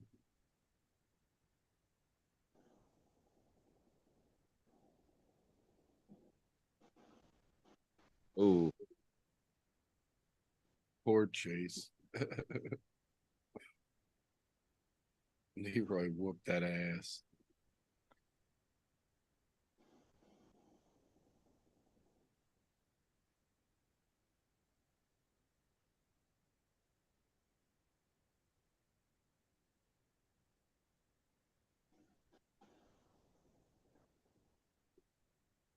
Time to see if Giga has properly spent his time away.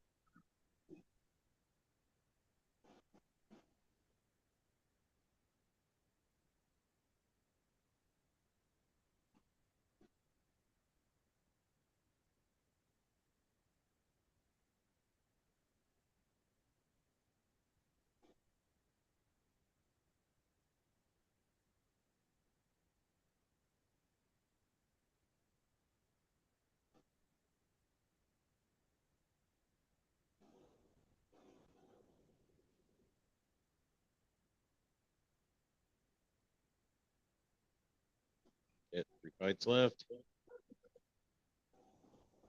They're rolling a hell of a long fucking intro package for these boys.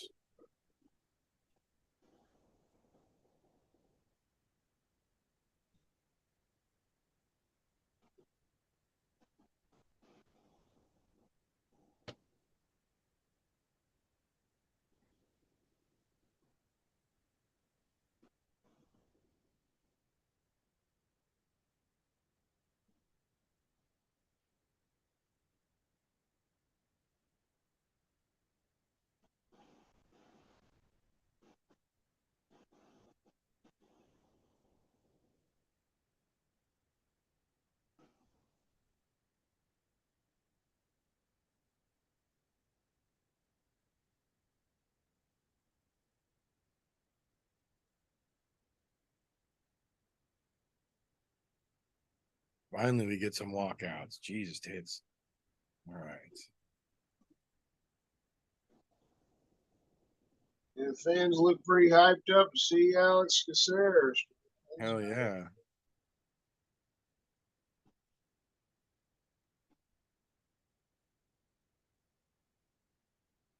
All fucking smiles walking to the cage. Love it. Dude, those are the people that scare the shit out of me. Right? Just being honest. The ones that are fucking all smiles and giggles all the way to the fucking cage. Those guys scare the living shit out of me.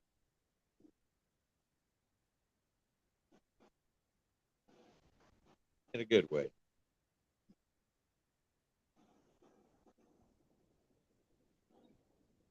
He tried to climb into the cage without getting fucking greased up. He's like, oh yeah, my bad, my bad. Get fucking lube. Good shit. Bruce Leroy. A lube job. Shit.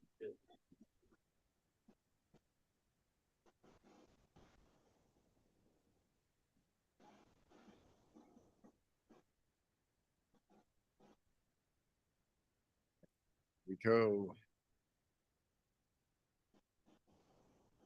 Bruce Leroy is in the cage. Giga is on his way.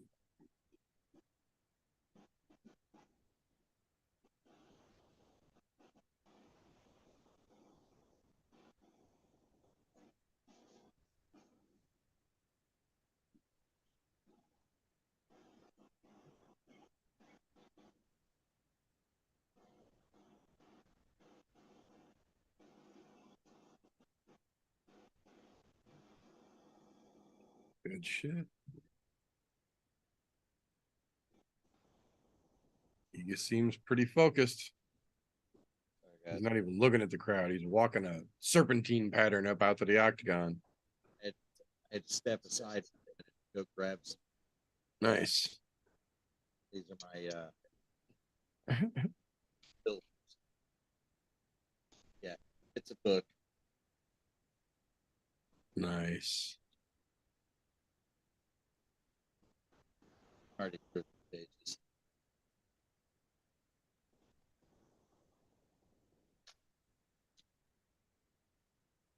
They're not filters, but tips. Whatever you want to call them. I always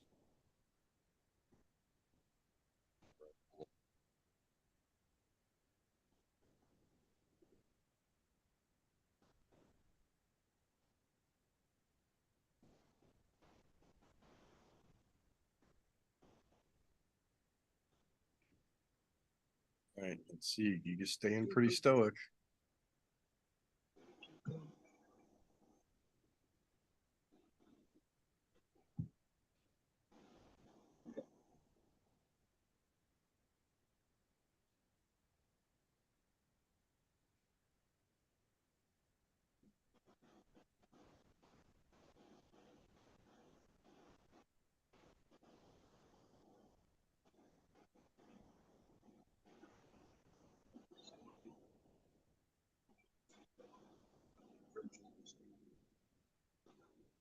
ESPN Plus just fucking shit itself.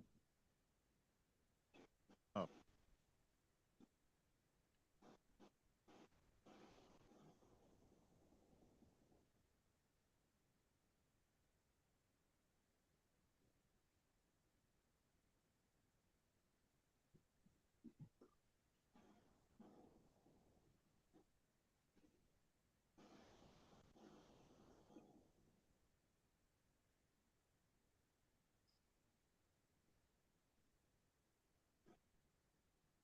ESPN Plus, come on now.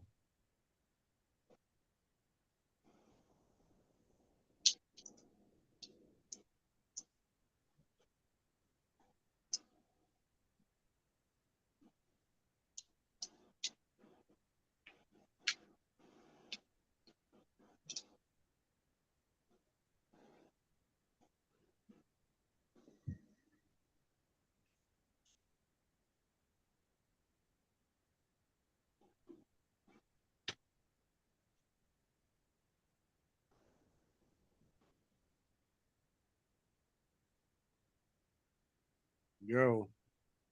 All right. 56, 55, 54, 53. Bruce Leroy comes out with a kick right away. Interesting. Stop the fucking head.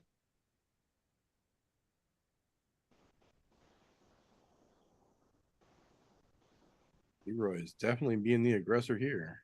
Got Giga on the back foot right out of the gate. Interesting. Giga catches a kick and throws him a punch down the pipe for it.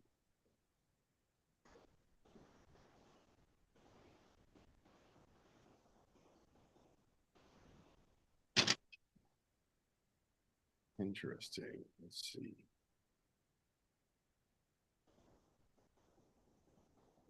Giga fired that straight right down the pipe. Caceres just charged it back across the octagon for it.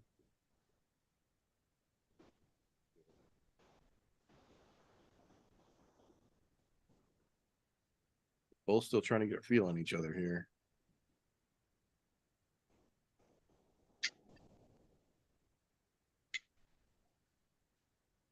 Interesting. Ooh, Bruce Leroy with a jumping 1-2 and it landed. I like that he keeps bouncing his gloves off each other to throw Giga off. He bounces his hands real wide outside and then he slaps his hands together. Ooh, spinning back fist lands. Taking this fight, so keep Giga off the game.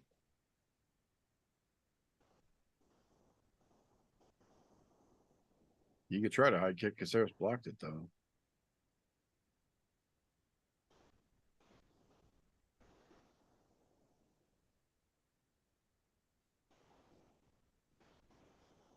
Giga's almost just 100% waiting to counter at this point, but Caceres is not afraid to go first.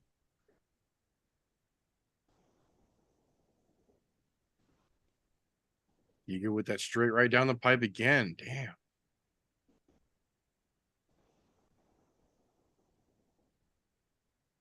Caceres with a big right over the top.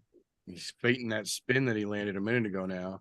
Ooh, Interesting. Good exchange. Superman punch there at the very last bit of that exchange.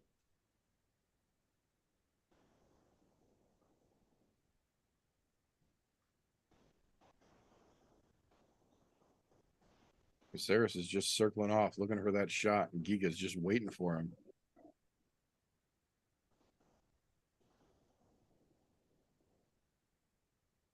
Big body kick from Giga. Interesting.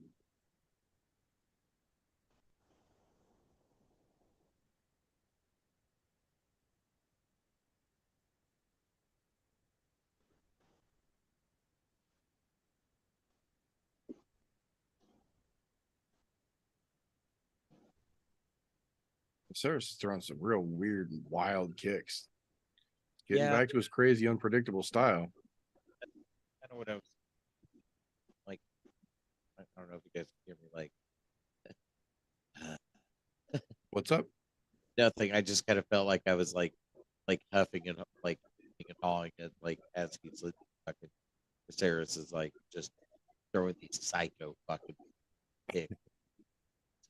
What is he trying to do? I mean, Is your mic still pushed off? You're sounding a little quiet there, dude. oh, am I? Yeah. Is it better? There you go. Okay, sorry about that. You're good. Yeah, no, I was just saying I just see Caceres just like coming in there, just like just throwing crazy shit, Yeah, he's being real unorthodox right now. trying to see what lands. Yeah, he's just throwing shit at the wall to see what sticks at this point. Yeah. Giga looks like he's not really sure what to do. Like he's just waiting and trying to counter exclusively. But and being so timid like that, I think it's losing him this first round. Yeah, I think he's basically given Alex this round. Yeah, not that Alex has done a lot or landed a lot. He's just so much more active. He's moving around more. He's doing more, throwing more. And super unorthodox, where it's like, really, how the fuck do you come into that without getting countered yourself or something? And right. What he's thinking about is, how do I not just jump in there and not? Yeah, Giga just looks fucking frustrated heading back to his corner after the round. As he should be. I don't think anyone saw that. Having to be taken care of that handily in the first round.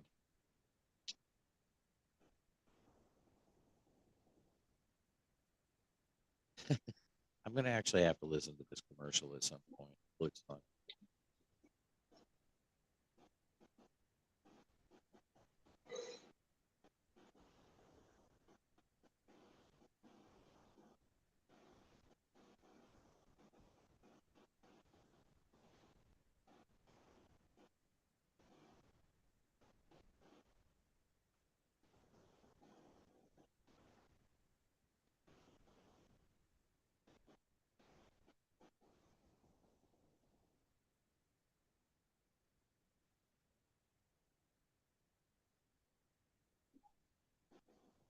Interesting. Don has Caceres by submission in round 3. Donna?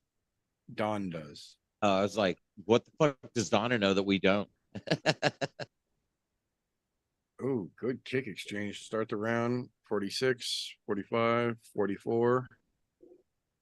Caceres going fucking crazy here. Giga being a little more aggressive here, coming back at him more. How do you guys feel about the oblique kick? I mean, as a whole, how do you guys feel about the oblique kick? I don't like fighting mixed martial arts, you should expect it. Absolutely, you should expect it. I mean, that's the second that bell goes, you don't stop until you hear that ref hear it. You don't, even if the bell goes, if the ref doesn't say stop, you don't quit punching. But just because you don't quit punching whenever that, it's kind of one of those things. It's like, should it be a part of it? I mean, look, if 12-6 elbows are there, then why should an oblique kick not be outlawed too? Oh yeah, but 12-6 elbows shouldn't be outlawed. So my point. Maybe, I mean, if there are going to be things outlawed, they should be truly looking at safety and not just I don't think the public wants to see that. Right. Bruce Leroy is really starting to crack a couple here. He's just smiling, dude. Look like he's having fun. Good for him, man. He looked like that on the way to the cage too. He's finally starting to put together enough combos, instead of doing the one-shot pop-out shit, that Giga's not able to counter him. Ooh, as Giga hits him first here. Interesting. A little bit. I mean, he got out of the way part of that, but yeah. Maybe Giga starts right now. Yeah, see, and when he does these little one-shots just like this, Alex lands the first shot, but Giga counters him every time. That was a step in an elbow to start that. Ooh, Caceres starting to pour it on and chase him a little bit. Still smiling after every fucking shot he throws, though. He's got a big ass grin on his face. It's awesome. I love it.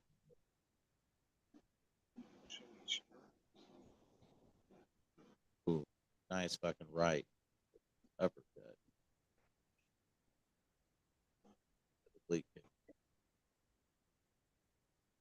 Interesting back and forths.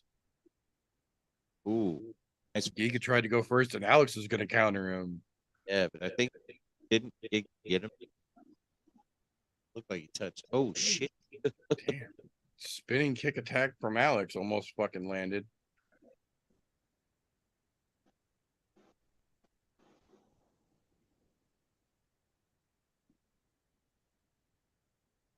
They're matching up pretty evenly. Ooh, Giga cracked him with a good right there. He got through. Yeah. It's done.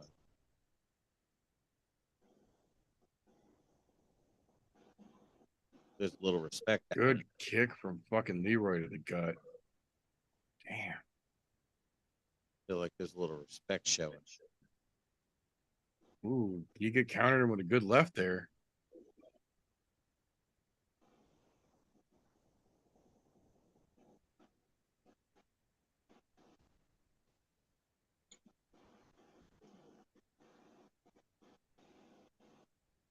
Ooh.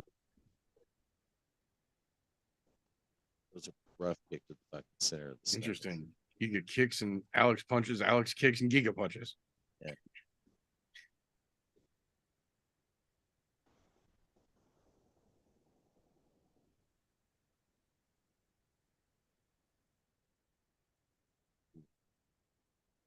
That left could have ended that.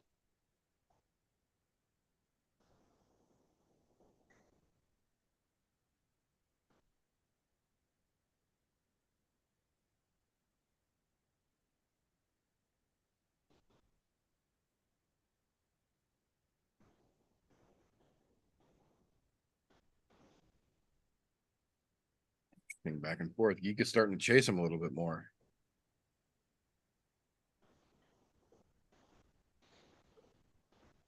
That's round 2. Alex is still being crazy Alex, but Giga's starting to chase him a little bit more, and I don't know if that's going to be good or bad. Yeah, that round could have also been fairly split down the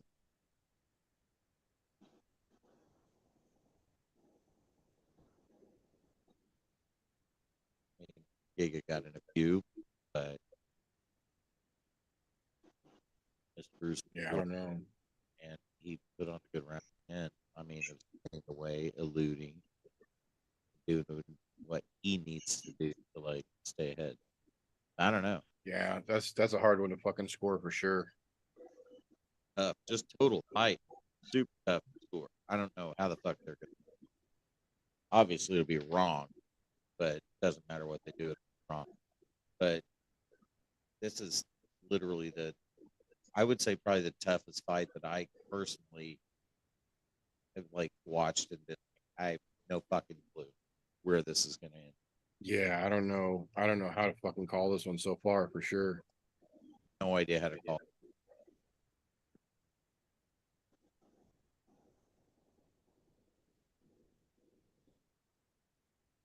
Yeah.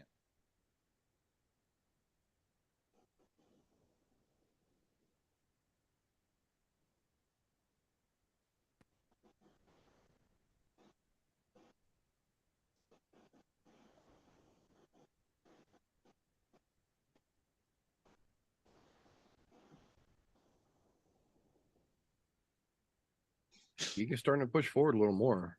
It's still just. Alex is still being fucking. It's still back. What's that? I still feel like Yeah. it's fourth hardcore though. Yeah, every time Giga goes forward, Alex backs up and then comes back at him and makes Giga back up. Exactly. Like it doesn't matter which person comes out and starts the aggression, the other one stops it and comes forward.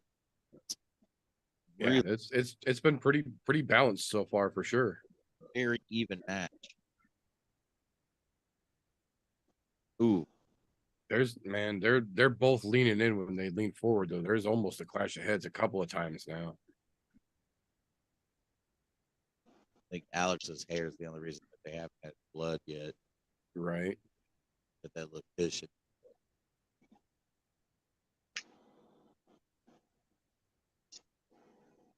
Low kick by Caceres and a counter fucking right from Giga, man. Exactly. Crying out loud. They're so fucking back and forth here. Perfect matchup. Didn't see this being this good of a matchup though.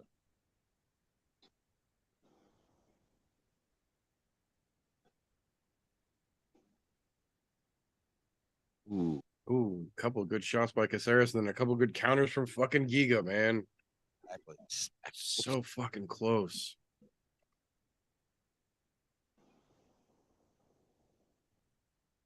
You could tell it's starting to frustrate Giga though, because Caceres is so fucking weird and he stays moving in so many different unorthodox directions and back and forth and shit. If Giga wants to secure the fight, he just should take it to the ground and say fuck it. Because at this point, everything has been set back and forth. He's got to stop backing up if he wants to secure it. He's got to just push forward and either keep Caceres on the back foot the whole rest of the fight or take him down. I agree. Exactly. Just take him down and just get it over with and just get that out of the way. Yeah, I don't see how. I mean, if you're a judge for this, yeah.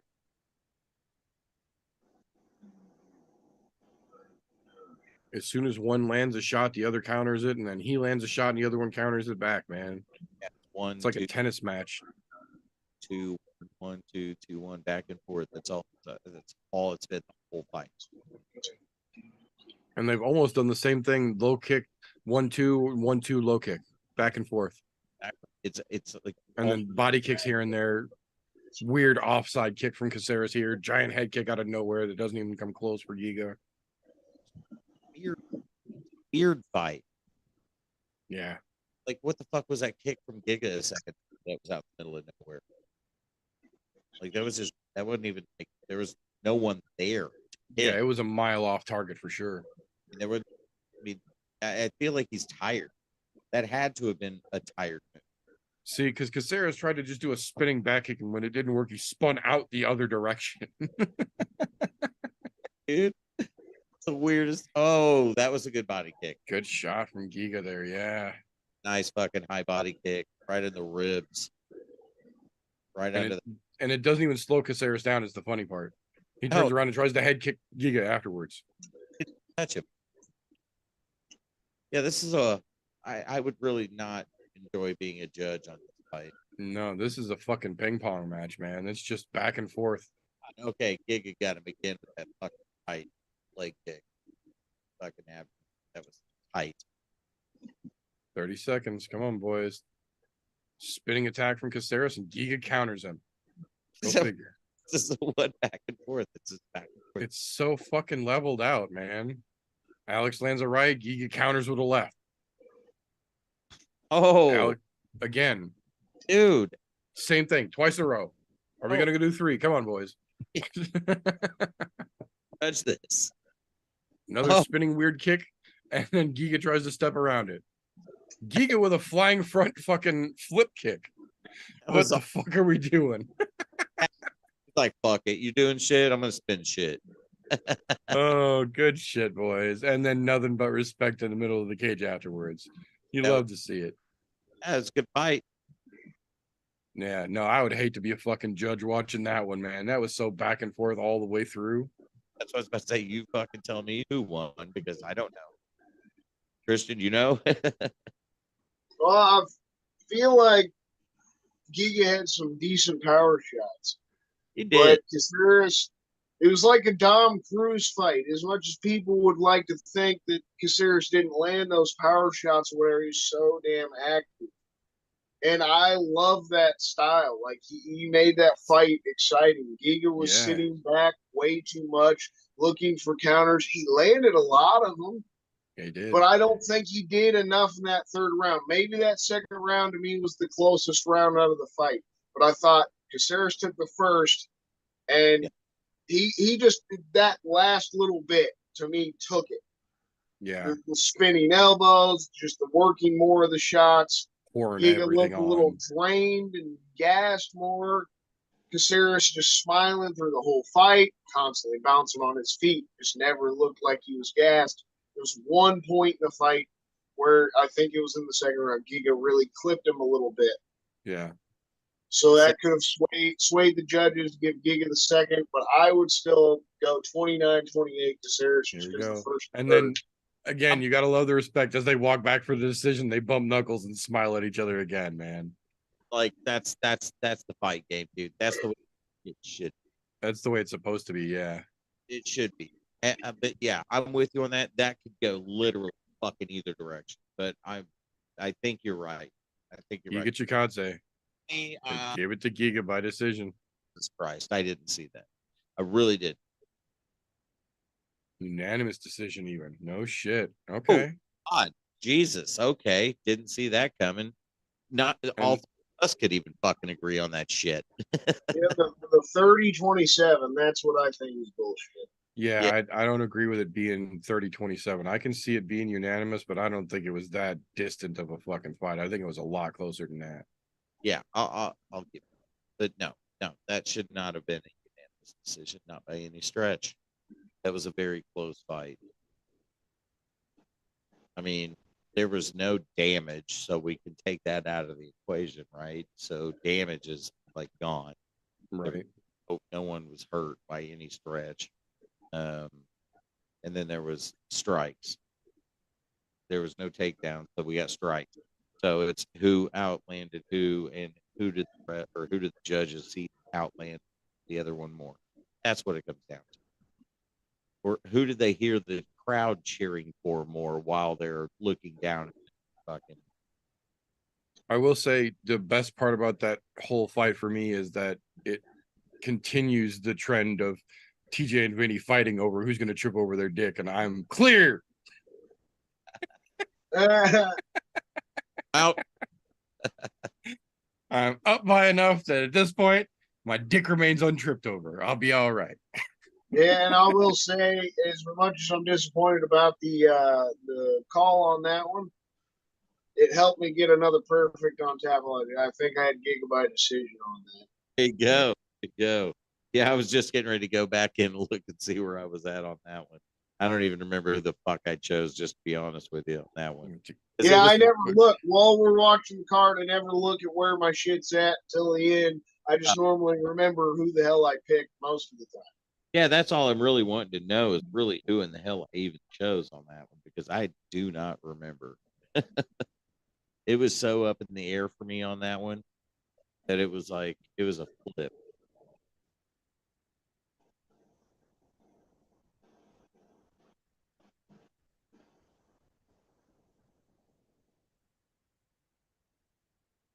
Because yeah, you jumped up one space in front of me on that one. Did.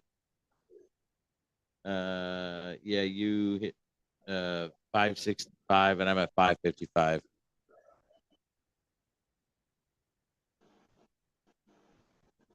I was thinking I had that one backwards. I didn't think I got that one right.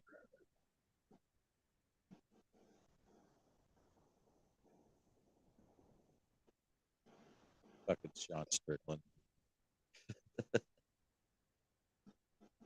Look, he's funny.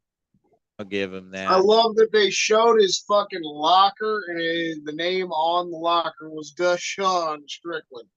Right. All the boys at the fucking gym have personally tagged him as a black man. I was going to say, that was from his birthday. That was from his birthday when fucking Chris Curtis gave him the do-rag and made him put it on. Yeah. Gave him the Hennessy and shit. Yeah, gave him the bottle of Hennessy and everything. Yeah, that was good shit. Gave him the whole 9. Yeah, that was good shit. Now, look, I love Strickland. I think he's funny as shit. Like, I literally think that he has a great sense of humor. I think that he does do all that shit out of humor. I don't think he really means 99% of it. Or at least I fucking hope he doesn't, because if he did, fucking idiot. But as long as he doesn't believe it, as long as he does truly is coming at that from a truly like just humor standpoint, then it's fucking beautiful. It's one of the funniest things I've fucking seen in my life.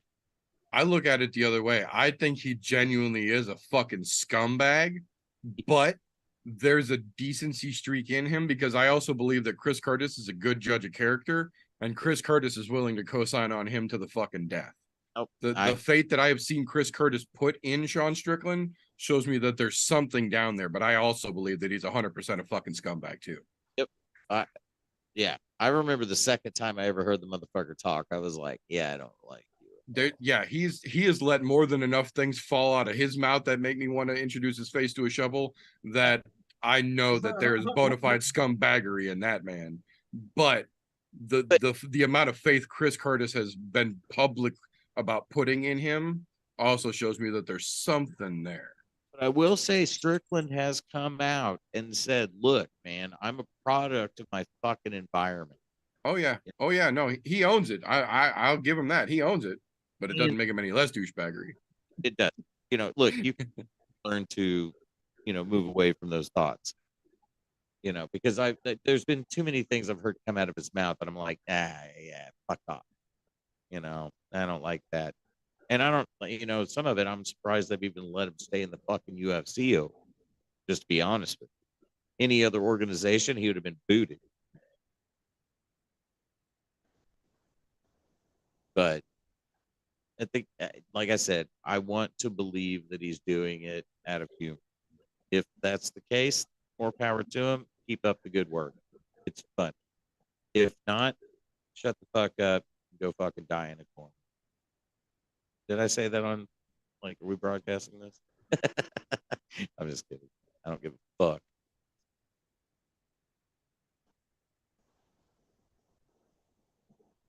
I mean, in Minecraft. Did I say that in Minecraft? Isn't that the thing you're supposed to say in Minecraft? Yeah. It's not like I was actually saying it. That he could. He could go do those things. I didn't say theoretically. It's all hypothetical. All hypothetical. Yeah. If you want to go do those things that I said. But yeah. Anyway, I really want to see Adesanya fuck him up. I think it'd be beautiful. And I don't. Does anyone think that's not really going to happen though? Look, I know that a lot of people said that about the Aljo Sean fight, and I know I will say this: I think Sean has as much of a chance to crack Izzy as Pereira did. Yeah, because I think Izzy is going to give Strickland as little respect in this fight as he gave Pereira in the first fight, and it showed because he paid for it. Yeah. And I think Strickland has that same chance in the same vein, in that same scenario. I don't think he's good enough to pull the same maneuver off, but he does have that chance. Right. Now, well, actually, now that you've said that out loud, fucking Sean went over and practiced with Pereira. Oh, yeah. The exact punch that put Izzy out. Oh yeah, I have no doubt that the moment that contract got sent to him, the next thing he did was send a DM to Pereira immediately. This would be hilarious. Teach me how you knocked him the fuck out. There's DMs going back and forth I'm sure. So I am positive I saw a picture of those two together. So yeah, no, they've trained together for sure. Yeah, do not doubt that they've trained together. So there is literally a possibility. I think the real thing that gives Sean an edge is just the dog that's in him. He's literally a crazy motherfucker. Like Meter was saying, he is who he is. That is who he is. He's not putting on a front. It's not like Colby Covey. Oh. He's a fake motherfucker. Colby was a nice guy when he first got in the UFC and then tried turning into this giant douchebag and try to give himself some sort of fucking, clout, right? That extra sense of fame. Fucking Sean is really that guy, but that also, in the sense of a fighter, he's the perfect fucking thing you want in a fighter. Yeah. He would literally go out there and fight to the fucking death. Yeah. And Izzy's the same way, and that's what excites me for the fight itself. On top of it, we're going to get a good build-up. We could actually get a really good fight, and it's mainly because Strickland does enough to defend himself that he doesn't get caught like he did against Pereira. He's got that dog in him, and it can go 5 fucking rounds and make it real fun and exciting. Do I think he's going to win? No. Is he still probably going to do what he does? And, just be more technical, be more active, and get that fucking decision victory. But Sean, he's a fighter. He's like the epitome of a fighter. He's a crazy-ass motherfucker. That's what makes it interesting. I agree with you, man. As a matter of fact, would it be fun as shit to go out there and actually have 2 back-to-back Seans fucking getting the belts? It would be crazy. But the other side of that is that crazy. part of why that's so exciting is because there's a guy like Pereira out there that Sean can go train with to try and learn the tricks for Adesanya. But Yeah. on the flip side of that, Sean hasn't faced, let alone beat anybody even close enough to Adesanya to even consider. Yeah. So this is 100% like Strickland trying to climb Mount Everest in a fucking banana hammock, you know? And you know what though? At the same, I mean, but yeah, I mean, it is. It's exactly that. It's him out there with what's that guy's name that actually does that? Wolf. There's a guy that actually does that. He's like some yoga instructor. Will Hoff. Yeah, Wolf Hoff. Will the Iceman Hoff. Will. I thought it was, but he goes by Wolf Hoff. Yeah. He's like his nickname's Wolf Hoff. Yes. Yep. That's exactly the guy I was thinking of. I love that guy. I think he holds 6 Guinness records at this point, 6 or 7 Guinness records now. Fucking easy. But yeah, it's exactly like Strickland trying to fucking just hike up with fucking Will Hoff. It's not possible without training. And to go up against Izzy, see, and that's the thing. I don't think Strickland has actually seen a striker as good as Izzy, and I don't think Izzy has had a dog like Strickland in the idea that he will not fucking quit. Like there's a lot of guys that'll get out there and they're tough. They're tough as fucking nails. But man, that fucking Kelvin Gastelum fight. Well. That fucking Kelvin Gastelum fight, there was about as much fuck you, I won't quit on display as you're ever going to see, in my opinion. That is true. Because Kelvin was beyond behind the 8 ball that whole goddamn fight. Izzy sat him down how many fucking times and just had pieced him the fuck up left, right, and center. And Kelvin didn't give a fuck. He kept leaning forward, biting his gum shield, and fucking trying to get in there. Kind of see Sean doing the same thing. Like I agree. He's that tough. He's just going to keep fucking coming forward and keep just. And the other thing I love about it is, come on, there is something amazing about a guy that talks shit in the cage while you're yeah, but at the same time, he's also been talking shit in the cage because he's had dudes that'll allow him to talk shit in the cage. Izzy's quick enough and has enough tools that Sean can be like, hey, Izzy. And before he can finish the fucking sentence, he's going to get cracked with a 3-piece and he's going to be talking through the fucking mouthpiece as he's falling into the cage. But at the same time, you have to admit, whatever comes out of his mouth is going to be funny as shit. Oh, yeah. No, that's why I said I genuinely think the build up to this fight will be more entertaining than the fight will, but it's going to be a hell of a thing all the way through. Oh, yeah. But yeah, Strickland, just his mouth, man, is fucking hilarious. He's an idiot, and at the same time, I think he's smart enough to know that he's being funny. Whether or not he cares or not, and I don't know. But right. Oh, Jesus Christ. Smith. God damn it. Why do I see an old man? Oh, dude. I don't know about this. Old man, dude. Don't like seeing him. He looks a little nervous, man. Looks really fucking nervous. Like this is not the same confidence we just saw fucking Giga walk out with. This looks genuinely a little like cautiously nervous. This looks like last fight nerve. Like, man, my gloves off at the end of this. Oh no, I'm still seeing an Anthony Smith beat down here. There's a real good possibility that Smith just beats the shit out of Ryan Spann and goes, now what? I'm all about fucking Smith beating up Spann here. He's on my picks, so I prefer that he does. Just saying, I'm not sure looking at him right now. Is this serious face or is this really fucking worried about how this is gonna go face? Right. And am I just gonna be stuck behind a desk from this point forward face? He's getting into it. There he goes. Let him get into it. Let him hear his music a little bit. That's all he needed. He's starting to feel that. Looks like he had a fucking rough shave too. Look at his neck. Now he's Looks like that electric razor didn't treat him too well in Singapore, man. You should have got a hot towel. That neck's a little bumpy, homeboy.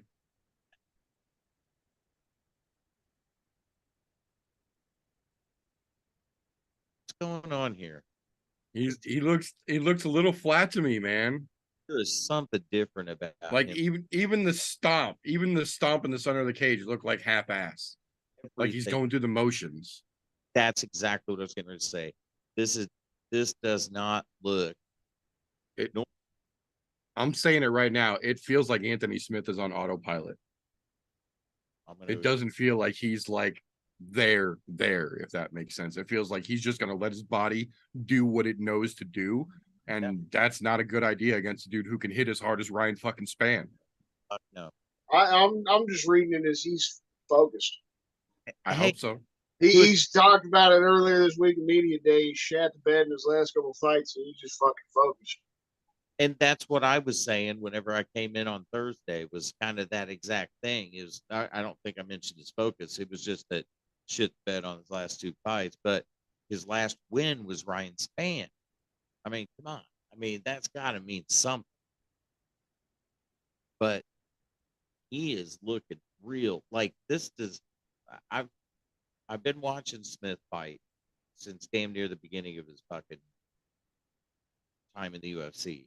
And I don't think I've ever seen him come out looking this demure. Just like, meh. And it could be autopilot. You're right. Could totally be autopilot. But this just doesn't look like normal Smith. It's autopilot, isn't it, Mr. Bigglesworth? Mr. Bigglesworth. He says it's autopilot. He says, shut the fuck up, stop calling me names and pet me. Fucking pet me and shut the fuck up and watch the fights, assholes.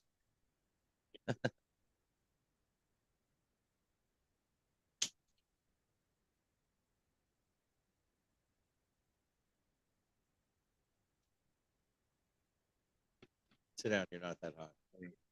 Here we go. Here we go. Touch gloves. 57, 56, 55, 54 for those of you syncing up. Smith with a kick to open it up. Interesting. Tie fight. What's up with Spann gives him one back. Okay. what's up with the Thai boxer here? Yeah, he's got a real Muay Thai stance for sure. Smith is out there like that. Super Muay Thai stand. Look at this. I mean, this is like, it's like he's just been fighting Muay Thai. Like that's what this match is. Threw a leg kick out there right away.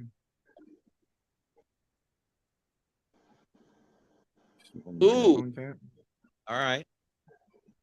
Interesting. Went for the hip toss and then gave up halfway through. Yeah. Dude, this is a half-ass Smith. He's not going to win. This is what. He caught Spann there with the left, but Spann gave him one right back for it. Oh, yeah, he did. That was the thing in the first fight, though. Who hurt who, man? Oh, yeah. Right, maybe. That right just got through the guard, and then Smith gave him a left back. See, we're playing the fucking you take one, I'll take one. Yes. All right. Maybe it just needed to get started. Sometimes everybody just needs a good head punch just to get moving. Yeah. That may good low kick. Knocked Spann's feet out from underneath him. That was beautiful. Dude, and then Spann gives him a double jab as he stands up. Yeah. Interesting. This might be entering a little bit of a flow state here. Ooh, they're both stepping off real hard, man. Smith is, I think he's headhunting here. It sure seems like it, doesn't it? He looks like Anthony Smith, man. Yeah, maybe I spoke too soon. He's starting to look like Anthony Smith up in this motherfucker. I don't know. He's still awful fucking flat-footed, in my opinion. He's flat. Hurt him with that kick again. Oh, he caught that kick and tripped down him. with the kick. Oh, shit. Shit. That was close to how that last knockout went, wasn't it? Mm-hmm. Another leg kick. He just keeps going away at that leg, just like that Jimmy Crute fight, man. Yep. I think he's kind of like I mentioned Thursday. I think he might be going for the same type of finish that he got the last time against Span. I don't know, but if he's already done it once, you'd think he wants to knock him the fuck out. That's why he's staying in that tie stance. That's true. That is probably very true too, because like that tie stance is only there for a reason. Like you're not trying to play. You're not fucking tickling each other. Right. Tie stance. He keeps flinching every time Span fucking feints at him though, so Yeah. he's definitely tasted that power. Oh yeah. He definitely knows that Span is fucking ready for him. But when's the last time you got see? Oh shit. Oh, he just DDT'd him into the fucking choke. Fight though. That was a fucking badass slam down. I mean, dude, he fucking took it down. Ooh, there we go. Okay, now we got Anthony Smith on big top. Brother right here. This is where he should be fucking dominating him. Yep. All right, Smith, let's do your job. Anthony should be able to have his fucking way with him now that it's on the ground. Yeah. This should have basically eliminated any threat that Span posed to him. Yep. You just had to get him here. Got a fucking good leg lock on him. Look at that shit. He's not letting that fucker go anywhere. He's way up on the thigh. Oh, never mind. Let it go. Oh, shit. Ooh, look at Span trying to fucking scroll out of that shit. Smith did a got good out and back to his feet, man. Good fucking rollout. Yeah, but Smith stayed like perfectly balanced through that whole thing, though, which was amazing. Man, he's tap dancing real hard on that front leg. Yeah, I've never seen Smith fight like fighting in a tie fight. I've just not this much. No, I agree. And I've seen him lift it a few times, obviously, if he's getting a lot of leg kicks, but I've never seen this. Well, that and it feels like Span is starting to adapt to it because when he starts to lift that leg, Span circles out to one side or the other, so he's not there anymore. He's catching on to whatever the fuck Smith's trying to play. Yeah. Smith been in like Phuket or something lately a lot. That's what I'm wondering. Like, did he just go spend some time at Tiger Muay Thai? Still, I've never seen him fight quite like that. I mean, good for him. I mean, if it's fucking working. But look at that. That's just all Muay Thai style. He landed a couple of good low kicks, but I don't know if it's worth it at this point. Oh no, that was a net shot. I was like, that should be the end of the round. But yeah, no, I've just never seen him come out like that. Never. Yeah, it's a little perplexing to say the least. This is not Anthony Smith that we're used to seeing. He stopped all of Ryan Span's takedown attempts. Got a takedown himself. Yep. Really hurt some good shots. Kicks, clipped Span a couple times. He only really got hit one good time himself. Yeah. No, it looked pretty damn good overall, but I mean, he did. He threw a bunch of good leg kicks, but Span was throwing them right back. Yep. But well, that and every round starts on the feet, and that's where Span has his chance. I've just never seen Smith look like that on his feet. I've never seen him come out like full Muay Thai. It's weird. Looks good, man. Does look good on him. I'm not keeping him active. I'm bitching. I think it looks great on him. Maybe that was why he wanted to change it up. He felt like in his last fight against Johnny Walker, he lost because he was a little too flat-footed and fucking slow. Yeah, right? Yeah, that better fucking movement, that tie stance. He's popping those leg kicks. And that was what was really hurting Ryan Span. He knocked him down a couple times just from those leg kicks. And look at this. Look at the leg. Excuse me. Go right back to it. 51. Started around 2, right back to that damn leg kick. Yep. Right back to the tie. Crazy. But yeah. And that tie stance like that helps him keep his bad leg in motion. I love it. No, if that's the other thing I feel like he's doing. He also took a lot of leg kicks from Walker. He didn't want that to necessarily be the weakness and shit. That is true. And look, keep himself moving a lot more, make it harder to take those leg kicks. It's also making it easier for him to pop the leg kicks. Oh shit! Span's got him hurt, and he's pushing him backwards. Tried a flying knee, but it didn't quite land. And 1-2, and then that knee. Oh shit! Oh, and then Anthony Smith is fucked up. His face is all bleeding now. He's got a big gash over his eye. Span is moving in for the kill. shit. Anthony could be in trouble here. Span is raining hammers down, and Smith is bleeding and turtling up on the ground. Oh, he is starting to drip. Oh, he is starting to fucking drip now. Leaking like a sieve, dude. Ooh, Anthony is in trouble right now. So we get one of the first new rule implementations. Ryan is trying to hold him the fuck up. He got dude, he ripped him off the fence. Oh, dropping hammers on him too. Man, Anthony's trying to hide, but I don't know how long this is gonna work. Come on, Smith, you can fucking get out of this. He is clearly hurting, bleeding here. And he's look at him. He doesn't want anything more. No, he's turtling up. He's trying to hide, and Span's just trying to find a way to get shots in. He doesn't want anything more to do with this shit. He knows he got opened up really quick. Oh, he is painting the canvas red and looking for a way to stay fucking hidden, but Span is just rolling him around. Oh, man. His face is fucked up. That does not look good, and Span lets him stand up. Of course he is. Smart move. Smart move. Smart move. Now you just got to play the waiting game. God, dude. All right, cover up. Okay. Oh, Span with the fucking left jab right through and a kick to follow. Jesus. Solar plexus. Anthony's still pushing forward, though. Bleeding all over the place. Eye almost closed. You're just like Johnny Walker in the last fight, man. He's a dog. Yeah. He's coming in hard with that right hand when he wants to. Ooh. And he throws a low kick, Span counters him. Fuck. Can we all agree that Johnny Walker is fucking fun shit to watch fight? Johnny Walker is crazy and I love it. He's awesome. It's awesome. Span is starting to throw them jabs right down the fucking center because Anthony can't see very well. That eye is swelling shut. Yep. This is only the second round, right? Yes, sir. We still have almost 2 minutes left in the second round here. Yeah. There's still plenty of time for Span to finish this if he's smart. Oh, yeah. And he's not throwing. Yeah, look, he's not throwing power shots right now. He's just throwing shit to get Anthony to open his guard. He's almost pitter pattering him. Yep. Beautifully. Look how soft that is, but he's still putting it right down the pipe. Dude, he's doing exactly what he should be doing. He's playing real smart right now. Look, he's just throwing shots to make Anthony move his hands, and then the power comes. Open it. Almost got it. Almost he's landing it too. It's starting to work. No, his fucking game plan is working. Anthony's eye is swelling shut, and he's not calculating for it. He's getting shot in it over and over here.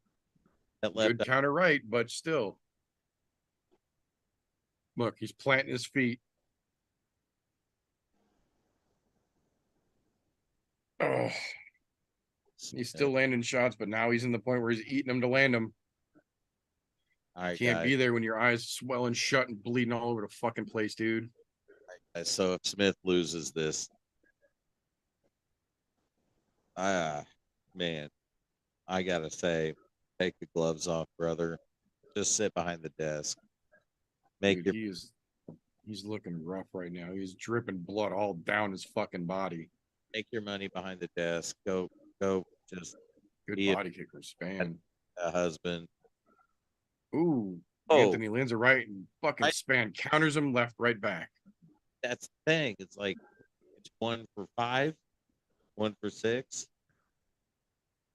Oh, he's starting to bite on the feints when fucking Span's throwing his hands out wide.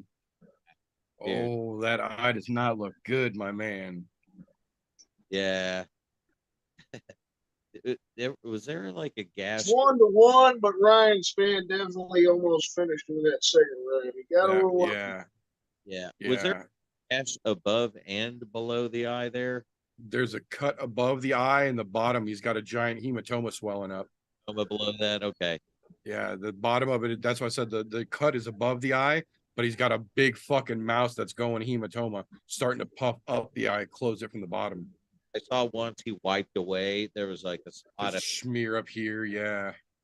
That's why I didn't know if it was above and lower. That was just Yeah, no, he's got the cut. I think it's in the eyebrow.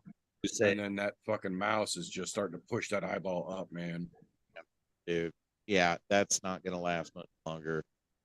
Makes it till the round starts without that thing fully and shred. I'll be surprised. Unless, Oh, damn, dude, that cut man didn't do him any fucking favors in between rounds. God, that looks horrible. They got the bleeding to stop, but Jesus, they didn't do shit for that fucking hematoma. Yeah, they're bringing the doctor in to look at it now. I was literally about to say, if they got a good cut, man, maybe it won't look that bad. And then I'm like, they're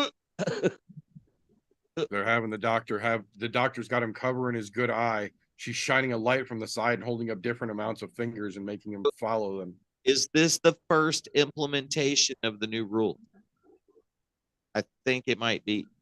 I've not seen it yet like this. Well, no, because this is just a doctor coming in for a in-between round check. This isn't resulting from a foul. No. I mean, yeah, no. I mean that. How much you got to check? No, I mean even that too, though. That's still part of the new rule set. That they can call doctors in between rounds for a check like that. They would do the same thing for a cut if the cut man didn't see. No, I'm just saying that doctor lady, it's ridiculous. How much you got to look into it? How much you got to check? Good Lord. Right. If the man can tell you fucking 5 different times what number you're putting up, I think he's all right.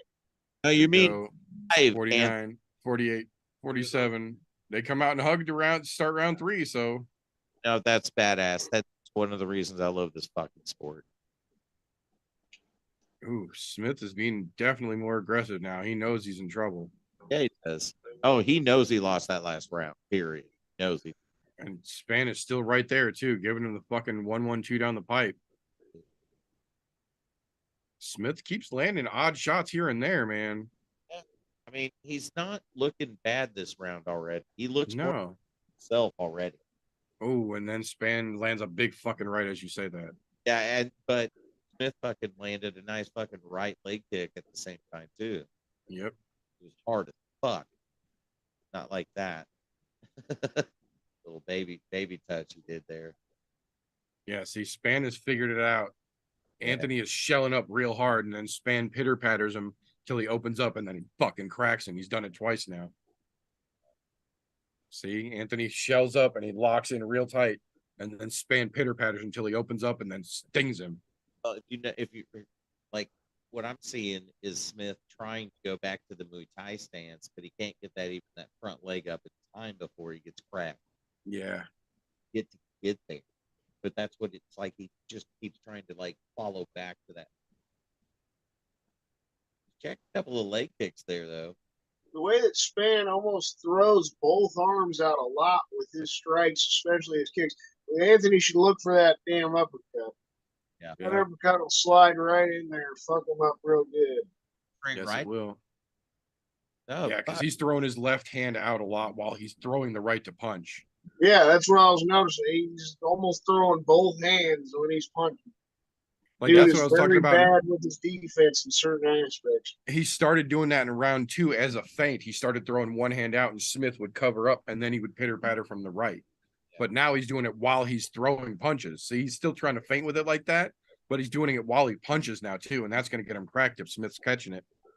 Smith's that left jab just tag Span a couple of times. Dude, there's 3. Dude. And then Span catches him back right down the center line again. Anthony catches him with the right for it. Right that time, but I mean, they were like, no, he got him right back on that. Smith lands a kick. Span lands a jab. Smith lands a hook. Dude. Like, no, they're trading. Smith a minute ago, and I was like, all right. Anthony tried a high kick out of nowhere. Somebody's got to do a little bit of work here in the last couple of minutes. Somebody's got to do something. No, I don't know. There was just something about Smith tonight. I didn't feel it. With what we've seen here in this third round, I can't give any clear picture. It was round 1 Smith, round 2 Span. I don't know. This one's a little closer. I got to tell you, look, I'm going to go ahead and say Smith wins this because I don't. Ryan Span's being too tentative here in this third round. As he lands an overhand right. I'm just saying because I don't trust the fucking judges. Right. And that, but I think Span. Span with a good one too. Smith counters him for it. Fucking A, back and forths, man. Shit. Ooh, Span landed a good right hand there. Got Anthony dancing. Still kind of dancing. Still looks a little stanky like Yeah, he's not 100% back yet, but he's still trying to be offensive about it. he's getting better. But yeah, there for a minute he was 1 minute left. Ooh, Span landed a good left there.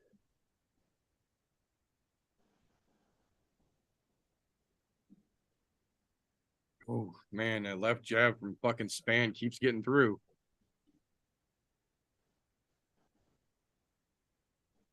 Oh man. I got to tell you, man, unless Smith knocks him out in the next 30 seconds, it's Span's fight to lose. Essentially, yeah. It really is. If you look at damage, control, everything, yeah, it's just I feel like Ooh, good 1-2 down the pipe from Span. damn, Smith lands a left, but it's not anything that connected to it, man. 1-2 again from Span right down the fucking pipe. All night it's been there for him. right leg kick was hard.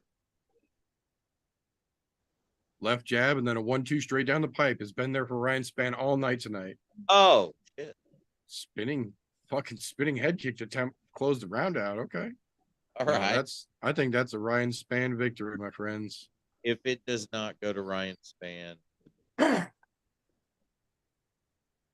don't know. That third round was really fucking close, but maybe it was close, but I don't think Smith did enough to steal it back. That's the only thing I'm saying too. Is I just don't think he got enough behind it. That and his eye is definitely going to be closed as they're reading the decision, and that's more damage than he started going into that round with. So that's just increased stats in Span's favor. Correct. That's the other thing I was thinking. Yeah, damage being number one thing anymore. It's like you kind of have to stop and like reevaluate, look at shit, because I didn't always use damn Smith. No, he's not okay. Was he talking to somebody or was he feeling it that hard?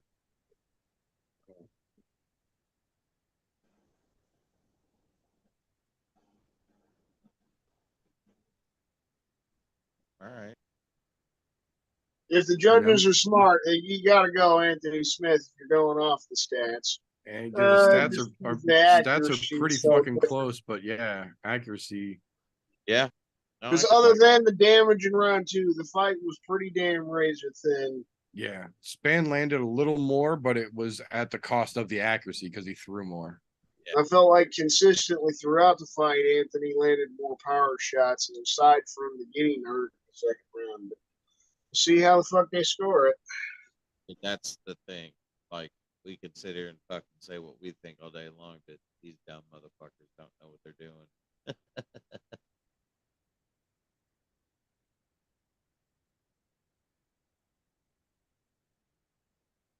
Oh, Smith. Anthony Smith.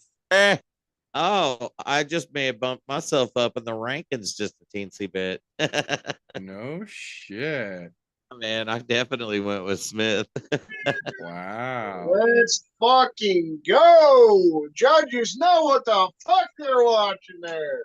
That was a good round two for Span, but man. Anthony was just a little more calculated. Span didn't look that good, even though he was popping those jets. I just felt like Span just like here's the thing, or not Span, but Smith. Like, that's not even close to the best Smith. Oh, hell no. But it's nice to see him bounce back a little bit. He still showed that dog, and I feel like that's what really got him to win. Yeah, I mean, I'm not against you on that at all. I just think that's just not even close to as good as he is. Oh, it was a splitty. Ooh. Interesting. I didn't realize it was a splitty. What'd they have it as?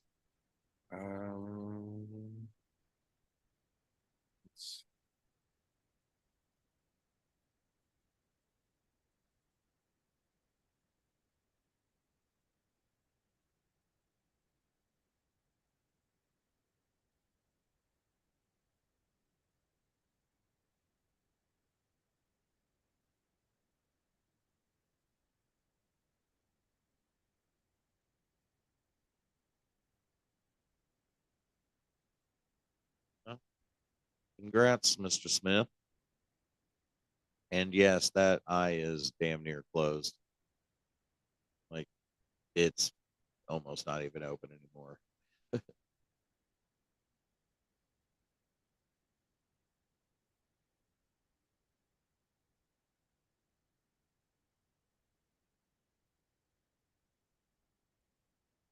All right. Only one left to go. I liked how Smith ended that little post fight there too, saying, "I know I'm supposed to call somebody out, but all I want to do is go home, spend some time with my wife and kids, do the damn podcast with you, Bisping, and a cold beer in my hand, and see what the fuck's next after that." He's at that point. I feel like at least he's smart enough to realize that he probably ain't gonna get no shot at no title again. But yeah, don't go starting to call no fucking names out and then make yourself look stupid. Yeah.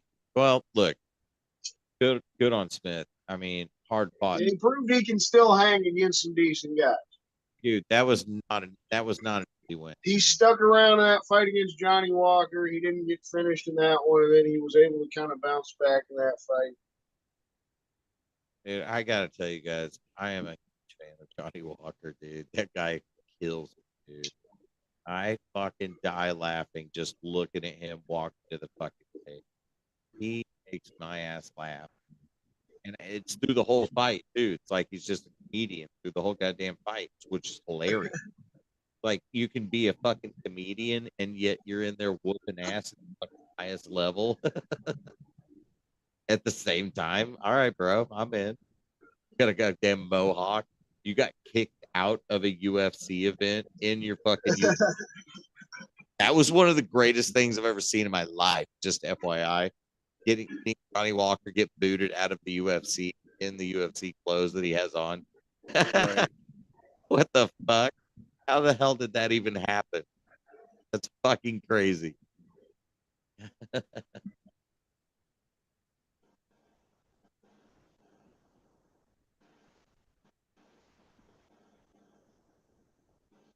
Yeah, they're giving him a good.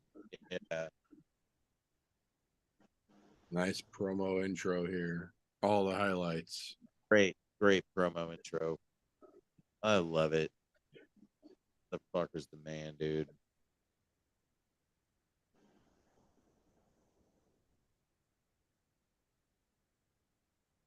I don't think there's another sport in the world like the UFC to where the motherfuckers don't even have to speak the language you speak in order to absolutely worship the ground that they walk on. Not There's only one that I can think of. But yes, I don't think there's another sporting event out there like this. There's only one that I can think of that they do with that ferocity. That's soccer. True. Yeah, that would probably be another thing. That's the only other sport I can think of that you can have fans literally so fucking ferocious that they're not even from the same fucking country. They don't speak the same fucking language, but they'll crack a fucking beer bottle and start a bar fight over you. Oh yeah, it's awesome. UFC is the same fucking way. Yep. It's badass. Yeah, MMA. MMA, yeah. Yeah, as a whole. Yeah, as a whole, mixed martial arts has definitely brought that same same fan attitude. I agree. More of it. Dude, they're showing fucking Max's goddamn badass highlight. Dude, what'd you think about that video that I found on fucking Max Holloway at 15? That was crazy inspired. Super inspiration. I mean, sad, really.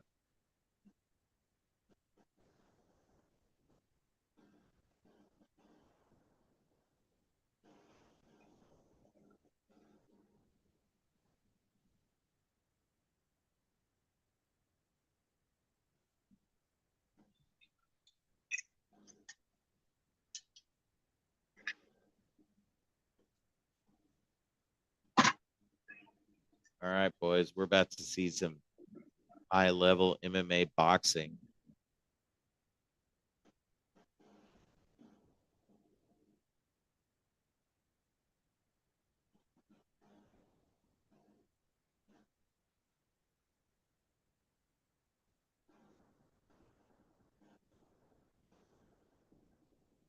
He is the best boxer in the UFC. Yeah. So now comes the question. Does the Zombie try and shoot a takedown on Max first, knowing that's where his strong suit is? Or does Max try and shoot a takedown on Zombie, knowing that's where his strong suit is, and it'll throw his game off? I don't think so. I think Max is going to keep it on the feet. The Zombie's going to do what he does. I don't think Max will shoot a takedown because he normally doesn't do that. Zombie, if he does try, he's not going to get him down. Max's takedown defense has just been too fucking good. This will stay standing, and that's why I think Zombie's going to wind up losing the fight at the end of the day. But like I said, man, he's got his chance. He looks fired up, and I'm all here for it if he fucking wins. It'd be the most legendary thing that could happen out of this fight. It is literally a legend versus a legend. And for Korean Zombie to be the one closer to the end of his career and then somehow beat Max Holloway, who's been on top of the world for 10 solid years, would be a fantastic fucking moment. And Zombie out with a UFC heart shirt on. Hell yeah, he did. You know, and watch like Max walked out with like a UFC heart, like soul. That crowd is losing their fucking minds. He just stopped halfway through his walkout to hype the crowd up. Ah, damn it! Yeah, baby. This sucks that it's going to be his last fight, man. Maybe.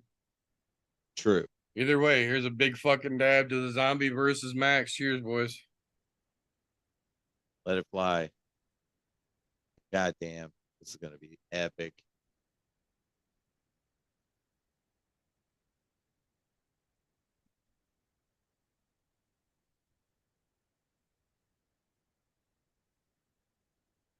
Like, turn around, motherfucker. You forgot to put your teeth in. And hugs. You forgot to hug us, you son of a bitch.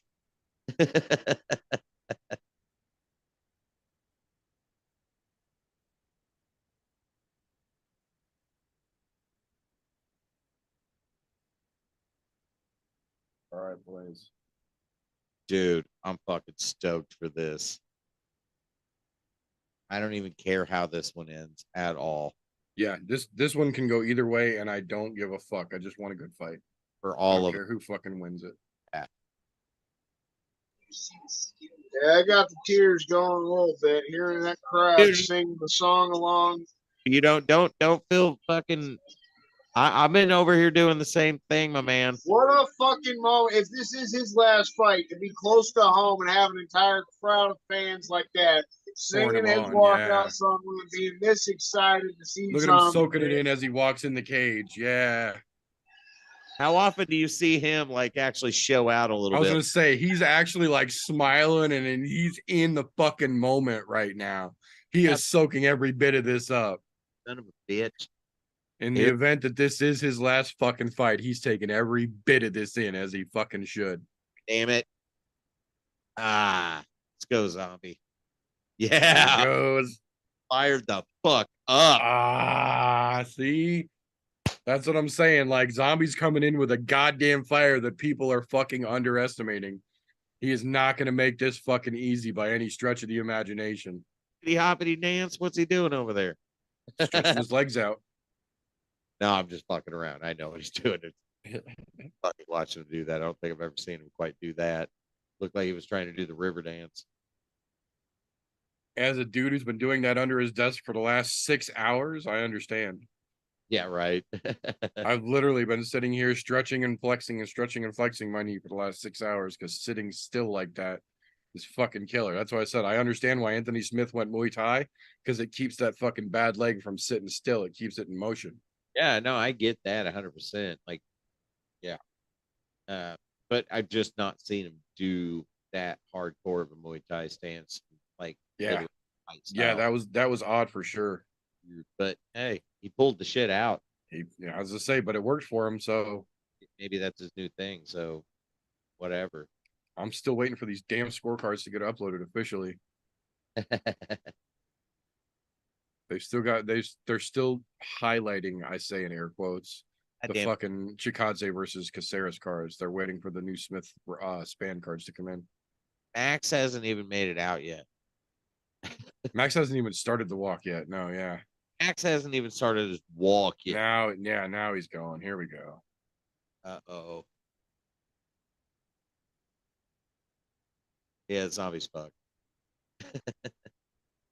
Yeah, Zombies it's fuck. gonna be But- a good one, I think. Rude.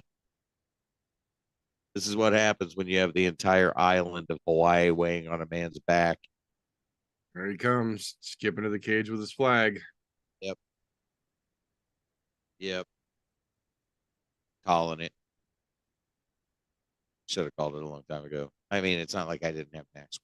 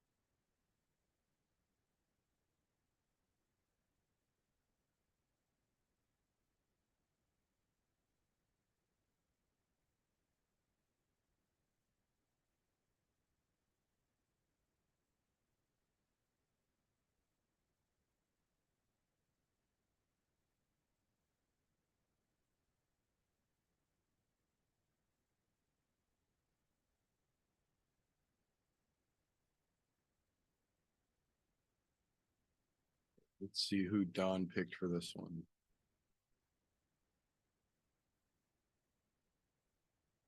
Don has got Max by round 3 KO TKO. I think I have him as a round 4. I chose the same outcome as the Volk fight. Round 4. Yeah, I went round 4 KO. Stoppage. Either way, by Hollow.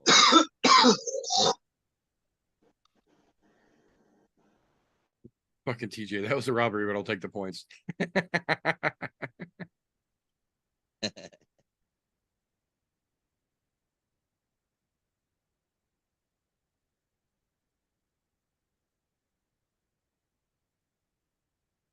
Go.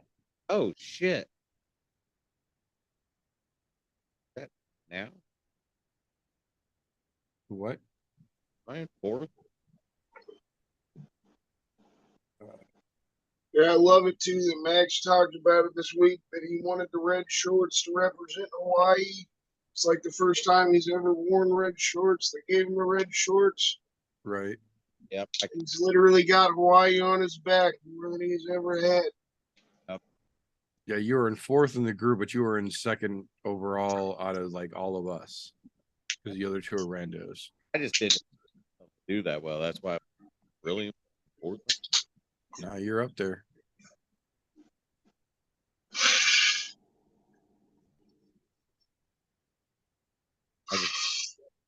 We'll see how this plays out, whether I trip over my dick or Don gets back to dish duty.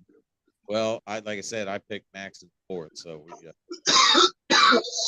Don and I are tied right now. I've got Max by decision. He's got Max by 3rd round knockout. So we'll see. Yep. Oh, I'm fucking stoked. Oh boy. Yeah, so what was it? Was something about the red shorts was Korean red was Korean normal color that he used to wear, and that Max had to get special, like, to get the UFC to like okay his red shorts for this fight. I mean, it's not because of Zombie. I don't think I would say that. For some reason, I think it's because that's not his normal fight kit because he changed his fight kit for this fight. okay. See, I didn't know they had certain fight kit colors that they made them stick with. No. It's just that Max has pretty much always worn the same shit. Oh, okay, gotcha. That's what I'm saying. Since they're used to him always wearing the same shit, he would have had to put in advance notice at this point, since they would probably be expecting him. Yeah, they would have already had the shit done. Yeah, that's what I'm saying. I just had heard somewhere that there was a deal where there was like a special something done for him in order to get the red shorts. Yeah.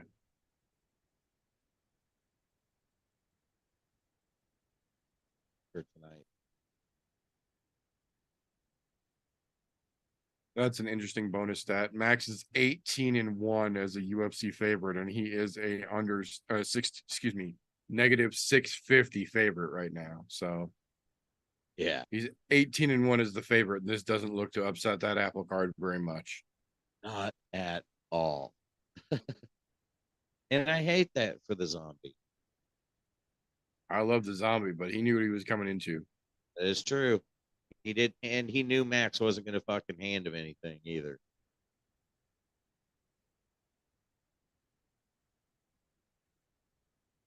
Oh shit! Go. God, boys, here we go.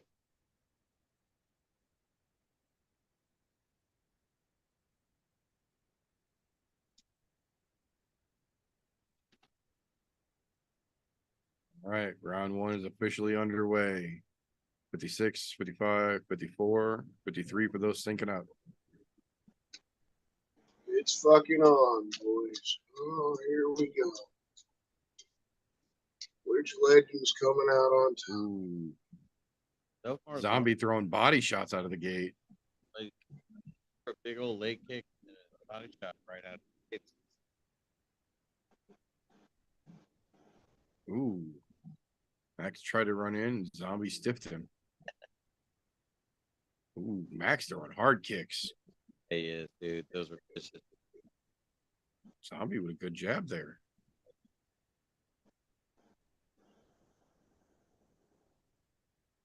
Ooh.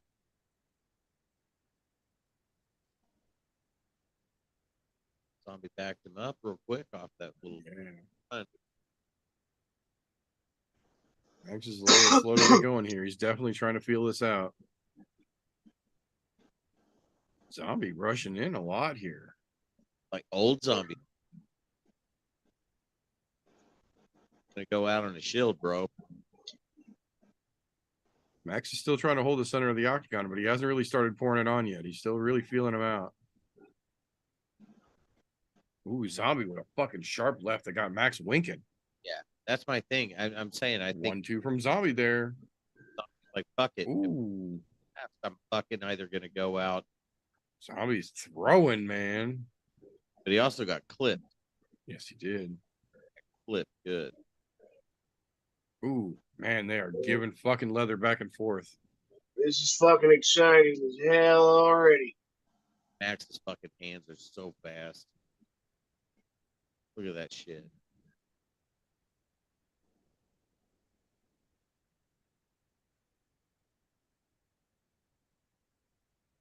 Zombie is countering just as quick as Max is throwing, though, man.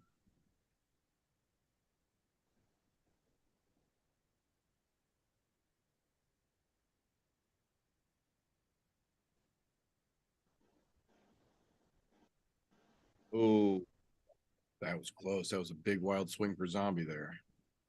yeah, Max actually clipped him just a tiny bit with his left. Good left jab for Zombie landed too. Body shot for Max. See Zombie give him that one. Mm-hmm. I nodded to him on that one. All right. Zombie with a leaping right that lands. Max leaps back with a left. I gotta say, I think this is the most fun I think I've ever seen Zombie have in a fight. Ooh, Max with a fucking leaping kick and Zombie with a good counter right.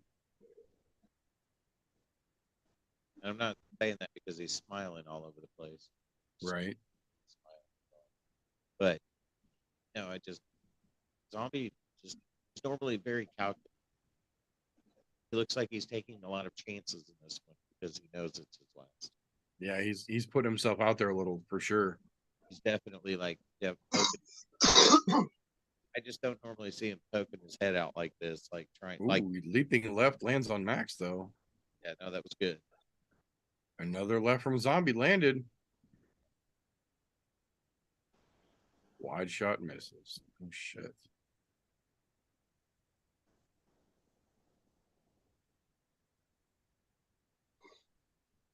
Good counter right from Max lands. Back and forths, man. Real close back and forths. Good body kick from Max there. Max hacked the head twice before he even did the body kick. Like the top, they weren't hard punches. They were just little chip cats.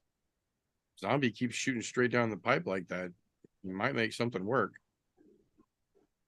Oh, As I say that, he lands a straight left down the fucking pipe. that left is working for him. Yeah, it is. As long as Max doesn't step off like he just did. Max is making him pay for almost everything he throws, though.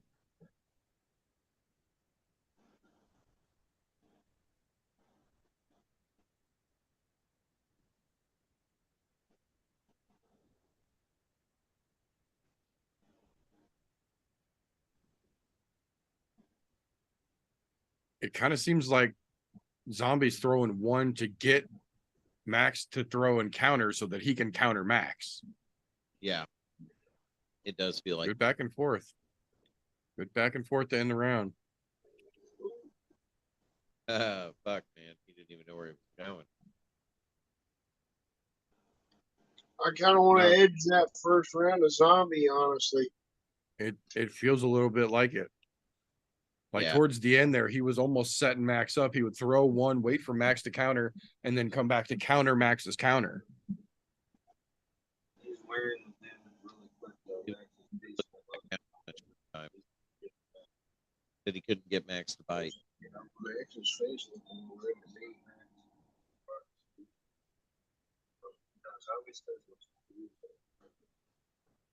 Max better keep his hand up. He's starting to get a little bit of fucking black and blue under that eye where Zombie was tagging him with that straight left. Yeah, that's what I was telling Vince. Vince is trying to tell me that Zombie looks a little beat up. Okay. I'm like, no, Max seems like he's wearing it. Max is definitely wearing that word. Max is getting a little black and blue on where that fucking left from Zombie keeps fucking tagging him. That straight left from Zombie is tagging. Zombie's got some swelling going on for sure. He's got a little swelling on the face. There you go. 54, 53, 52 for those syncing up. Zombie whooped that ass, man. He's fucking looking great, somebody. It's fantastic. Zombie with that leaping left, man. They're not bleeding yet. It's okay. Max is starting to put it on here now. You can see his volume's kicking up a little bit. Ooh, when he dropped Zombie with a good shot. Zombie rolled into him though. Yeah. Max has got the neck though. Oh, Max grabbed the neck when Zombie was rolling in. Does he have it? Yeah, got it. He's got it. I think he's got it. I think he's got the neck. Zombie keeps rolling out. Zombie's trying to scoot away. He's doing it right, but I think he's in too deep. He's got the hands pushed against his hips. Ooh, oh. Oh, Referee checked. He's still awake. He's still pushing. there He's slowing down for sure, but he's still pushing. He's still trying to get away. He's gonna burn his arms out if he doesn't. If Zombie can stay through this, Max is definitely going to gas his arms. Zombie's still walking to the side, still fighting. Oh, God. Max had to let go. Max had to let go. Yeah, Holy shit, boys. He's a zombie for a reason, guys. And Zombie has got Max's leg. God. And now it gets real interesting, boys. That just made this shit fun. The man Zombie has got Max zombie against the for a cage and he looks a little angry. He looks like he wants this fight. Zombie just stuck his tongue out at Max and cracked him with the left. Dude, that He is left. still very much in this. Got him with another left. Woo! Zombie is very much Let's still in this, go. man. That left. We got us a hell of a fight here. Holy shit, boys. Yeah, he took a couple of deep breaths there, but he seems to be back on solid legs and he's throwing hard shots at Max all over again. And stepping out of the way, he's staying elusive. Earned a couple of deep breaths. Oh, Ooh, Zombie's trying to clinch and Max pushed him away. shoved his face off hard. Interesting. Damn. We're in it now. We're in it now. Oh, Ooh, that left from fucking Zombie is just tearing right through. that left. 1-2 from Zombie. Fucking A. Oh, fucking let's go. Oh, man. Dude, Chang Sung Jung is looking fucking spectacular right now. Max is giving him for fucking every bit of it, but Zombie's looking great. Yeah, he is. The fact that he stayed composed and walked out of that choke is amazing. Nice counter He one. didn't get his name for nothing, man. Fuck no. Oh, man, that hard fucking right from Zombie. Yeah. He's landing some good shots on Max now. Really landed some great shots. He looks like he's fully recovered from that fucking groundwork. Oh, yeah. Dude, he's in it. In that 1-1-2 or that 1-2-1. Max is trying to counter, and they're throwing fucking haymakers at each other right now. Max aim looks off compared to Zombie. Zombie looks like he's fucking recovered, man. He looks like he's fresh into the fight again. Shit. Holy shit. That was some haymakers. That's the thing. I think you were right about it before we even got to this point about, later on, Ramsey. Max is emotional right now. Yeah. Ooh, good right from Zombie and a left counter from fucking Max. Technical. Ooh, shit. Yeah. No, yeah. I agree. At least that's how it's coming off. The stats apparently don't say that. Right. Ooh, Max with a body head combo. Nice. And Zombie with that fucking left again to answer for it. Fucking A. Shot. They are trading back and fucking forth, man. Max lands one, Zombie lands one. Max lands one, Zombie lands one. Max swinging and missing. That's unusual. Oh. Another left. Spinning heel kick attempts. Back with backspin. Put Zombie up with spins. Ooh, Zombie's coming in with some serious fucking shots here. Is man. I think he buzzer. Damn it. He was actually starting to figure Max out there for just a second, it looked like. He landed a couple of good, clean fucking shots in there. And they weren't like accident shots. They were like he meant them to hit. Yeah. Dude, that didn't look like it was a knockdown. Yeah, I think it was. I think he caught him just right. But look at the roll here.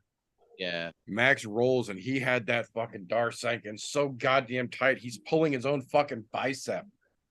And Chang just kept fucking walking to the side and made fucking Max let it go. See? Throw the hands up. What? We're still doing this.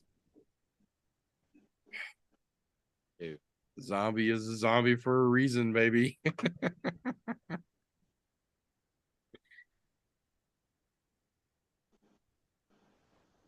This third round already?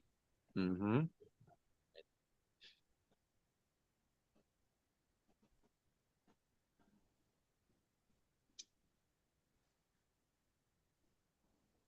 Touch your gloves to start the round. 57, 56, 55, 54 if you're syncing up.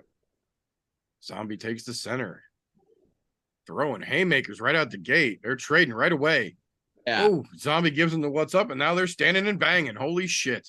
He's like, here we go. Oh, Zombie caught one and he's out. I was like, I saw Zombie like, hey, you ready to go into a phone booth? And then they did, and then Max won. How did Don call you, Don? You son of a fucking bitch. Dirty fucking dog. Max. Dirty fucking dog. But the Zombie did that to himself. I'm going to say. Yeah, he rushed in, and look at Max ran back into the cage to go check on the Zombie. Yeah. Zombie did that to himself. He was fighting a great fight, and he could have kept fighting. Oh, Vincent got that shit perfect too, just like Don. Max is helping Zombie up off the canvas. Oh man. He helped him up off the canvas onto the stool. Because there's a cut on his head that they're working on. But Max still helped him up. Gave him a fucking kiss. Wow. Give him a little kiss on the head. Because Max fucking Holloway. Max is the fucking man, dude. See? And then he walks over to go hug Chang Sung Jung's fucking cornerman. Max Holloway, ladies and gentlemen. Legendary shit, man. Max Holloway. Yeah. Zombie was rushing in and Max fucking caught him. Dude, and you could see it in Zombie's face. He immediately came out of that round. As soon as he threw his hands up like that, it was over with because he was on. Let's go into that phone booth, bro. You could just see it. Damn. And then It just split Zombie's head open when he fucking landed as he's falling face first to the canvas. God damn. He was out when he landed. yeah, it was. Jesus Christ. Max is Yeah, you could see in that slow-mo as Max lands the big right, his forehead slices open and then he falls forward out cold. Max is the best boxer in the fucking UFC. Who could have seen that coming though? Because I saw. Well, and look, in the other angle that they just showed, from the other side that they just showed, Zombie landed a shot on Max as Max is dropping him. Zombie lands on the other side and cracks him. They hit. Jesus. Sorry. Damn, like Zombie landed on him as he landed the shot that knocked Zombie out. I still can't believe Don and Vincent fucking guessed that shit perfect. You those bastards. You little bastard. Don, you son of a bitch.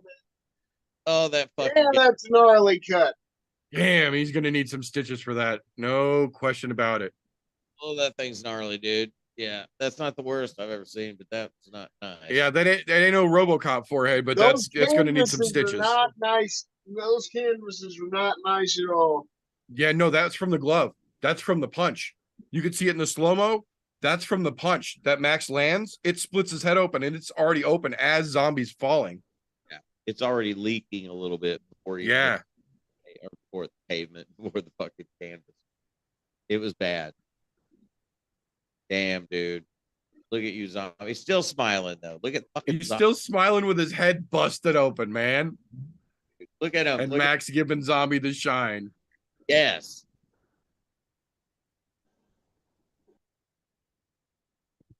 You love to see it. Ah. Damn. What a fight, though. He went out on the shield.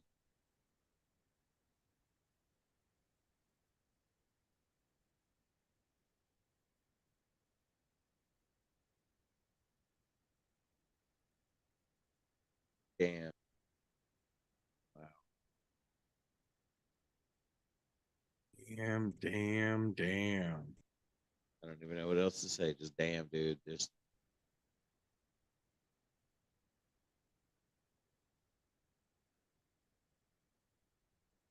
Fox. Max is so good. Now tied for the 6th most wins in UFC history. So fucking good, dude.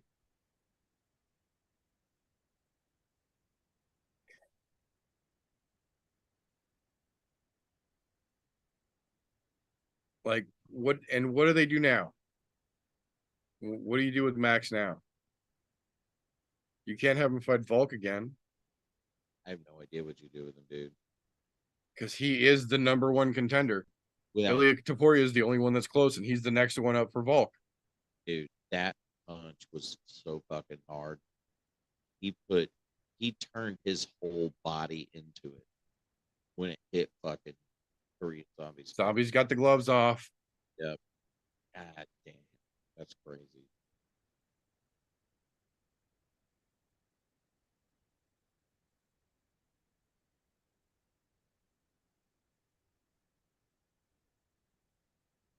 He's still fucking smiling too. Dang, man, he's such a badass. Bruised up, split on top of his head, smiling all over the place.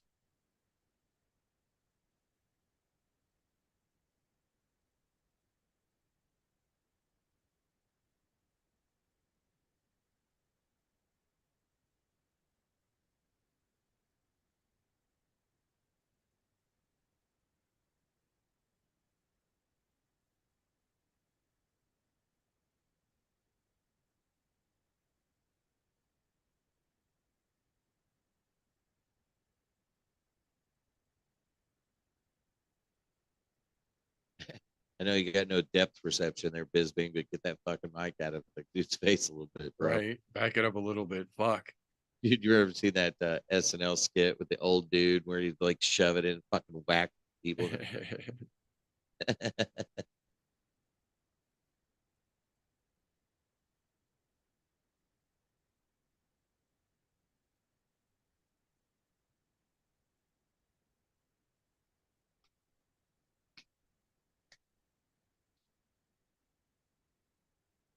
What a career.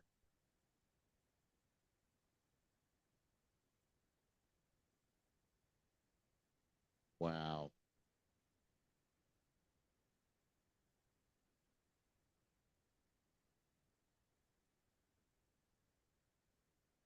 Son of a bitch. You're gonna make me cry. The end of an era, boys. It's the end of an era. They don't make them like Zombie anymore. They can't.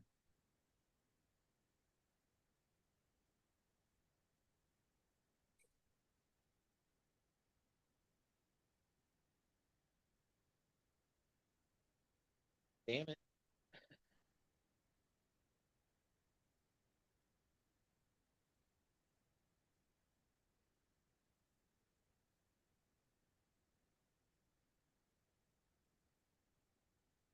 All I'm saying is, if they don't put him in the fighter wing of the Hall of Fame, we riot.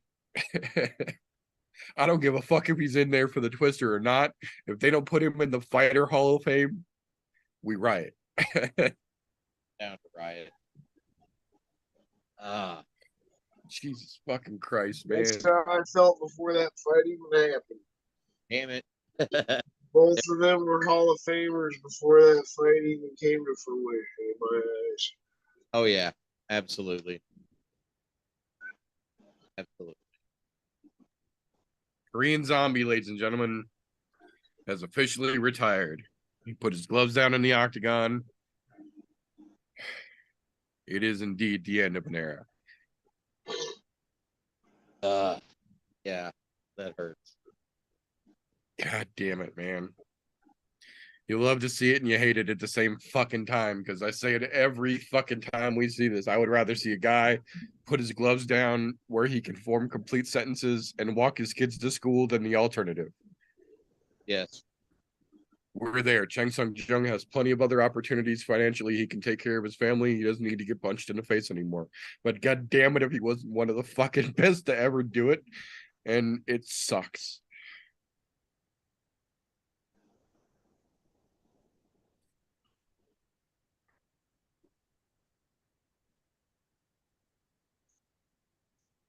God damn it. Fucking Korean dude got me crying at 10 o'clock in the fucking morning, dude. I'm like, God The damn, fuck is my life right now? see this happening.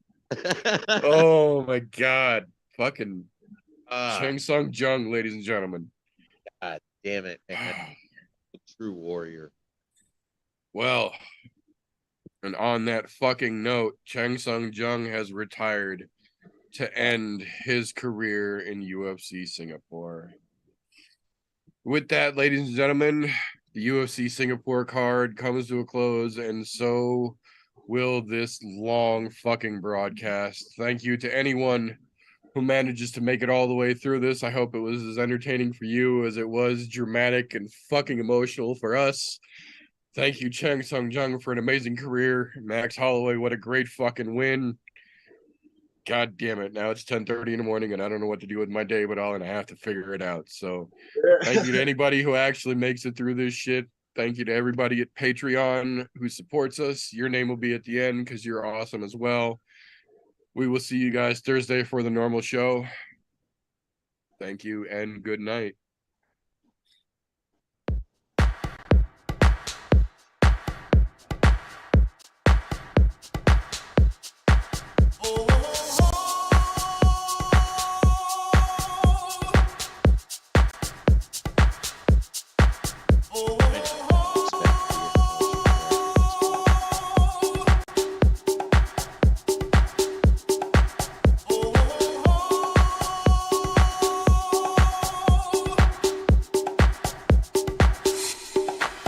Everybody was kung fu fighting. Those kicks were fast lightning. In fact, it was a little bit frightening.